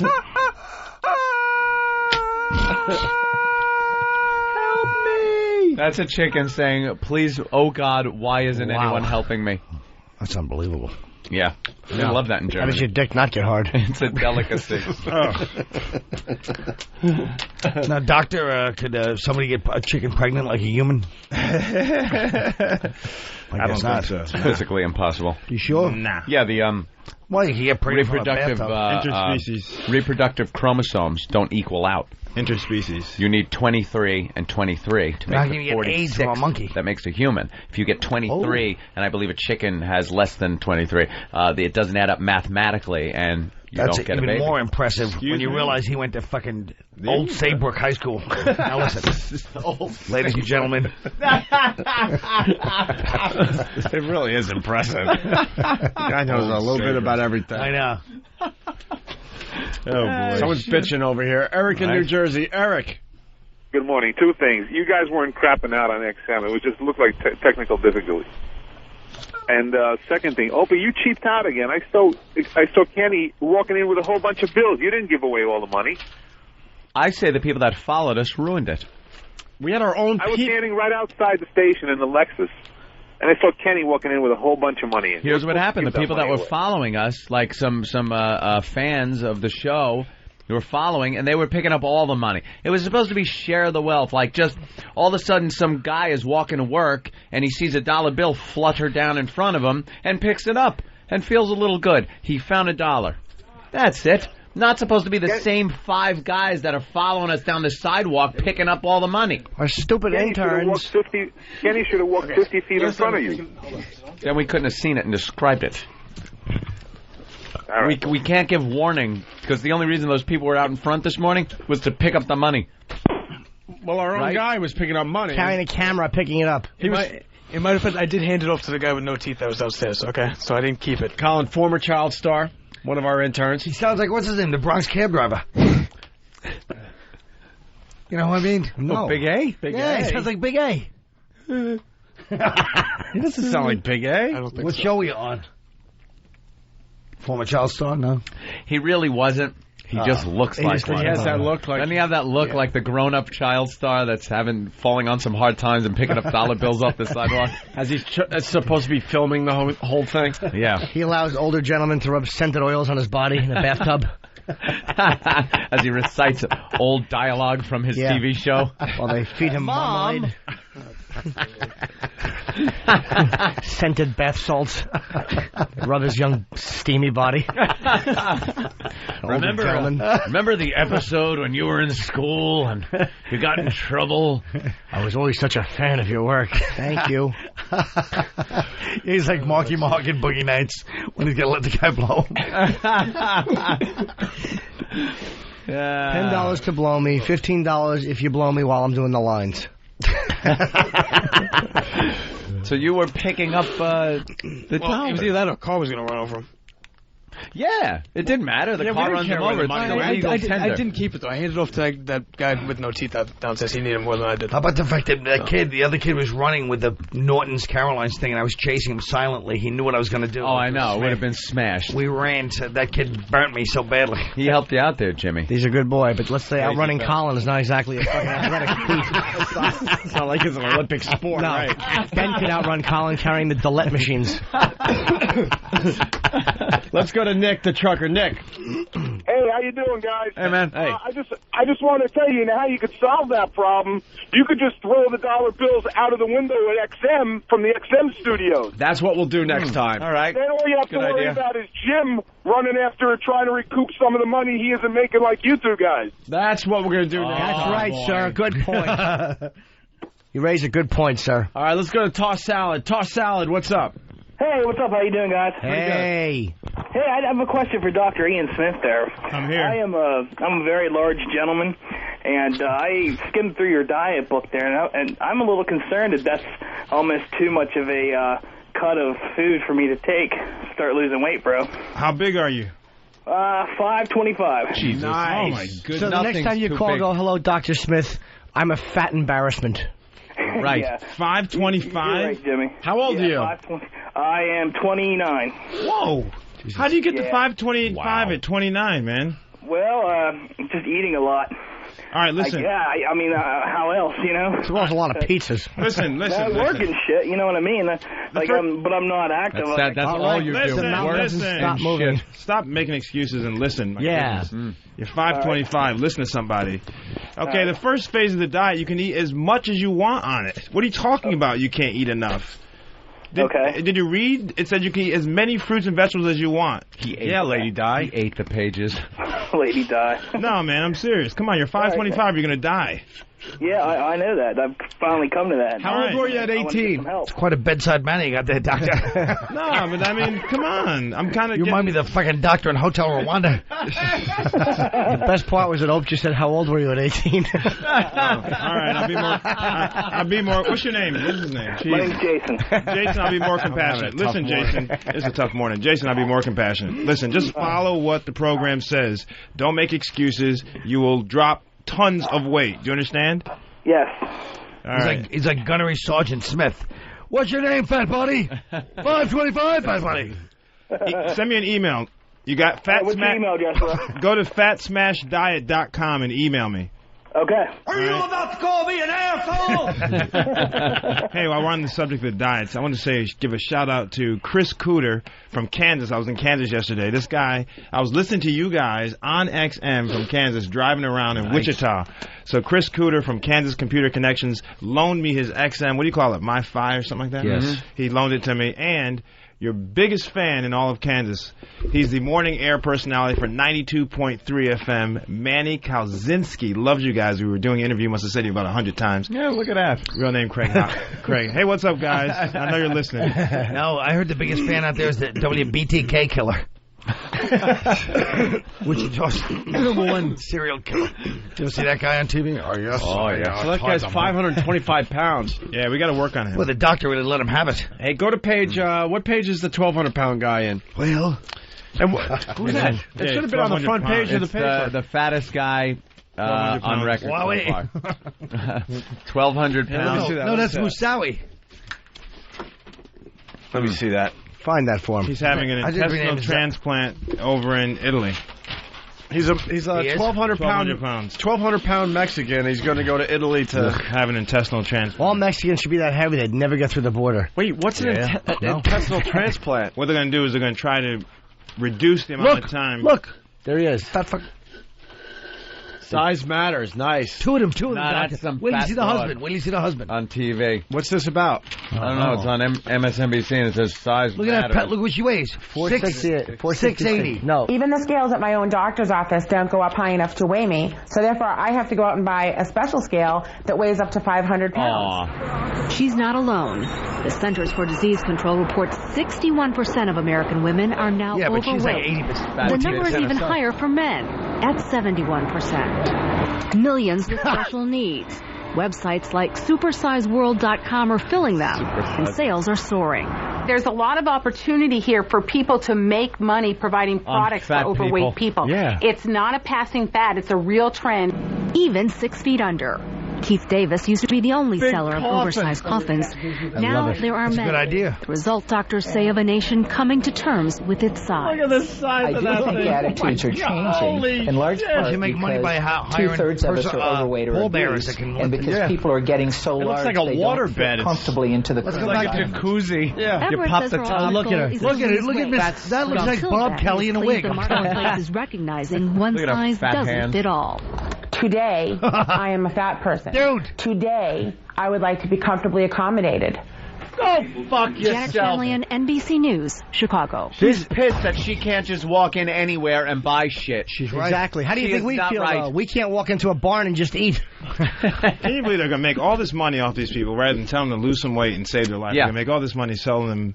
I don't know. I like it. I got a problem with that philosophy. I don't. Just fucking make them buy 2 seats on the airplane. You fat skunk. You got to buy 2. End of they won't. discussion. No. Southwest did. I love it. And they caught hell for it. No, but they were right. Yeah, they were. You fucking fat embarrassment. Oh, stop it. Good People point, have Doctor. a problem. Exactly. We're trying to help them lose weight here. The O&A show is going to be known as Trying to Save America. Yeah. Certainly won't help with no one's attitude. Anybody. Listen to me. I don't mind fat Save people. our jobs. I don't mind fat people. I've fucked a few fat girls once in a while. You me need too. one. Who hasn't? I once fucking fat girl in a hammock and we fell off and I almost broke my cock. I swear to God. This was years back. Years ago. I just don't like when they want the rest of us to bend over. Oh, come on. That's the only problem I The have. doctor is trying to help fat people, and you're sitting here. You criticize them, they want to eat more. I know how it is. I tend to have a weight problem myself. Do you? Yeah. That woman was delusional like That's- Lady Di. She's got a good point. She, instead of losing weight and saving her life, wants the world to accommodate her Right. fatness. Why not? Then it makes her look skinnier. Smack her in the head and go, you fat, lose the weight, and then you'll fit into this world. That's right. Yeah. Or make an effort. I had to quit drinking and doing drugs. Well, then you can quit fucking shoving devil dogs into your face whenever you're frightened. Devil dogs are good.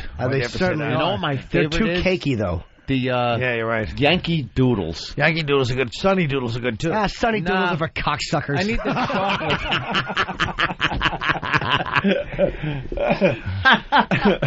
Hey, why don't we take a break? Colin Quinn in studio playing Carolines all weekend long. I'm getting the hell out of here. What's that? You're leaving. Well, you got Billy Connolly coming in. I don't want to stick around. Well, he's not here yet. All right, then I'll wait until Billy Connolly comes. Hi. As soon as he shows up, you can leave. Very good. Well, I'll stay as long as I need to. Ooh, that's Reagan. If you close your eyes, you'd think it was the real person. Carolines with Colin Quinn all weekend long, okay? Thanks, The number is, I don't know. Somebody has to be mature around 757-4100. Hi, I love listening to Opie and Anthony when I'm having a tubby. I get clean, I laugh at the funny jokes, and I play with my submarines. Sometimes Uncle Henry gets in the tub with me. He makes me play with his submarine. Find a happy place.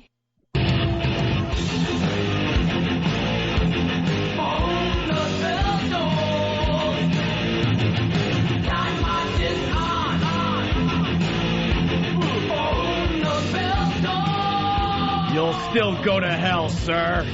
You'll still go to hell. Our country stinks. Let's just give up on the death penalty. Yeah, if we're not going to use it, a little more generously. Why make us feel good like it might happen? You know, if they're not going to do it. If anyone deserves the death penalty, it's this Moussaoui ass. I know. And I don't want to call him an ass, but that kind of language I think is... I think you're right. It's XM. Well needed here. Yeah. And then the New York Post. Hell can wait. Ugh, they're the worst. I think people should stop even talking about this guy. Just like make believe he doesn't exist. Moussaoui to rot in prison. Just like he's nothing. We need to talk about him because it shows what America's all about. Why do Why mercy? We're dummies. And that's what it is. It's mercy. We're a nation of... Either they're afraid he'll become a martyr and there's going to be a backlash. Let him be a martyr. I'm just telling you, that's they're afraid. They're afraid of Islam. martyr. I think this is a better punishment. No. I do. Those 20 They don't rot in solitary confinement. But that's fine. This guy's come from nothing. He's just an animal. He doesn't. And now he's going to get dinner. He's going to be able to work out. He's going to be able to work out. Yeah, he can. They work out. For that hour a day, he's allowed out. Walk outside. I think Jimmy's right. I think if you kill the guy, he becomes a martyr, and then all of a sudden you got now all of a sudden he becomes this big deal, because he killed he died for the cause. I don't know. No, but these guys don't care. You know what I mean? They don't respect us for doing that. They laugh at us. He literally laughed. There's people going. He's going. Look at you, you faggot country. I laugh at you, dead soldiers. And then you have this stupid Iranian, everybody is going, well, it's not a war of religions, and Iranian guys say, I kill you Jews and Catholic, but it's like we're being so phony and all polite. about religion. Come on, let's just get it on. Look. Who's that? Frontier Airlines may charge extra for overweight flights. Good. Hey, look at that. That's disgraceful. Brand new news story. Wow. Overweight. This weight thing is getting crazy. Yeah. I just think they should have put this guy to death. Oh, they should have tortured him. The family now has to sit there and know that he's going to... But even then, they had all those 9/11 victims coming on and going, I hope he doesn't die. It perpetuates the... And he's like, I'll kill you, I'll kill you. It's so phony, man. Mm. We just live as if there's this higher ideology that nobody should believe in, No.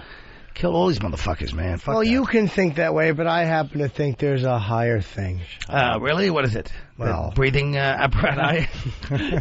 Breathe right strip. You should have your own cult with that breathing strip. This is a good question for Dr. Ian Smith. Cooper from Illinois, what's up? Hey, how you guys doing today? What do you say, Coop? Nothing much, man. I got a quick question for Dr. Ian, if possible. I've lost a little bit of weight here recently, but I still have some fat, meaty tits, and I can't seem to get rid of them. Oh. And I'm just wondering if you had any suggestions as to how to actually try to get rid of my tits. Man tits. How much did you weigh before? How much do I weigh, or did I weigh? Did you weigh when you started? About 230, I'd say. And how much have you lost? I'm about down to 185. Whoa! And you still have them? Yeah. Yeah, you know what you got to do? You got to see a plastic surgeon. You probably have, like, male gynecomastia.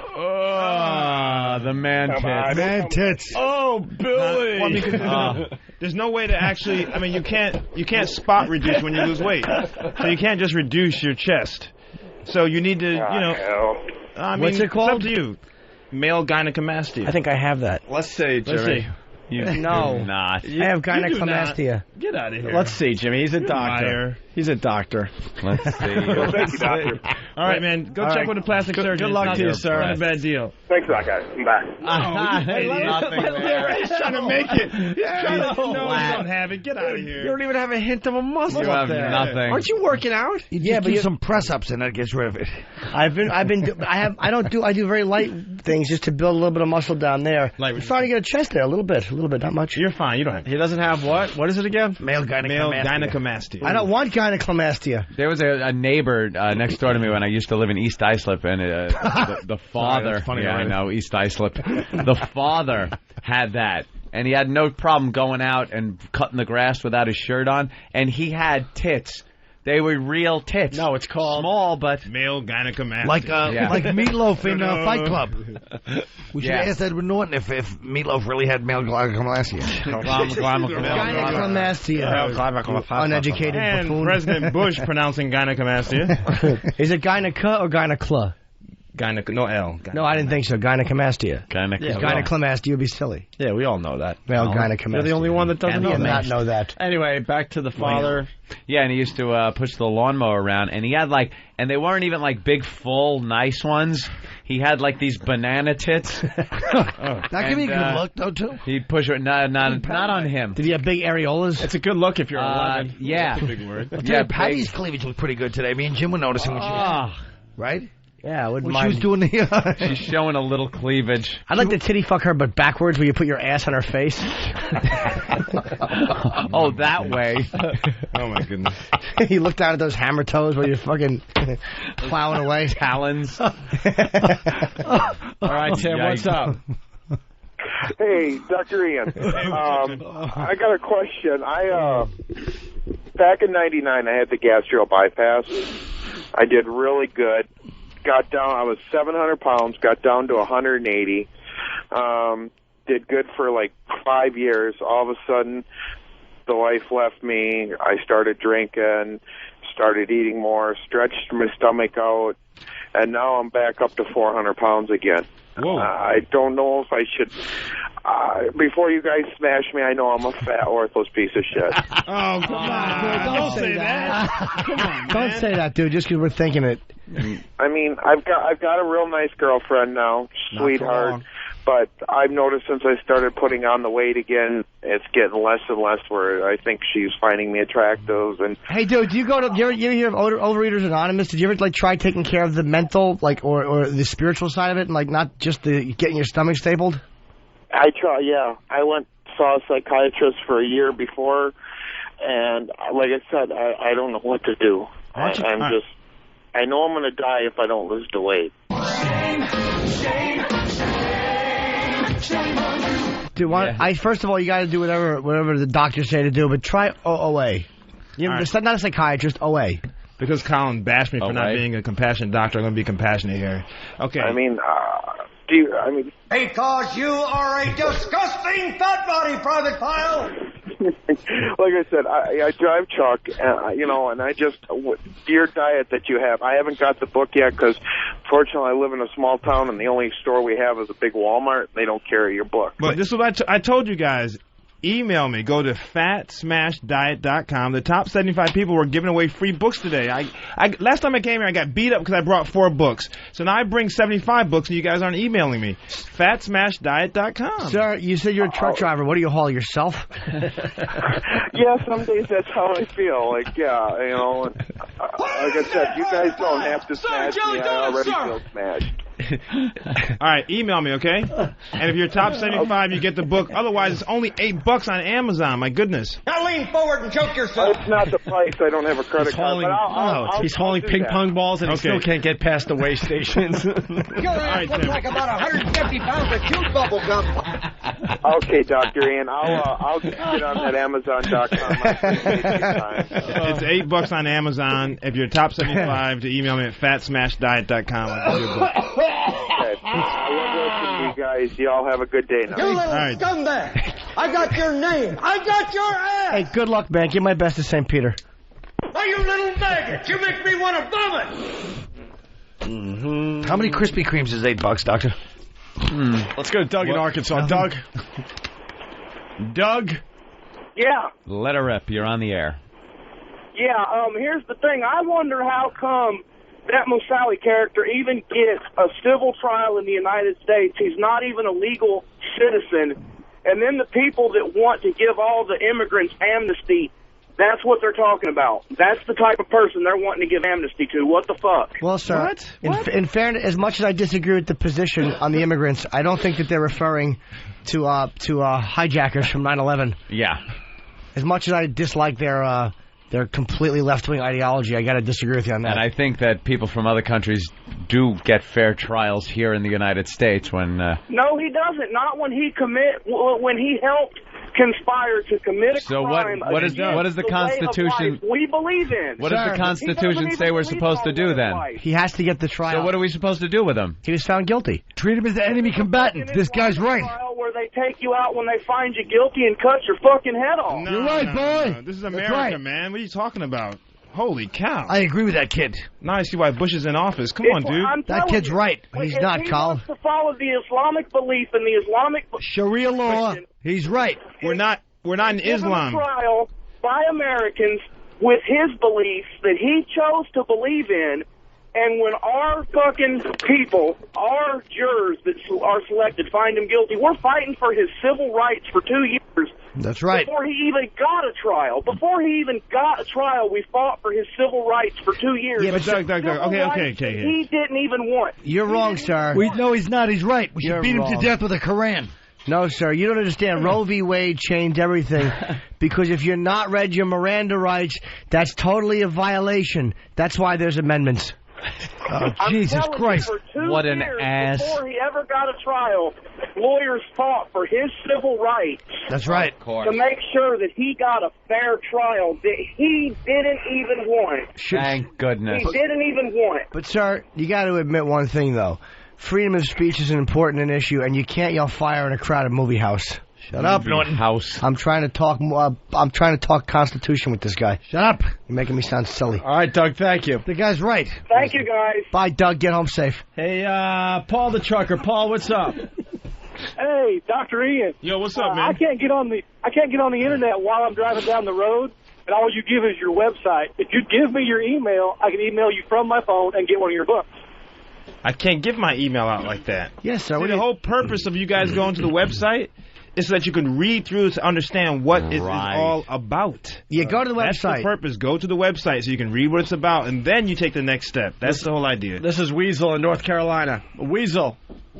Hey, I'm glad Moussaoui got life, because they're going to Dahmer his ass once he goes to jail. Yeah, that never They're not. He's going to end up recruiting half of their place. That never happens either. I wish it was true. Going to be a hero in there with all the Muslims in prison.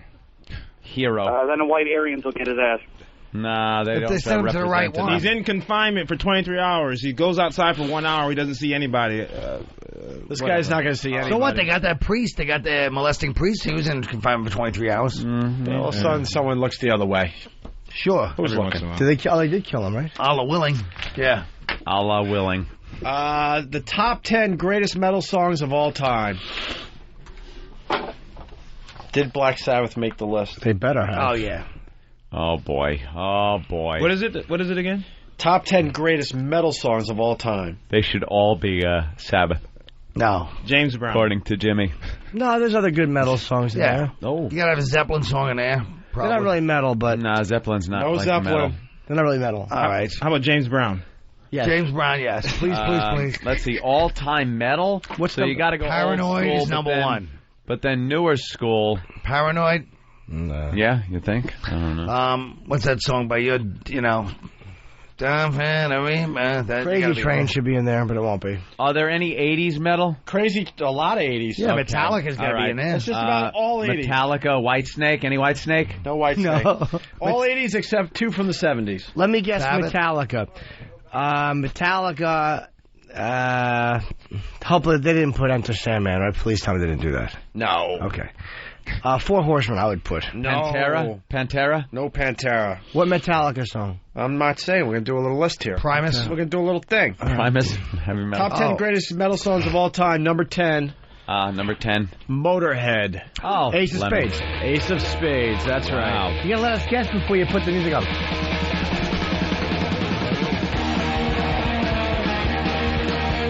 Totally influenced right here by Black Sabbath. Fantastic.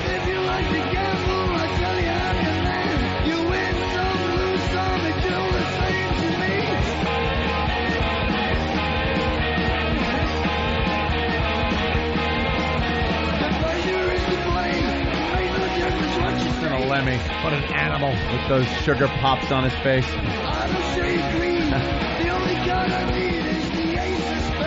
Ace of Spades. All right, there you go. Number 10. 10 greatest metal songs of all time. Great is that. Number 9 has got to be Kingdom Come. What's that? I remember that band. What was their big hit? I can't remember anymore. I played it on the radio back in Rochester. And King's X. King's X, sure. Number 9 is an Ozzy song. Paranoid. I'm going to guess Crazy Train. Anyone else? An Ozzy song. Iron Man. Heavy metal. Actually, if someone guesses, we should just stop there. Yes, Crazy Train in 9th place. Oh. Ha ha ha ha. Oh, Christ, if I haven't heard this one enough. Enough of that. How many friggin' times are you going to play it? Crazy. But All right. Top 10 New York greatest classic Millions rock. of Shut up. people living is full. Top 10 Horrible. greatest metal songs of all time. Who's calling? Who's calling? Is that Ozzy? Who's calling? Being called. Hello? Hello? I think I hear me. Someone's playing my show through the phone. It's God. They're playing this you think break. This shit is entertaining? All right, time to change my cell phone. I have no idea who's doing this. It's probably an accident, actually. Great. Who did this? Now I'm saying hello. Hello. This is great. It's a big loop. Maybe you're dead. It's true. Number 8 is White Zombie. Number 8 is a Slayer song. Slayer. I don't know Slayer at all, to be honest with you. Yeah, I mean, any Slayer fans? No. In 8th place, Raining Blood from Slayer. Oh, for heaven's sakes. That kind of Metallica riff right there. Little double leads. Going old school. Listen to that double bass. The old double bass drum. Drum is going mad, both feet. No one uses the double bass anymore, do they? Nope. Anyone? That machine gun. Brrr. Oh. It's pretty hardcore. Fucking savages. Yeah. I like that. Slayer, Raining Blood. In 8th place, top 10 greatest metal songs of all time. We got to go. Scorpions. Scorps. We got to go. Yeah, rock you like a hurricane. We got to go to Patrick in Arkansas. Patrick. Hey, it's Patrick. Listen, please ban all calls from Arkansas. I just moved here about a year ago, and there's nothing good that anybody can contribute out of the state, just like that jackass a couple minutes ago. Really? Well, you want to ban your state? Well, usually Alabama disappoints us. But no. I grew up in Jersey. Please just ban any calls from Arkansas. All right, sir. Thank you. Yeah, Arkansas not doing a good job lately. Let's say hi to Heather in Jersey. Heather. Hi, how are you guys doing? Good. Hi, Heather. I had a question for Dr. Ian. Phase 1, I don't think I'm getting enough protein. I've been on the phase 1 for 4 days. Good. And I wanted to know what your opinion was on veggie burgers. and protein supplements. Veggie burgers are fine, number one. Okay. They got to be completely meatless veggie burgers. Number two, you got protein from chickpeas, you got beans, you got tofu, all kinds of lentils. You got tons of protein. You don't eat that stuff? Well, I eat the beans, but I'm not a big fan of the tofu. But you or lentil. Do you have somebody to grab your ears? Protein injection. But as far as supplements, in all honesty, you got to be careful with supplements. There's a lot of other stuff other than protein, depending on the type. There are 1,000 brands out there. So I tell people, listen, if you're going to have some protein, make sure it's the right type, low calories, and doesn't have all that other gunk in there. Okay. So you can eat meatless veggie burgers in phase one? Yes, meatless veggie burgers. Those are good, actually. Yeah. All right. So the next time you guys see Nurse Heather, I'll be a skinny hot bitch. Oh, I know who you are from Pal Talk. Of course. Good luck, Heather. Thanks, guys. The girls are battling on Pal Talk this morning, by the way. About what? They're all out flashing, out assing each other. Showing each other their asses. Are they fighting for my love? No. But I want to date someone. All right. I'm lonely. Top 10 greatest metal songs of all time. 7th place. Primus. I'm gonna say London Choir Boys. Metallica. Iron Maiden. Iron Maiden. All right. Probably. Their big hit. Run to the Hills. I don't think it's gonna be Run to the Hills. Yeah, Run to the Hills. No, I don't think so. I'm hoping they go at Running Free. It's a better song, but they probably won't. How about The Hills Have Eyes based on your look? Go ahead. What is it? Ouch. That really hurt. That was kind of hurtful. We're supposed to be having not fun funny, here. but go ahead. Inappropriate, unnecessary. It really was. We're taking back one of your Caroline's plugs now. That's right. That's what we do. Doc of a Caroline plug. Colin will not be at Caroline's this weekend. That's right, and you can't go there by calling 212-757-4100. You're not going to see him there. 7th place, Iron Maiden. The Number of the Beast. I was going to say that. From 1982. Right. I lived alone. My mind was blank. I needed time to think, to get the memories from my mind. What did I see? Can I believe that what I saw that night was real and not just fantasy? Just what I saw in my old dreams were the reflections of my Walkman staring back at me. 'Cause in my dreams, the evil face that twists my mind and brings me to despair. Oh, yeah. Wow. Makes me want to do cocaine. Sounds like a show tune. Does that scare you, Ian? Nah, man, I'm from Connecticut. I'm from Danbury, Connecticut. Did you listen to metal growing up? I listened to everything. I was into, I don't know what you call it, but like Air Supply and Journey. And Gay. The Police. I listen to those guys. But just say no homo, please. No homo. No homo. No homo. That's okay then. I heard Bruce Dickinson mention the guys on his radio show. Really? What did he say? I guess that you're back or something like that. I don't know the context. Ooh. I've interviewed him a nice. bunch over the years. I also heard that big bulge we used to see in those posters in the 80s was real. Someone I know pulled a train with him and it says cock is huge. Pulled a train with him. Hey, let's go to Jim the Trucker. Jim, what's going on? Hey, I was just wondering if we're going to be blessed with more of the E-Rock radio network today. Boy, did that not work out well. Why was that? I thought it worked out fine. Heard a bunch of complaints. I thought it was great. I love hearing all the behind-the-scenes cut down between the interns. It's awesome. You know, we got to explain something because we're getting trashed on our fan sites. A few people on the fan site. Which just amazes me. This deal we made recently is a great deal for everybody in the end when we figured it all out. Hold on. Guys, I'm leaving you boys in. Oh. I said number 6 is Glenn Danzig featuring Tia Carrera. Thanks for having me on. It's been a pleasure. Thank you, Mr. Quinn. Take it easy. Jim, I'd say I'm sorry about that thing I did to your shit, but I'm really not, so it'd be a lie. I'm just glad you're leaving for a more famous person. Thank you, Colin. We're better dealing Colin. All right, hold on. Thanks for taking my call, fellas. Hold on, man, Jim. Okay. We're doing a few different things here. Colin, we'll see you at Caroline's this weekend. Thanks. It's not all the listeners, and it's not all the people from message board. But you know what happens? Elo has been sending these emails because he's Elo. And, he gets complaints because people have his email address, and he forwards them to us. And it's fine. I read them. I take them for what they're worth. Sometimes they're valid. Sometimes they're not. And last night he sent one that just set me off. It was some douchebag who wrote about how we are putting E-Rock in there at 11:15 to play more best of crap so we can do as little work as possible. And this is, I got this email when I'm drag-assing around the house from doing 5.5 hours of fucking radio. I'm ready to fall asleep when I get home, and this guy, this asshole fucking listener is telling me I'm not working hard enough. Blow me. What was his name? I want his name.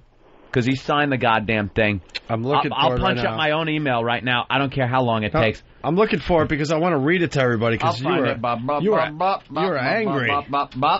Here we go. My email is coming up. I just hope they expand. You guys should let the boys expand their role.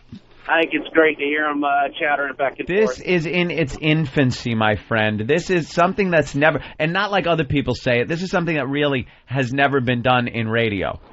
So it's going to take a little bit, not long, just to work things out. That's all. Here it is.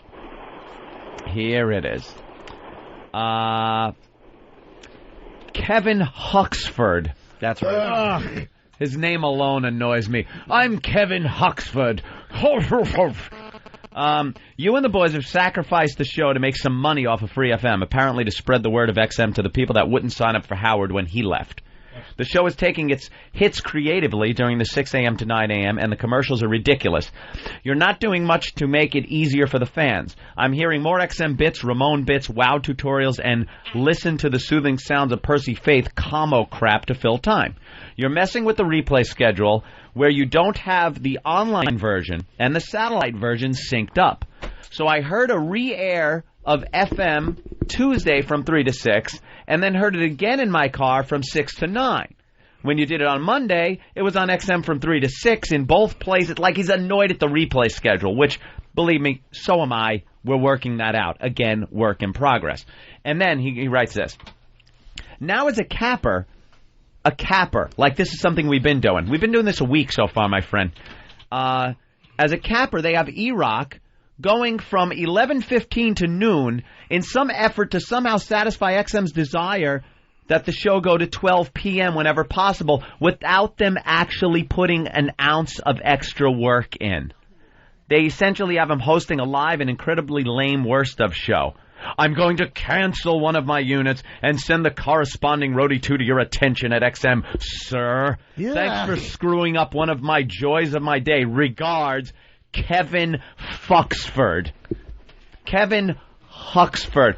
Talk about, when I read that line that said, without them putting in an ounce of extra work, I went from doing, the minimal amount of radio that most radio jocks do to doing almost 6 hours of radio a day in some cases, usually 5.5. Well, we made the mistake of telling everyone that the channel's going to be live till noon. Live till noon. That doesn't mean we're doing radio till noon, asshole. And we've been doing it till 11:30. We could leave at 11 still. And you know something? Today, I'm fucking out of here at 11. And you know who to blame it on? Kevin fucking Huxford. That's why I'm leaving at 11. That's why everyone else is not getting O&A live after 11 o'clock today. I'm out. You wanna bitch at him? Email him. K Huxford 2. It's the number 2. Don't spell it out. K Huxford 2 at yahoo.com. You could then bitch at him why we're not on after 11 and 1 second today. See, we made the mistake because the reality is XM told us we could still go to 11. We decided that we should give a little extra. You know something? Because a lot of people are like frustrated and pissed off as we try to figure this whole thing out. So we're like, we'll combat that by staying on the air as long as we possibly can. Yeah. The reality is we can leave every day at 11. That is our deal. But we were stupid enough to say that we'll keep the channel on till noon and playing some worst of and maybe throw some other guys on. But the reality is we can leave every day at 11. We didn't sign a new deal where we have to go to 12? No. We could be out of here at 11 every day. And today, 11. Here's the beauty of Anthony. Here's the email that Anthony wrote to this guy. Oh, wait a minute. Yeah, well, I didn't write it to him because I didn't want him having my email address. Oh, you wrote it? I wrote it to you and Eric Logan. Well, can I read this? Sure. It's Eric Logan from Anthony Cumia. You know, I know some people are pissed, and this guy may have his points, but when I read this crap, I wanted to hit the asshole. And then you have in the cap, I quoted his statement. Thank you. And his quote once again, now as a capper, they have E-Rock going from 11:15 to 12 in some effort to somehow satisfy XM's desire that the show go to 12, whenever possible without them actually putting in an ounce of extra work. Back to Anthony's email. For the past week, in capital letters, we've been on live till at least 11:30. I think in reality it's been closer to 11:45. This prick picks out the one day so far that we signed off at 11:15 to add that to his little bitch fest. 5.5 hours of radio, and this little fucking cunt says, without them actually putting in an ounce of extra work, fuck Kevin Huxford. That was my email to my boss. With the word cunt and fuck in there, just so he knows how I felt about the whole thing. The channel stays live until noon. Some days we'll go to noon. Some days, you know what? Some days like today, 11. Some days we're going to leave right at 11. Kevin Huxford. K. Huxford, number 2, just 2, at yahoo.com if you want to maybe fill him in on why you guys aren't getting any extra live radio after 11 o'clock today. I'll bet you he gets an email. And let me tell you something. I have nothing to do today. I have no meetings. I have no nothing. We could stay on till noon today. Nope, sorry, because of Kevin Huxford. Good old Kevin. I had some funny shit planned, too. Remember that 11 o'clock thing we were going to do? Oh, God. It was really good. We probably can't do it. It's so time-sensitive, we're not even going to be able to do it the next day. We really did take it upon ourselves to do extra radio because we know everyone's a little confused right now. Well, no one told us to do that. We were just staying here as long as we can. You know what I'm going to do? I'm just going to ban someone from Pal Talk right now because I'm so angry. I know they have nothing to do with what happened, but just for the hell of it, I'm going to scroll down. Boom, this guy right here. And there. He's gone. He's gone because someone had to pay. Someone needed to take one in the back of the head. Sorry. Hey, you know what? That was so much fun. 2 years ago. There you go. There you go. Bye-bye. Make it a biggie, Ant. Make it a biggie. Don't ban a chick, but how about you find the chick with the biggest tits big one? And kick her out of the room? Yeah. And a big one? All right. Biggest tits, boot out of the room. Ban the hottest girl. Yeah, just throw her out. You know who's going Thanks to right Kevin Huxford. Blame this on Kevin Huxford. There she goes. Postal wife is gone. She's been showing her tits the whole show. Bye-bye. That is because of Kevin Huxford. She's not banned, is she? Yes. Let's go to Al. Gone. But I like her too. What's up, Al? That Kevin dude, I hate to say, is right. And if you'll give me in a minute, I'll let you know. First of all, what's your email address? You got people who really enjoy your show. Who look forward to it. Less is more. Came with XM. All right. Keep wanting more. That's our new theory. See, I enjoy listening to people's comments. Go ahead, Al. You do 3 hours. You do 3 hours in the morning, and then you do 2 hours in the XM now. And you say, well, we're tired. We're going to go home. Fuck y'all. You got people up there pissed because of that. Do you realize in the past week we have not done 2 hours on XM? We have done 2.5 or 2 hours and 45 minutes. Do you realize that in the past week every day? What? Hold on. We still do. You got to look at this as a. Oh my God! It's still oh my God! It's still a radio show. Before we made the deal with CBS, we were doing 4 hours of radio a day. Now we're doing 5.5 hours a day on average. Okay, and I'll even be fair. In the first 3 hours, there's a bunch of commercials, obviously, and it comes out to about 45 minutes of commercial. So you can even take that out, and we're still doing another hour of radio. We're still doing an extra hour of fucking radio. Like 2 shows because it's the content. You guys are so relieved and so undistracted when you do the XM because you can curse. You don't have that. No. It's because we've been here for 18 months, you idiot. We've been at the other job for a week. We're getting more comfortable over there. It's only been a week. You guys are giving these guys too much credence. You got hardcore fans that just feel like they're being left out. Al, are you a trucker? Yes, I am. Could you find a cement abutment, find a concrete abutment, and press that gas pedal as hard as you can, and please steer into it? I hope you jackknife into a lake of AIDS. Come here, stand in front of a truck, and I'll find it. We used to do 4 hours of radio. Sitting on your customers. Now we're doing about sitting on your fans. No, but I will come to your house for a fee and shit on you. Thank you, Al. No, you won't. You didn't like the Edward Norton call today, you dope? I can't believe the guests are getting better. Look, we got Billy Connolly in studio. Billy Connolly, I am so sorry you had to sit here and listen to my tirade. Our guests are getting business like show business like no business I know. Everything about it is a clusterfuck. Oh. God. It's wonderful radio. The fans. In the end, we're doing at least an hour of radio a day more. At least. And keeping the channel open till noon so then they can play stuff that a lot of people out there haven't heard yet. You try to satisfy. You try. Believe me, we are trying to we could have signed a deal and done less radio. We really are trying to do this in a way that makes the listeners happy, and it's a growing process. We've been there over at FM for a week.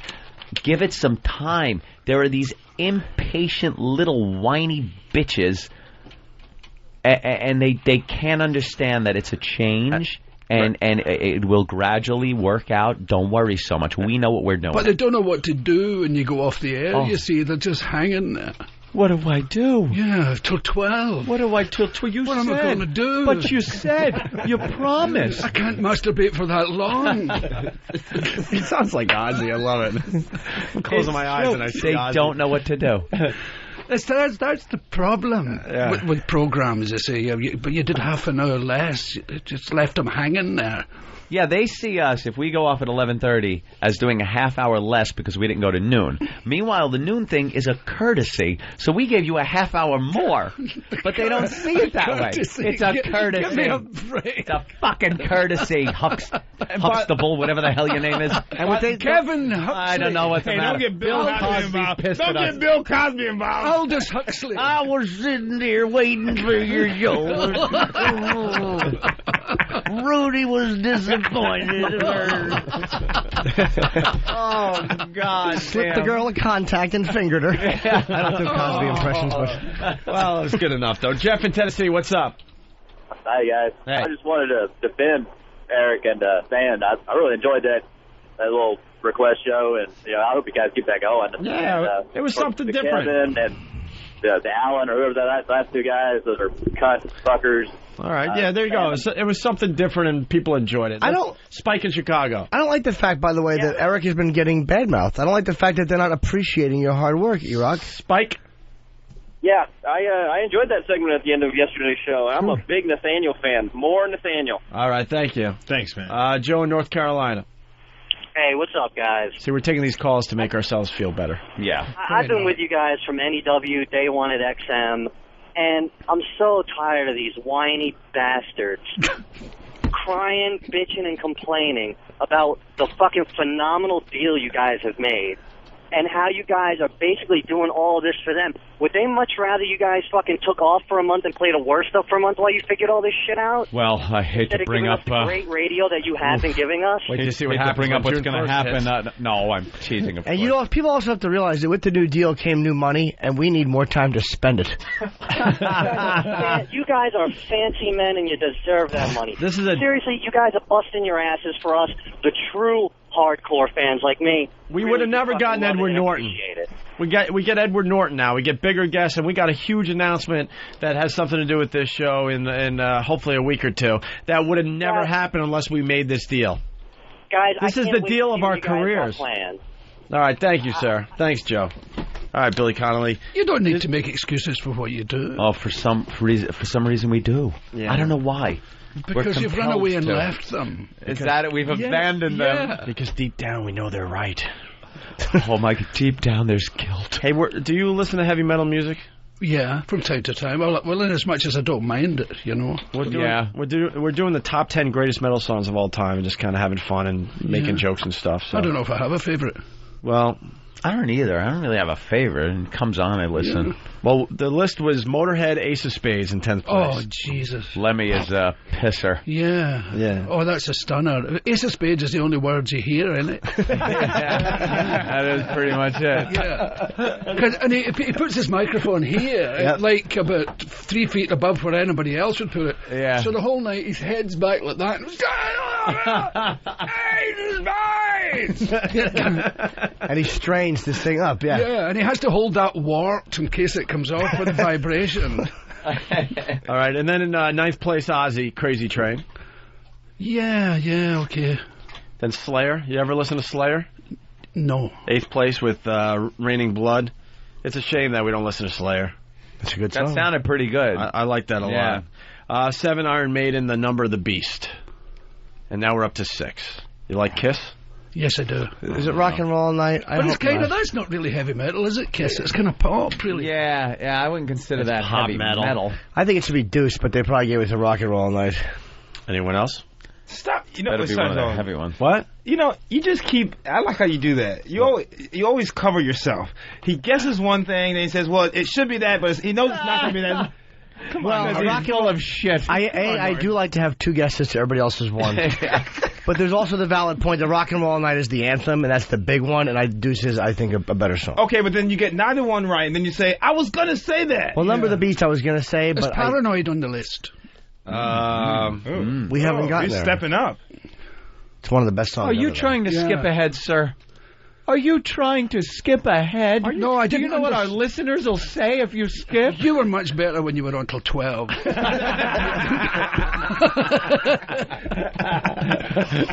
I like Billy Conway. That's what they'll say. I like the way you lost it after 11. I know. Yeah, After 11, it just they fell just to bits, stink. man. I'm glad you're coming Because off they 11. sold out. They like when we go past 11 because we get really punch drunk. Yeah. It gets really silly in here. So we've been up since 3 in the morning. All right, so Kiss, 6th place. You ready? You don't have a guess? Okay. Beth. It's Detroit, Rock City. Oh, yeah. I was going to say that. Of course. I actually like that song, but I didn't think of it. Yeah, okay, this one. Great tune.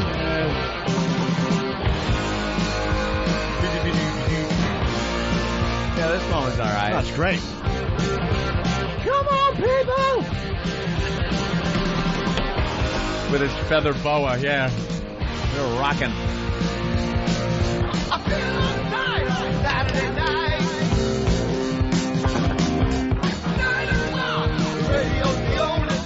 Would this be playing when you're fantasizing them kicking you down the stairs or hugging you? Both, because I would see them on the Destroyer tour in those outfits. The very famous photo shoot they did with the snow behind them. Yeah. Like, that was the outfits that they were beating me and hurting me in.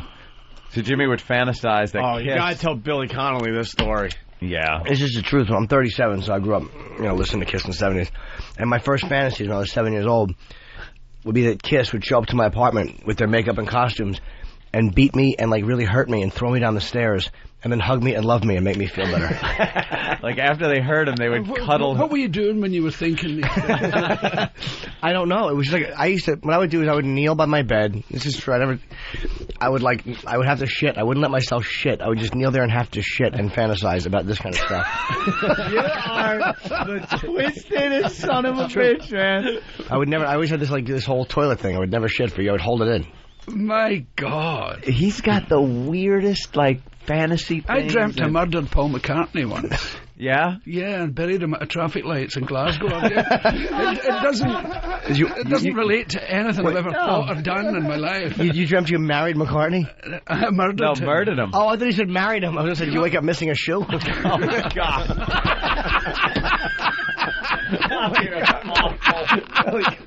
All right. All right. I wake up feeling limp. All right, guys. You're talking about an icon here. What do you guys? Yeah, Billy Connolly is twisted. We now officially love Billy Connolly. That's how you should laugh at that joke. I've been a Billy Connolly fan for years, man. Yeah. Fucking a long time, yeah. When was your special? You did a special, a great stand-up. He's famous all over the world. Like, the U.S. was like the last place That's my last Billy got one, known. yeah. I mean, he was famous all over the world. What was your special? I did one with Whoopi.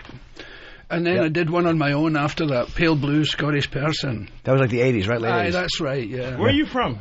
Scotland. Oh, Scotland. Yeah. And the humor a lot different over there? Not really. It's pretty much the same everywhere. I think Well, wait, I want to argue that, though, because a lot of American comics can't go over to England and do that well. Scotland isn't Oh, most of them do really well. I mean, just in Europe in general. Yeah, they do well at festivals and all that. I think it's, we don't have as many radio stations as you do have. We have very few like this one. Yeah. And so there's little outlet sometimes, but when they come to festivals like Edinburgh and London, and they do incredibly well, because they're great. I think they're the best comedians in the world. I think the British ones are best at being on television and doing that sketch stuff. Mm-hmm. They are stunningly good and getting better. Mm-hmm. And the Americans are much, much better live. You know, that's live comedy. Because I think the guys who do the sketches are like actors doing funny stuff. Right, and it's kind of hard to do that. They're not like comedian, dedicated to being a comedian, On doesn't want to stage write a sitcom or sketches. They just want to go on and tell it like it is. Yeah, and it's kind of hard to work the crowd if you're... And I think more humour of an used to be actor. different from place to place. Even throughout America, say, like North Carolina humour would be different to Maine and all that. That's true, yeah. The Bible Belt. But with the satellite and cable TV and all that stuff and internet, everybody's becoming a big mushy, they're all getting together in a big... The world is getting smaller. Yeah. I love it how you Scottish sing. You just sing your words, just like Sean Connery just sings. Sean Connery hasn't lived there for how long? That's right. He couldn't Been in find Scotland Spain. in a taxi.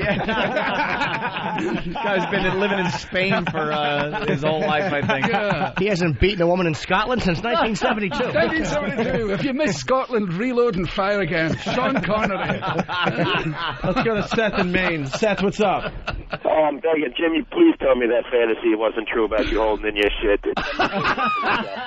Dude, he's saying it's the most disturbing thing he's ever heard I you would say. hold the I wouldn't fantasize about them and shit. I would be kneeling by my bed, almost in prayer form, zoning out, fantasizing, like holding in shit, not going.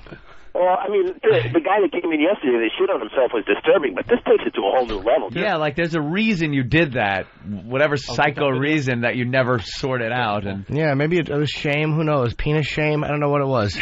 But It wasn't healthy. How old were you? Maybe 7 or 8. See, that's so young that 28. No, that's so young It's that just like makeup envy. It's just something odd. what could have happened between birth and 7 that made you do that? I don't know. I'm sure there are some things. But that's what the whole anal thing is based on, though, isn't it? You know, if you're neat and tidy, they say you're anal. But it goes back to when you're a child and you can control your shit. You realise you can have power over your parents by holding it in and watching them panic. And then doing it when they least expect it. That's your first power as a human. Yeah, your first power. The power is to of hold shit. your shit, and your parents think there's something dreadful wrong with you. And they run about panicking, and it's a nice feeling, you know. Wow, I never even thought I was of it working that way. out. You were working And then as soon as they phone the doctor, you shit yourself, and you're okay.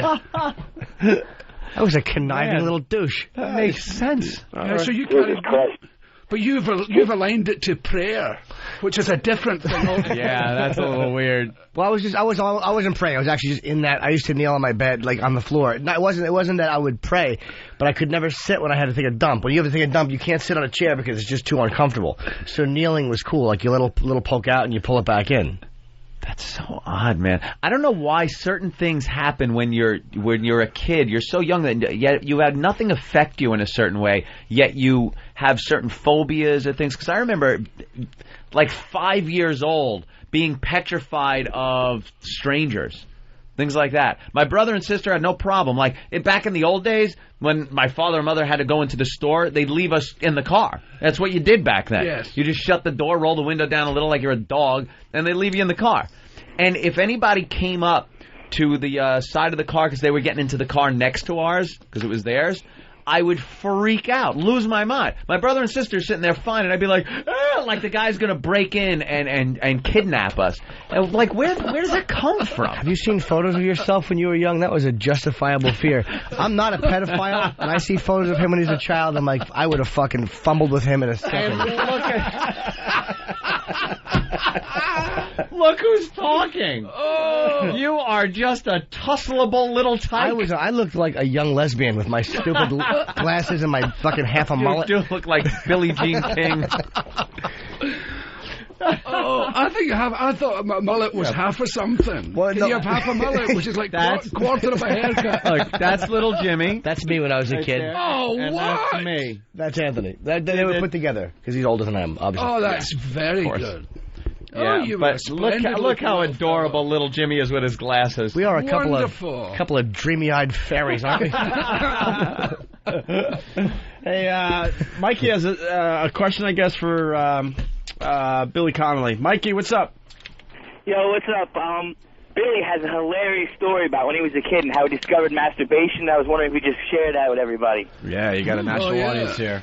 And it wasn't so much. I was masturbating with my friend in a park, and he announced to me that you only get 100 masturbations. You only get 100 orgasms. Wow! So you have to last your whole life. 100. That's 100. What a prick. And I would tell the audience that.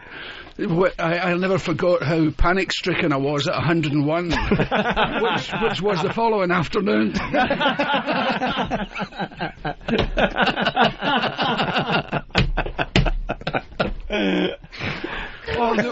good. Or was it? Or I don't know what the other one I did was lying in my hand until it went dead. Yeah, the old numb. And then doing it and it feels like someone else. Yeah, the numb I don't know if that was the one. But that's the masturbation one. That was when it was very good when you were a kid, to experiment with everything. I mean, you tried everything in the house, and and then you get older and just toss it off and get it over with. But back then it was an adventure. Yeah. It was like, let me just lay on my hand to get it numb, or let me try fucking this. Yeah. or open the fridge. Trying to do it between your fingers and kind of roly-poly it between two hands to see if it works. Yeah, you're willing to experiment. Oh, God. It's kind of limited experience. Yeah. But you don't have to look your best. No. You're alone. I remember when I was a little kid, I was really young. My friend and I were like experimenting a little bit. I mean, I'm really young. And I put my penis through a Hulk doll, like it was the Hulk doll, and I straddled my penis, and he blew me while I was holding the Hulk doll. There he goes. There's another Jimmy story.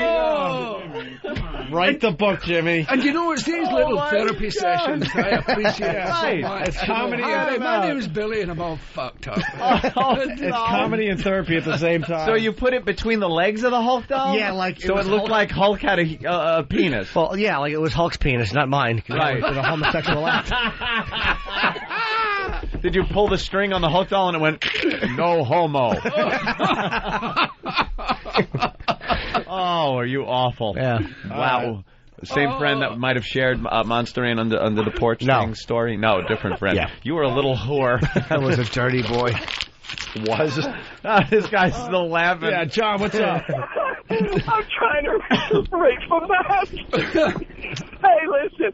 Billy, you gotta tell these guys, is it true you went bungee jumping in the nude? Yes, I did. It's just free. In New Zealand, if you bungee in the nude, it's free. Really? Yeah, so I took my clothes off and did it. We were making a film about traveling around New Zealand, so I did it naked.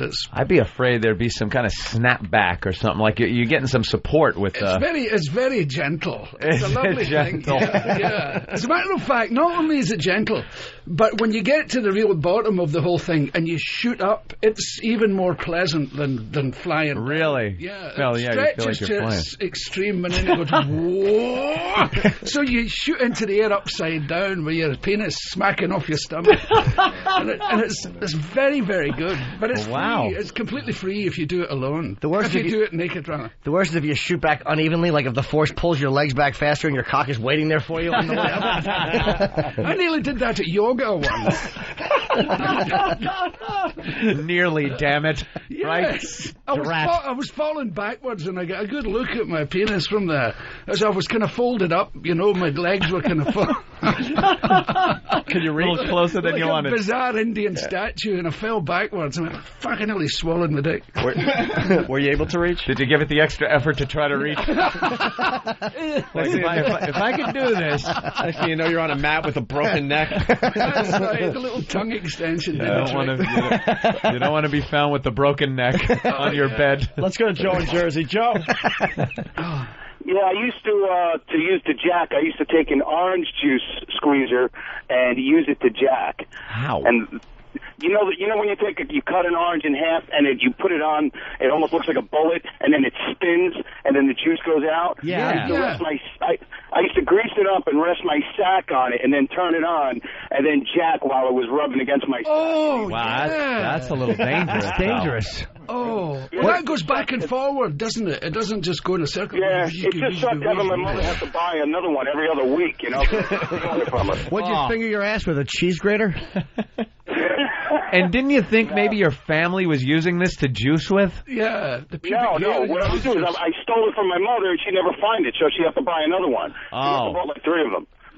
I have some problems, too, so what are you going to do? Well, you're perfect for this. Imagine your mom drinking orange juice and picking a hair out of her mouth. Yeah. Or the worst is she's like, I want more of this. Oh, this is a nice flavor.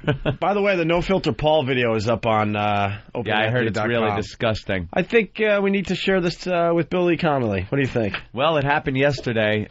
We had this guy, No Filter Paul. He's an English gentleman. A gentleman. He's really a prick.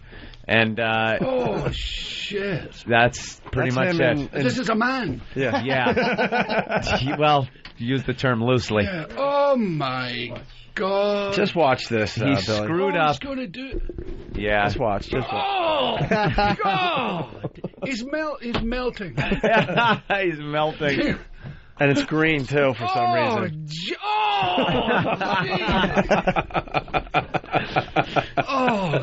He got on our bad side and see how he had to repay his debt. Why are all those people fully dressed standing around him? That was in here yesterday. That was in here. That's right about where you're sitting. Right where you're sitting? No. Yeah, we had it disinfected. Pretty good. Other places get like strippers with big tits and porn chicks. We get fat British men to shit their pants. Yeah, he drank, what was that stuff called again? It's something that you drink before you get a colonoscopy. Oh, yeah. And it clears you out. So a half hour, 45 minutes later, he couldn't hold it in, and he just let loose. Oh, shit. Yeah. So that video's up there, and it's getting viewed like crazy. He doesn't wear a diaper for sex reasons, well, we don't know his personal life that much, but so you're telling me he whipped off his pants and he had the diaper on? Yeah. Oh, dear. Oh, dear. How English is that? It's very English, isn't it? Oh, yeah. My God. That video clip is going to be making the rounds on all those sites that have deplorable stuff on them. Is it on Break.com yet? Ask Steve if he's farming that video out. Let's say hi to Rob. Rob, what's up? We're hanging out with Billy Connolly. How you doing today, guys? We're having fun, Very Rob. good, man. I got a story here. I got some 7 Mexican fellas that worked for me, and I walked into a hotel room one time, and they were having a circle jerk with the bed. They had Walmart bags between the bed and the box springs filled with hand lotion, and they were all beating off into the bed at the same time with a laptop computer on the bed watching a porno. Yeah. That's about it. It was one of the most disturbing things I've ever seen. Okay. All right. I really don't have much to add to that. I'm actually looking around this room just doing a quick head count. We need 2 more. All right. Top 10 greatest heavy metal songs of all time. We're up to what, number 5? Yes. All right. It's Judas Priest. Big Judas Priest fan, Billy? Yes, I like them. Didn't he shoot himself in the... Weren't they the ones who... Oh, yeah, they were the ones who had the track on the album that made the boy shoot himself. Or that's what he said in court. Yeah, Wasn't it Judas Priest? Happened to Ozzy and Judas Priest, yeah. If he played his album backwards, he could hear Do It or something. Yeah. Screaming for Vengeance, by the way. Yep, Screaming for It Vengeance. was really weird because I saw a film of that guy, the one who one died and one survived, and the one who survived had the rifle too far forward to his chin, and it shot like the middle of his face off. Yeah, and he looked like an ass. It was sort of folded in the middle. He shot the middle of his face out, and that would have became the butt crack. Yeah. Aye. Oh God. And he's now a sort of talking ass, you know. So, people, if you're going to kill yourself, you got to make sure the gun is a little further back. Yeah. Most people that try to kill themselves and fail usually wind up screwing themselves up so bad that their life is now worse than it was before they tried to kill themselves. You themselves. should always put the gun in your mouth and aim up. If you put it to the side of your head, apparently, at the last second you pull away, you can't help it. Oh, and you might just rip an eye out. And you do the blind thing. Yeah, now you're blind. Now you're blind and you can't find your gun anymore. So it's Judas Priest in 5th place. Guess the song? Screaming for Vengeance. I'm going to guess that. But, you know, there's another thought. Of course there is, Jimmy. Breaking the law is not heavy enough. Living after midnight is not heavy enough. It's got to be Screaming for Vengeance.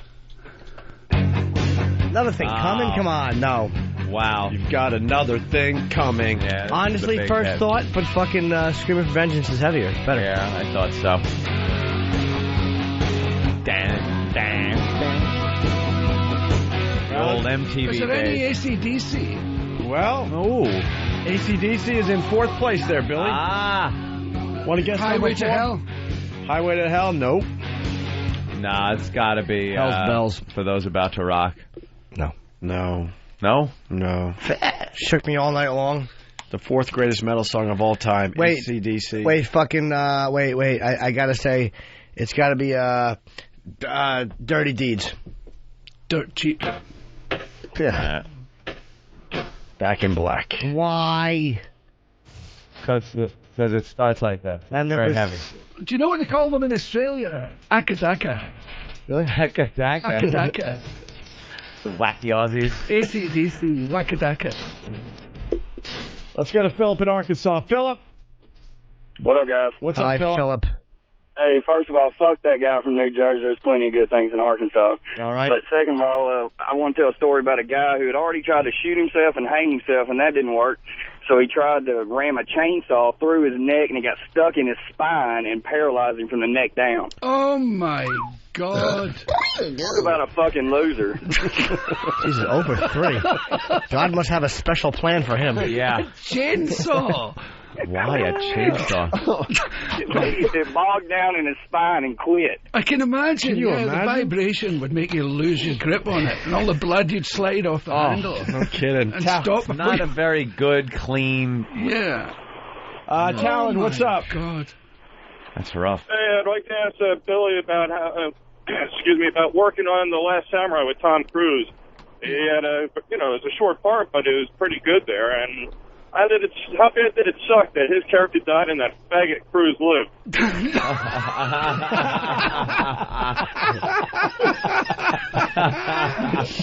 It was a brilliant thing to work on, yeah, and I died very bravely. But I die a lot. I didn't mind dying early. I do it in lots of movies. I'm one of the few people to die in a Muppet movie, actually. And Treasure Island, I die a horrible death. So it doesn't bother me. But he's a great guy. I know it's very fashionable to knock him, but he really is the loveliest of men. I like him very much. He's a great guy. I liked that movie. I didn't think I was going to like it because, again, because he was in it, and I thought it would kind of take away. It's kind of not known as a guy that's in a movie, and you think, wow, this is going to be a great, movie. Yeah. Without the it being an action movie or something like that. Matinee idol look, he's too handsome. Yeah, maybe that's it. Yeah. Bastard. That's why people hate him. But I liked that movie. I thought it was really good. What do you do with your hands? See, here's my problem with acting. I have goes. the same problem. He doesn't know what to do. I like to act, but I mean, I just whenever I have to do dialogue standing, it's really hard to do. Well, find something to scratch one of them. Like that. That maybe. Oh, that's kind of good. Like just very natural. Yeah. But I can't do that for the whole scene. I look like I have eczema. But the next thing you know, you'll be doing something else. Just let them hang. Don't hold them up. Yeah. Above your waist. Just leave Let them hang down naturally. there. Yeah, Listening is hard too. When you got to listen in a scene and someone's talking. Yeah, don't do anything when you're listening. Don't look as if you're listening. You know, people do this and point their ear towards someone. But yeah. I tend to nod a lot. Yeah. Everyone does it naturally when you're just in life, and then the second you're supposed to be acting, you forget what you do. forget what you do every day of your life without even thinking and if you about watch extras in an atmosphere, people in a bar, say, they're all nodding like that. Yeah, yeah. But people in life don't do that. They do in a hood. You watch the extras, there's never a man and wife at the table not talking. But if, in any restaurant Have you been to Harlem? Any restaurant, yeah. They be in Harlem, they be like, yeah, man, I told him. It's all about the hands. Yeah. But if you know, there's lots of people in restaurants, men and women, they've said it all 20 years ago. Yeah. They just eat their dinner. Just and sit and eat. Look around, kind of bored. Well, extras watch. never do that. No, they're always nod and animated. Smiling. Peas and carrots, carrots and peas. They're just like repeating the same shit because that looks natural when you talk. Certain things they repeat. Yeah, no, there's certain things they repeat. Yeah, peas and carrots. Hey, let's say hi to Gary in Mississippi. Gary? Hey, boys, what's up? Let's go, Gary. I'm doing dialogue with Jimmy, sorry. Hey. Hello? Yes, sir, you're on. Talk, stupid, you're on. Good morning. Hi. Just want to say hi to Billy. Big fan of his stand-up, and especially of Boondock Saints. Oh, great. Yeah. But we've been reading some rumors, and a bunch of people said there's a sequel coming out. I wanted to know if there was any truth to that. Yeah, there is a sequel. It's written, but the guy, Troy Duffy, who wrote and directed the first one, is in some kind of legal problem with the guy. Boondock is owned by someone else now.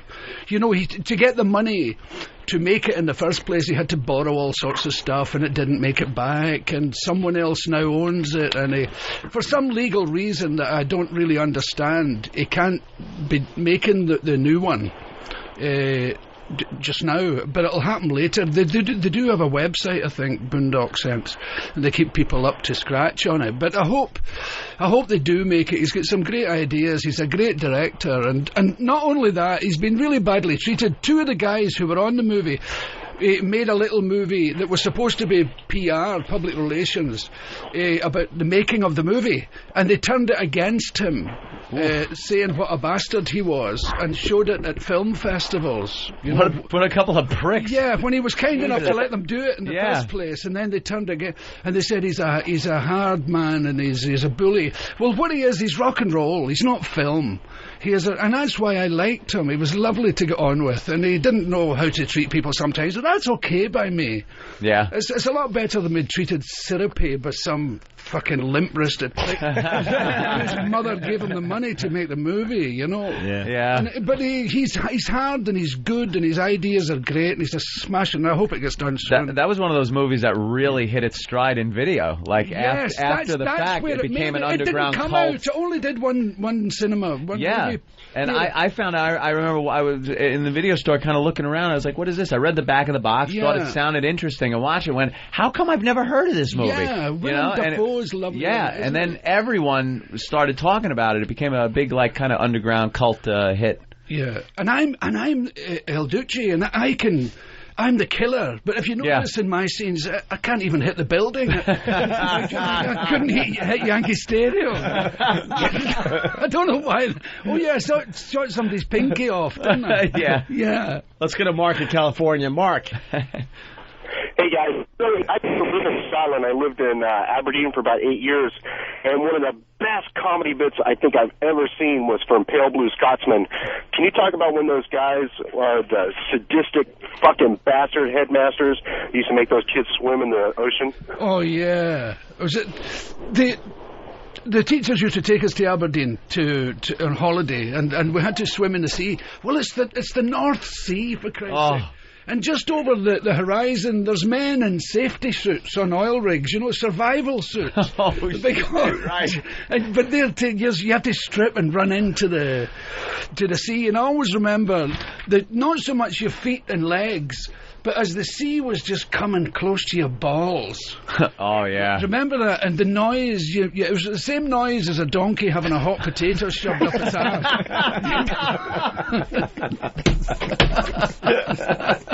Oh, no! No! And always, you're putting it off, and your balls are about 3 inches off the sea, and then some bastard would come by in a speedboat, and this wave, you're frightened to run in case you fell, you know, get your whole body wet. I got to throw out. Billy's actually doing gigs too, which I want to go see. He's only doing 20 dates in New York, starting May 9th. 37 Arts Theater, which is on 450 West 37th Street, and you can get tickets to Ticketmaster or 212-307-4100. That starts May 9th at 37 Arts Theater, which is on 37th Street. Oh my God, I'll be there. Really, really. But don't go after 11. We won't be there. Yeah. He sucks after 11. Doesn't even try. He takes those 11 pills. Let's go to Brady. Brady, you're next on the Opie and Anthony Show. Opie, Anthony, little Jimmy. Hi. Mr. Kelly, would you do us the favor of doing your Aristocrat? Because of all the people in that movie, you're the one I wanted to see more of. Oh, yeah. I can't even remember it. You just make it up as you go along. Right, go for it. I'm sorry, I didn't mean to. If you want to see Billy's Aristocrats, you have to see him live. And pre-11. Pre-11. See, I would have done the Aristocrats, but as far as I can see, it's a minute after. Yeah. Oh, look. I'm what on are you doing OT. there, Ant? How I would I'm on overtime right now. Overtime. Yeah. Trenton I'm performing a courtesy right now. Courtesy. For Remember the it. kindness of his heart. Right. Yeah. He's a giving person. A giver. Look at me give. Yeah, Every some click people of that are second hand. givers. He gives and some, gives and gives. Some are takers. Do you know the world's made up of two kinds of guys, and one of them's givers. Right. And I'm proud to sit opposite a giver. Thank you, sir. This man is spewing goodwill all over the table for ungrateful bastards. Even after being shit on, Yeah. I'm still sitting here at 11:02. He knows very well there's a huge clock on the wall. Yeah, I can it's see not that as there. if he doesn't realise it's already 11. No. He knows very well. But he's a giver. He gives from the centre of his very being. Hallelujah! Thank you.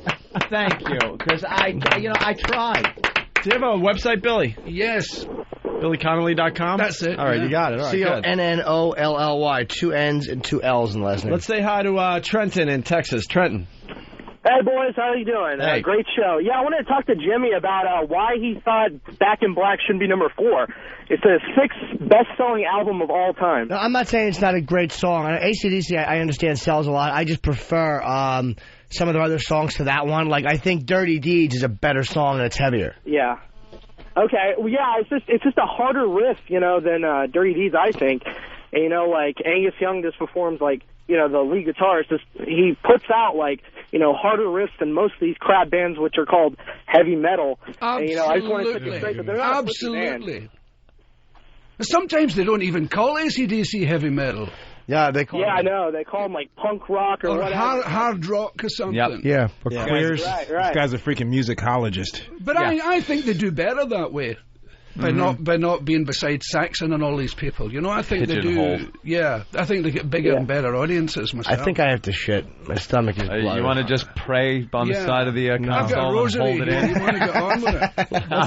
Let's get back to the list. The French tickler. The top 10 greatest metal songs of all time. We got to do this before we get out of here. What number are we to?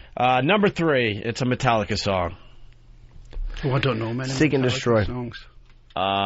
Master of Puppets. Battery? Fuck, why did I say that? It's Master of Puppets. Oh.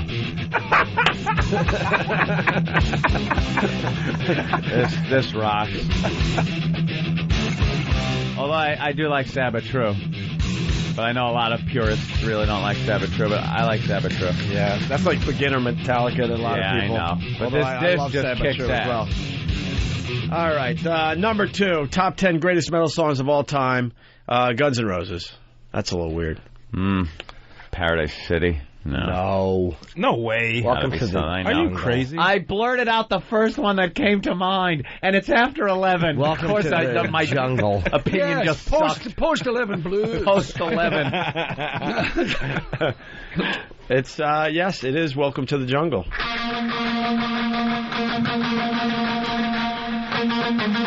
know that, Jimmy. Yeah, of course. Yeah, smart. Well, if I was, I would have known Master of Puppets was Master of Puppets instead of blurting out another song as it played like a douche.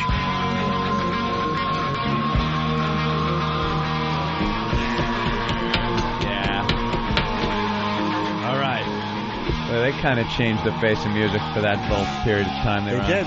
Before we get to the number one greatest metal song of all time, we want to thank Billy Connolly for stopping by. Yes, absolutely. It's been a real pleasure. Thanks very much. You're going to be in the city for a while, so could you come back and hang with us again? Anytime you want to stop by, you're a fun guy to have around. I would love to. And let me give out Billy's information, too. Starting May 9th, only 20 dates. 37 Arts Theater, which is on 37th Street here in New York. 212-307-4100 or Ticketmaster. And Billy is just a great, great comic. Thanks. I'm glad you got rid of me before the naked section, anyway. We'll have you back, because he's got the twisted sense of humor. Dr. Ian Smith, thanks. Your mailbox is full. Everyone's trying to get the Fat Smash Diet book. Yeah, I'm going to clear it out. So at noon, you can email me at fatsmashdiet.com, and we'll take new people. All right. Today, Because you'll have lost the will to live by then at noon. That's nearly an hour of that. Today we leave you with the number one greatest metal song of all time. I'll let Anthony do the honors. It's a long, long way. Number one? Oh, hold on. Anyone want to guess? He's on the line, but do you want to talk to him really fast? Anyone want to guess? You want to talk to him first, or no? Oh, I was going to make the announcement. But it's Kevin Huxford. Come on. Number one is Go Fuck Yourself by Kevin Huxford. That's all you get. That's all you get.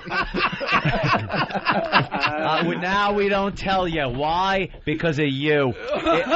Is this Kevin Huxford? I deserve it. I deserve it. This is really you?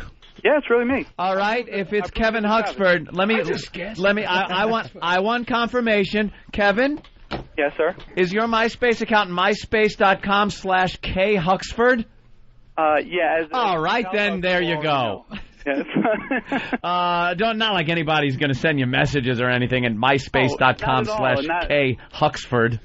Yeah, and not like hit me with all the emails at khuxford2@yahoo.com either. Oh, okay. I'll take my abuse, man. I fired it off like an idiot. I was a little, I fire off my mouth too quickly sometimes. I understand that the anger some people have because it's different. Ooh, I got a kiss. A kiss from Billy Connolly. Aww. I think he's a bit of a poof. He's a bit of a poofter.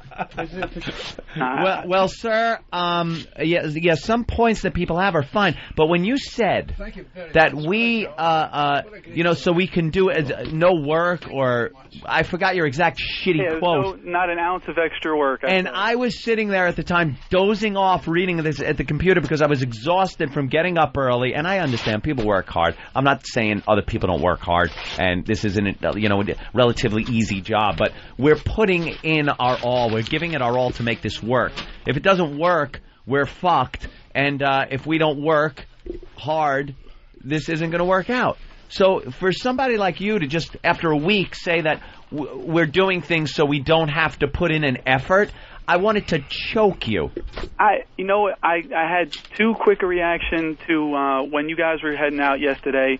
Opie said, so we can go to noon, and I just had a knee-jerk reaction to that because Opie said a few times that XM would like when as often as you guys can, not like to say every day or 3 times a week or 2 times a week or anything like that, but whenever you can, if you can throw the fans a bone by going to noon, that's scrubbing great. His face where Billy Connolly kissed him on the cheek. Purell, I'm Purelling my face. See, Kevin, we made the mistake. We do not have to go past 11. Oh, no. No one said you had to. No, you did. You did. You did say because that. we're stupid enough to tell people that we're going to try to, go longer and try to keep the channel live until noon. That was our mistake. Every time we go past 11, it's us doing it because we feel like it. That's what it comes down to. We can leave here every day at 10:55. If we want.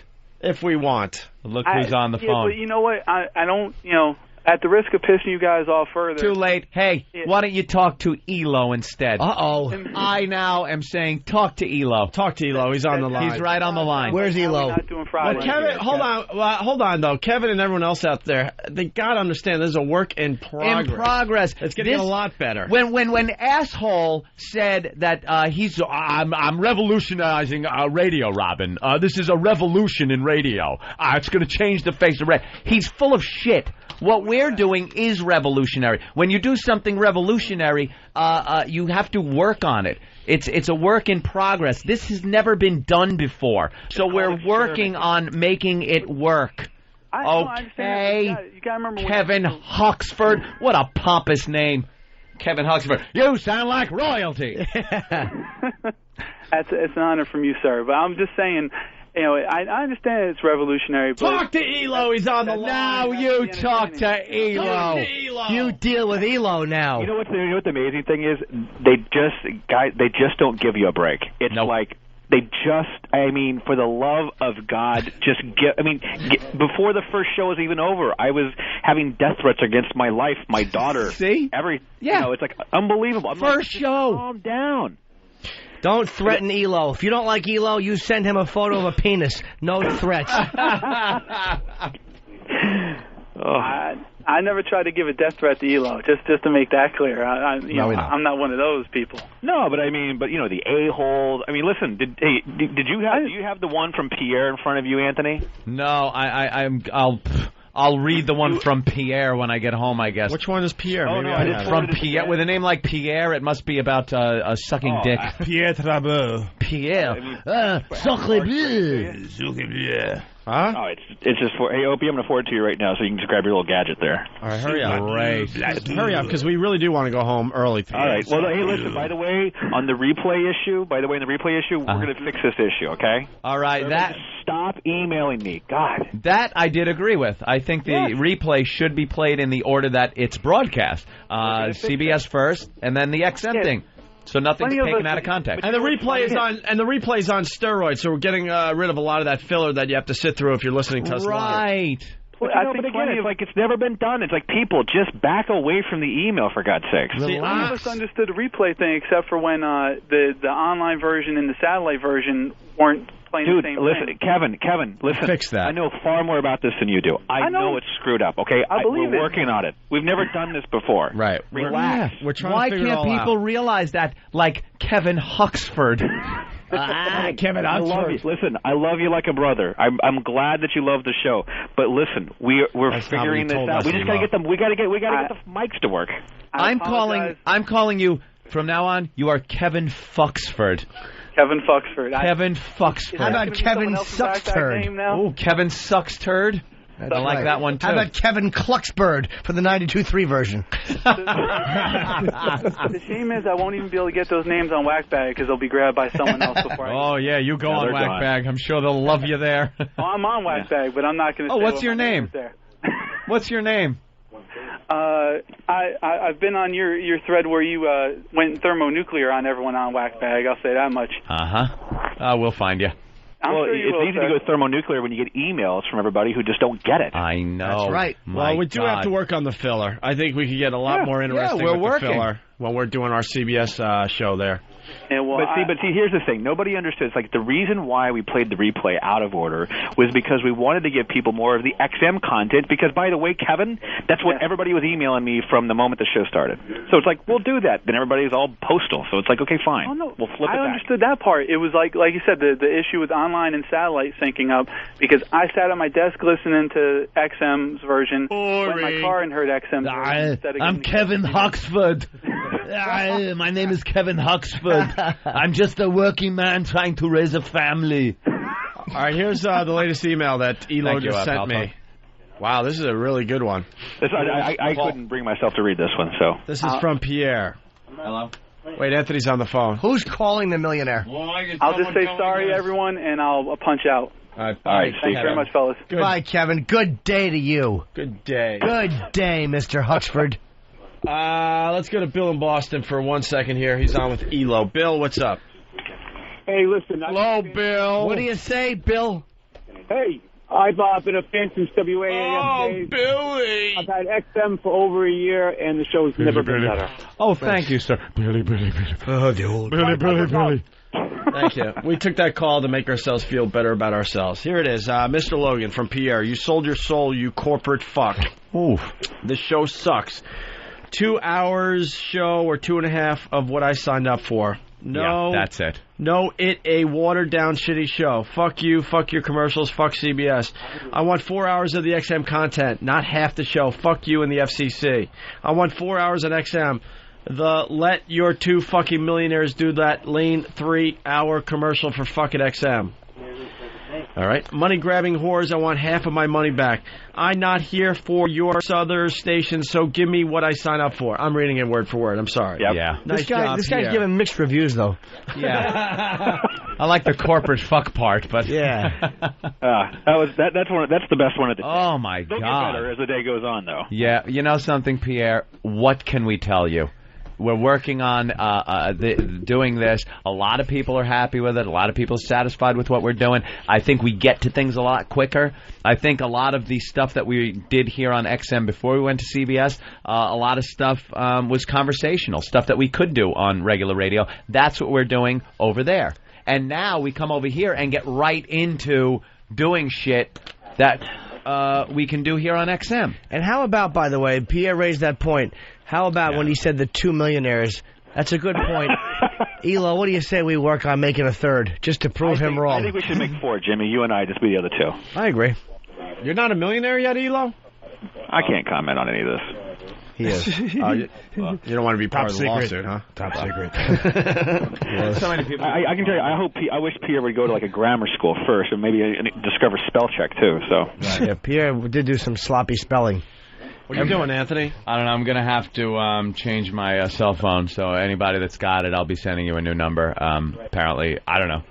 Apparently my cell phone number got out. Why? Got out? I don't know, because now I'm just getting like phone calls, and then I hear the show being played. It's probably just one person. Through it. Whoever's doing that, would you not? There we go. Don't be an Problem idiot. solved. Problem solved. You're bothering Thank you, the Jimmy. star. Thank you, Jimmy. Well, you know what I say to that guy? I say, hey, fella. Wow, nice Huxford. Wow. He's been doing it all day. He has a problem. Seriously, all day he's been sick. That's because I was sick yesterday. My He's sick. stomach. He's got a sour stomach. My stomach's sour. Jimmy gets sour stomach sometimes. I get scared. My stomach is sour. If he drinks too much half and half, it gets sour. No, you know what it was? I had coffee and I had some bagel today. I hadn't eaten it all yesterday. Hey, Ian. Before we let you go, we're gonna have a gas contest in here in the very near future. Mm-hmm. A gas? Yeah, because we've had it with Jimmy, so we're all gonna like do a fart thing in studio, see who gets everyone else to leave. Oh dear God. Any advice? I was thinking whole milk and grapes. Oh, how to get it? No way. How to get the most? Yeah. Oh my goodness, baked beans all the way. Just baked beans and what else? I would just do Hunan food. Nah. Baked beans and grapes? Grapes seem to do it for me for some reason. Not really. No. Baked beans with hot dogs. Give me a recipe. All right, baked beans and hot dogs. Baked beans and hot dogs. Yep, and throw some syrup in there too. I'm serious. Some syrup. I don't listen to Dr. Ian. When I need farts, I'll eat something special and have some half and half. And then you can all broadcast from the hallway. Oh God. We're gonna do the fart contest very soon. Whenever you're ready, kid. I think I might be ready next week. I'm sure a lot of you do. You got a few home runs in AA ball. You want to step up to the majors. I welcome your appearance. All right. Oh, boy. I think it's cute the kids want to come and play in the majors, and I welcome them. Elo, what else is going on? Oh, just it's all big hootenanny. Yeah. I got Jimmy Johnson coming in for lunch today. Yeah. Oh. Yeah. You and Jimmy? Me and Jimmy gonna hang. That's nice. You're going to describe driving habits? Stop it. Stop it. All right. No. Yes. Stopping. Vroom, vroom. Jimmy drives at 200 miles an hour and doesn't get a scratch. Yeah, Jimmy drives 200 miles an hour. He doesn't show pictures to all his friends. His car's fine. His car's fine. We'll show you the pictures. Oh, dear. Oh, dear. Oh, dear. Oh, dear. All right. All right, guys. Vroom, vroom. Thank you, Elo. All right, I'll talk to you guys later. See you later, boss. Hi, man. All right. He wanted out of that conversation. He certainly did. He was like, I'm out of here. Tomorrow, John Montone, audio blog. Oh, yeah. Yeah, apparently John gets a little risque on those things. Ooh. He's one of the newscasters here on 1010 Wins, the news station here in New York City.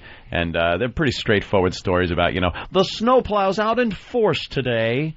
We're talking with plow drivers and commuters, and it snowed heavily indeed. Back to you. But then he does this blog thing where he's like, and these fucking assholes. Yeah. Actually, we should do it. Potty mouth. We should do it here. It'll be quick. What? Then we can get out of here. Look at what we're giving you. I want to do it at CBS with the good listeners. We do it here because we were just talking about the CBS deal. That's what he's talking about. All right, let's get the unappreciative asses some entertainment. All right, so this is John Montone. He has an audio blog, and he talks about the O&A CBS deal. And he thanks us in this or something? Does he? I don't know. Let's get into it here. Hi. This is John Montone. CBS Radio, the company I work for, has gone out on the limb, acted boldly, daringly, and actually hired a couple of radio talk show hosts to host a radio talk show. Opie and Anthony are back on 92.3 Free FM, which had become Listener Free FM for a few months, while the previous host, a fellow who could sing rock and roll, struggled to find his voice without guitars accompanying it. CBS Radio is hoping the O&A virus will spread far and wide, bringing in the millions of listeners and ad dollars that disappeared while the singer chatted away. I hope they're a big ratings winner as well, for selfish reasons. The company's stock I have in my 401k, and because I like to listen to talk radio pros talking on the radio. Of course, it could all blow up if O&A convinced some of their more impressionable fans to, say, engage in an orgy outside of a daycare center. Nevertheless, they have already served the public interest by including in their show TV news teasers, those alarming drop-ins that scare the bejesus out of us while we're dozing off during Seinfeld. Bird flu. You may already be infected. Tune in Fox 5 at 10. Cat owners. That little kitten may kill you while you sleep. Pet horror stories tonight at 11. Cheerios. The silent killer. Medical findings that will shock you. Look. Nothing shocks us anymore. Not when there are mutant scumbags abducting little kids and serial killers barbecuing hookers. Not when there's O.J. and Scott Peterson. Not when terrorist pigs fly jetliners into skyscrapers. We've been shock-proofed. And how many things can actually kill us? Well, according to the local TV news, sex, or not having sex. Coffee can kill us, except when it's preventing fatal heart attacks. Carpet cleaner, hand soap, golf clubs, old ladies suffering from dementia armed with Uzis, and even revolving doors. Hotel lobbies. Enter at your own risk. The shocking tale of a man trapped as the doors spun out of control. So, thanks again, guys, for bringing the hammer down on these fearmongers. Oh, and just one other thing. Back on terrestrial radio, O&A cannot engage in the salty repartee that has distinguished their satellite radio program. In other words, the FCC will not allow two adults to use adult language. But on this new and rarely listened to communications platform, yes, I speak of the audio blog, well, that operates outside the scope of the FCC. So I can curse. And I have, and I will. Opie, Anthony, to quote the great Neil Young himself, long may you fucking run. If you'd like to comment on this or any of my other audio blogs or my on-air reporting, you can reach me at montone@wins.com. Be well. O&A John Pass. Montone, 1010, wins news. I didn't know that was love that over. guy. O&A Pass, give him a friendly email. That and we guy's mean great. friendly. Don't. That was great. Yeah, Yeah, he really that was really good. The guy is so underutilized on Wins. You could tell he's a creative guy, and he's got a good personality. And it's very rare that you hear him doing any stories unless they're kind of those sideline little stories. He's really what a set of balls on him too. These podcasts, I'm sure it is a little brave of him to go out on a limb like that and put stuff out like that when you're supposed to be, the straight-up news guy. You know what it is? He's been reporting the news for so many years. You probably get sick of reading it without being able to say terrorist pigs or these scumbags. That's what they are. And it's probably just refreshing to finally be able to speak your mind when you've had to read it like emasculated. Yeah. Can we get John Montone in here to fill in for Jimmy when Jimmy has to do one of these things? I don't know. He's a little too much of a potty mouth. We might have to calm him down. Calm down that John Montone. All right, we're out of here. Hey, I got a good email from my publisher. Can I tell you what it is? Yeah. I have a sour stomach. Let it rip. Not you, Jimmy. I suggested that we do, you got a lot of truck drivers and whackbag.com and stuff like that. So I told them, let's do a road challenge. Would they pay for me to send me on the road to all of your new cities for your new shows? Would they fund it? They just gave me an email and said, yep. Oh, nice. So there you go. We're going to do a Fat Smash road challenge for Opie and Anthony. All the 7 cities. Oh, my God. New York, Boston, New York, Cleveland, Pittsburgh, West Palm, Dallas, West Palm and Dallas, Philly, Philadelphia, and Boston, Pittsburgh, and Cleveland. So we're going to do a challenge. We're going to go to each city. We're going to do a weigh-in like Celebrity Fit Club. They're going to pay for it, and then we're going to have a grand prize. Where are you going to find a fatty in Pittsburgh? You're going to finish your content. All you have to do, don't even get a hotel. Just stop at the airport. No, I'm serious. We're going to do it. And are you guys good with that? And we may have a big announcement in the very near future as well. Sure. What's the announcement, Opie? An announcement we would not have been able to make if we didn't, get this deal together recently. What's the announcement? That's called the tease, Jimmy. But I don't know it. As soon as I find out, Michelle. we'll all Anthony, know. what's the announcement? By the way, the number one greatest metal song of all time. Is Pal Talk still on? Yep. Yeah. Oh, they didn't see They that. didn't see that, Opie. Got to hold it longer than that on Opant 2. Let's see. I can't see it. Can't see it. No, I can't. No, it's blurry. Pull back a little. Back a little bit. It's blurry. Can't see it. I can't. Oh, Christ. They got it. All right, Michelle, what's up? I have food for getting really bad gas. Okay. Dried apricots. Dried apricots? That sounds like it rots your colon. Oh, my God. I ate, I don't know how much of a pound container one night for dinner. And I had gas all night that when my husband worked the night shift, when he came home, he wouldn't even come in the room. It was that bad. And he got pissed off at me.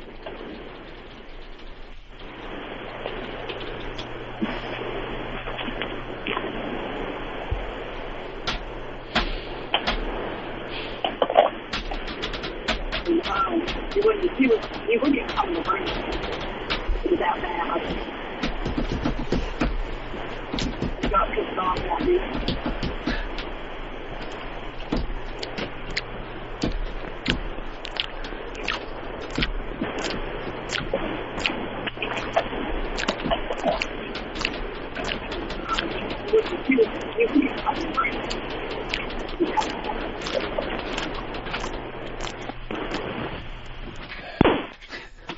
But you'd never hang up. Jesus Christ. They're practicing being cruel and unusual.